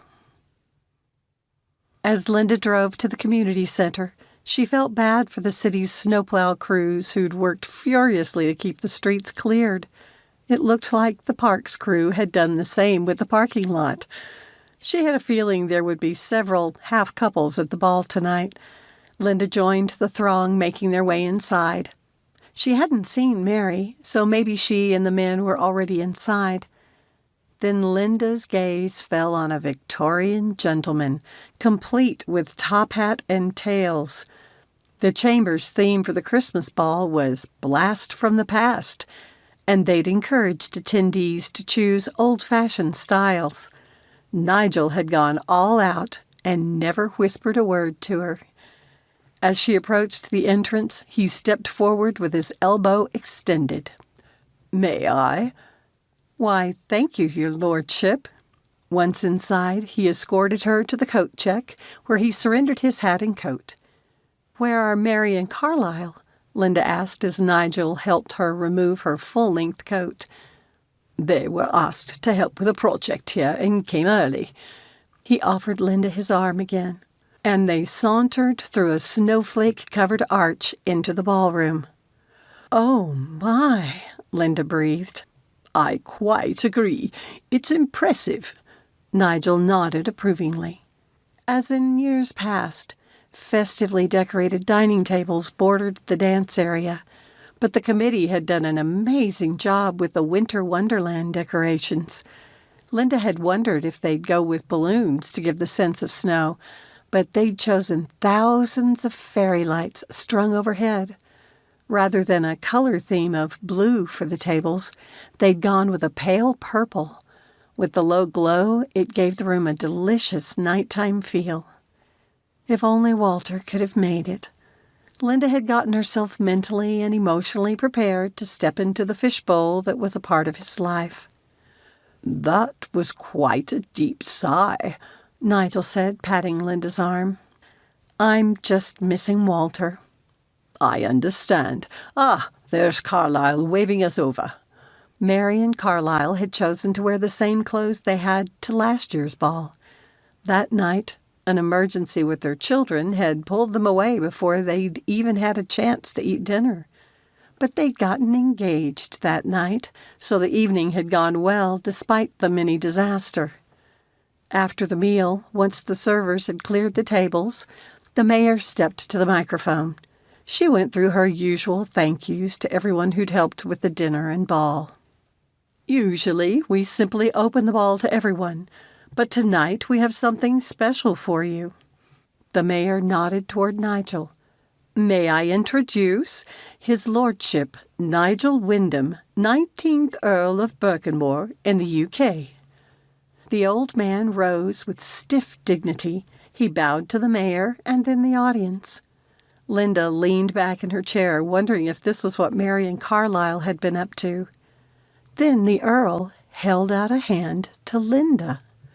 "Will you please accompany me, my dear?" He patted his hip, a touch of humor in his eyes. "I may need the support." "All right." Linda accepted his hand, and he pulled hers through his arm. They walked to the stage, which had been decorated like a wintry field. Someone had taken a snowy picture of the tree line at one of the local parks to use as the backdrop. A little chill went down her spine as she recognized which park. A few of the trees from the festival lined the stage perimeter, so it must be where they planned to take photos. Then Nigel climbed the first step. They were going up there? "What is this?" she asked, lifting her skirt to get up the 4 steps. "You will see."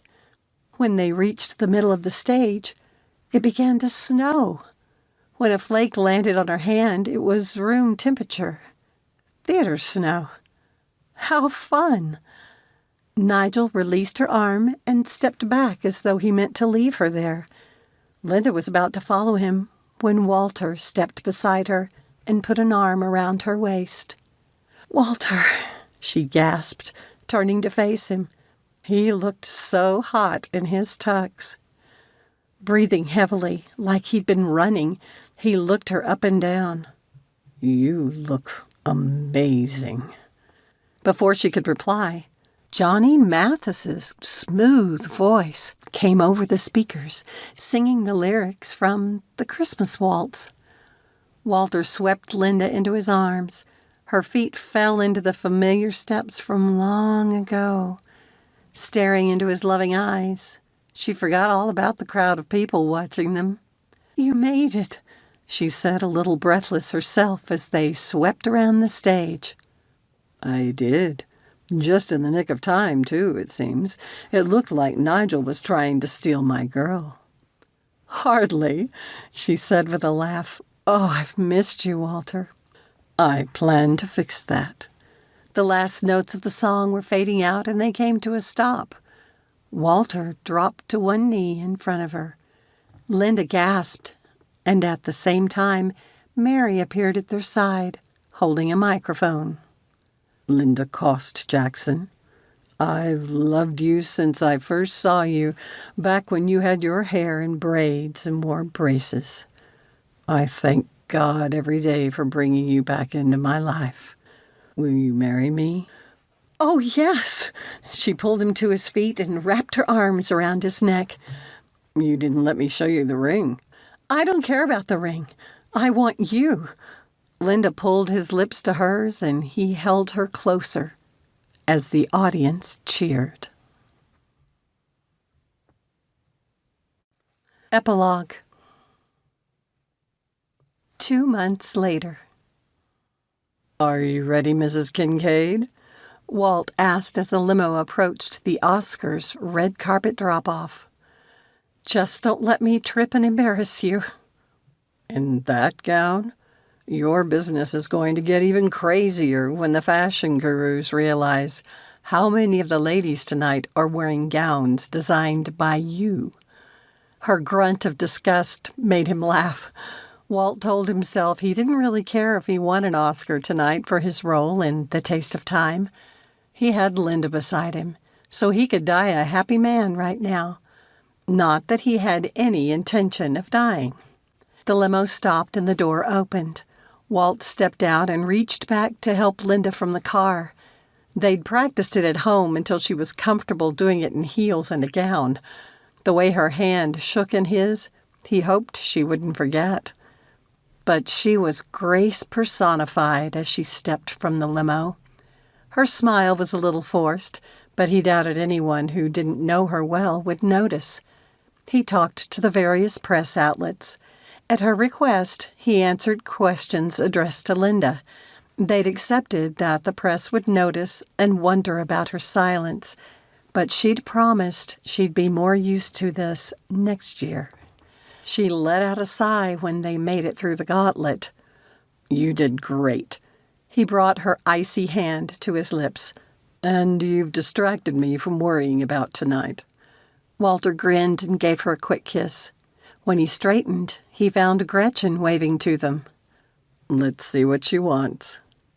"Good luck," Gretchen said after kissing them each on the cheek. "You remember me talking about Andy Crawley?" Yeah, Walt said.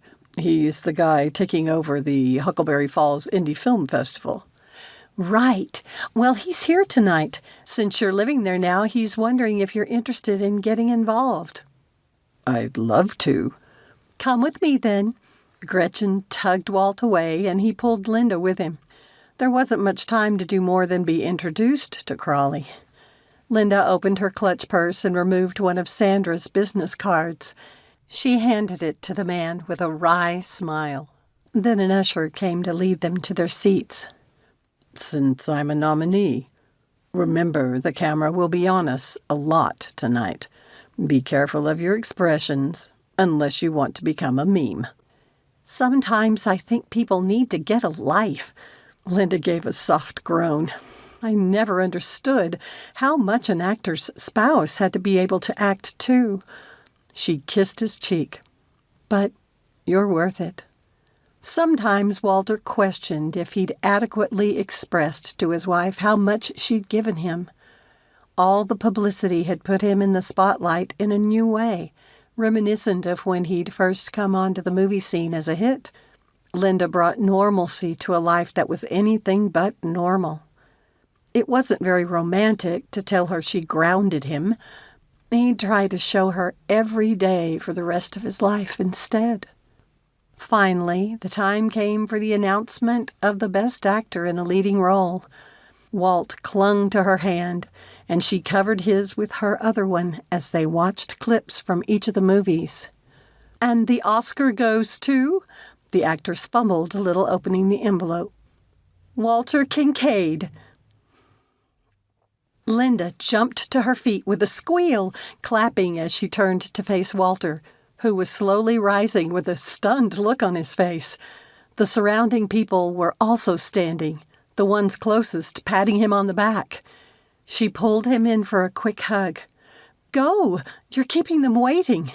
She stepped into the aisle so he could step past her. Walter gave her a quick kiss and made his way through the line of his peers, who still stood cheering, many reaching out to shake his hand and congratulate him. It wasn't until he stepped to the podium and accepted the statue that the attendees finally took their seats again. Linda thought she might burst with pride as he went through the usual expressions of gratitude to the people who'd helped him. Some names were familiar to her because he'd mentioned them before, but most she didn't know. Walter raised the Oscar with a little shake and looked like he'd finished. The Academy people took a step forward to lead him off the stage. "I have one more thing to say." He glanced at the staff nearby apologetically and then faced the audience. "Sorry, it took me over 30 years to get here, and I doubt if I'll live long enough for a second visit." The audience chuckled and several people hooted their support. When he raised a hand, they quieted. Walter found Linda and held her gaze with the intensity she'd come to know well the last 2 months since they'd married. "But the thing that makes tonight a dream come true for me is something I've waited for even longer than this award. It's sharing this moment with the love of my life. Linda, this is for us." Thank you for listening to A Christmas Waltz for Linda. Be sure to subscribe to my channel to know when new audiobooks or other fun videos are available. This has been A Christmas Waltz for Linda, written by Donna K. Weaver, narrated by Vicki Pierce. Copyright 2021 by Donna K. Weaver. Production copyright by Donna K. Weaver.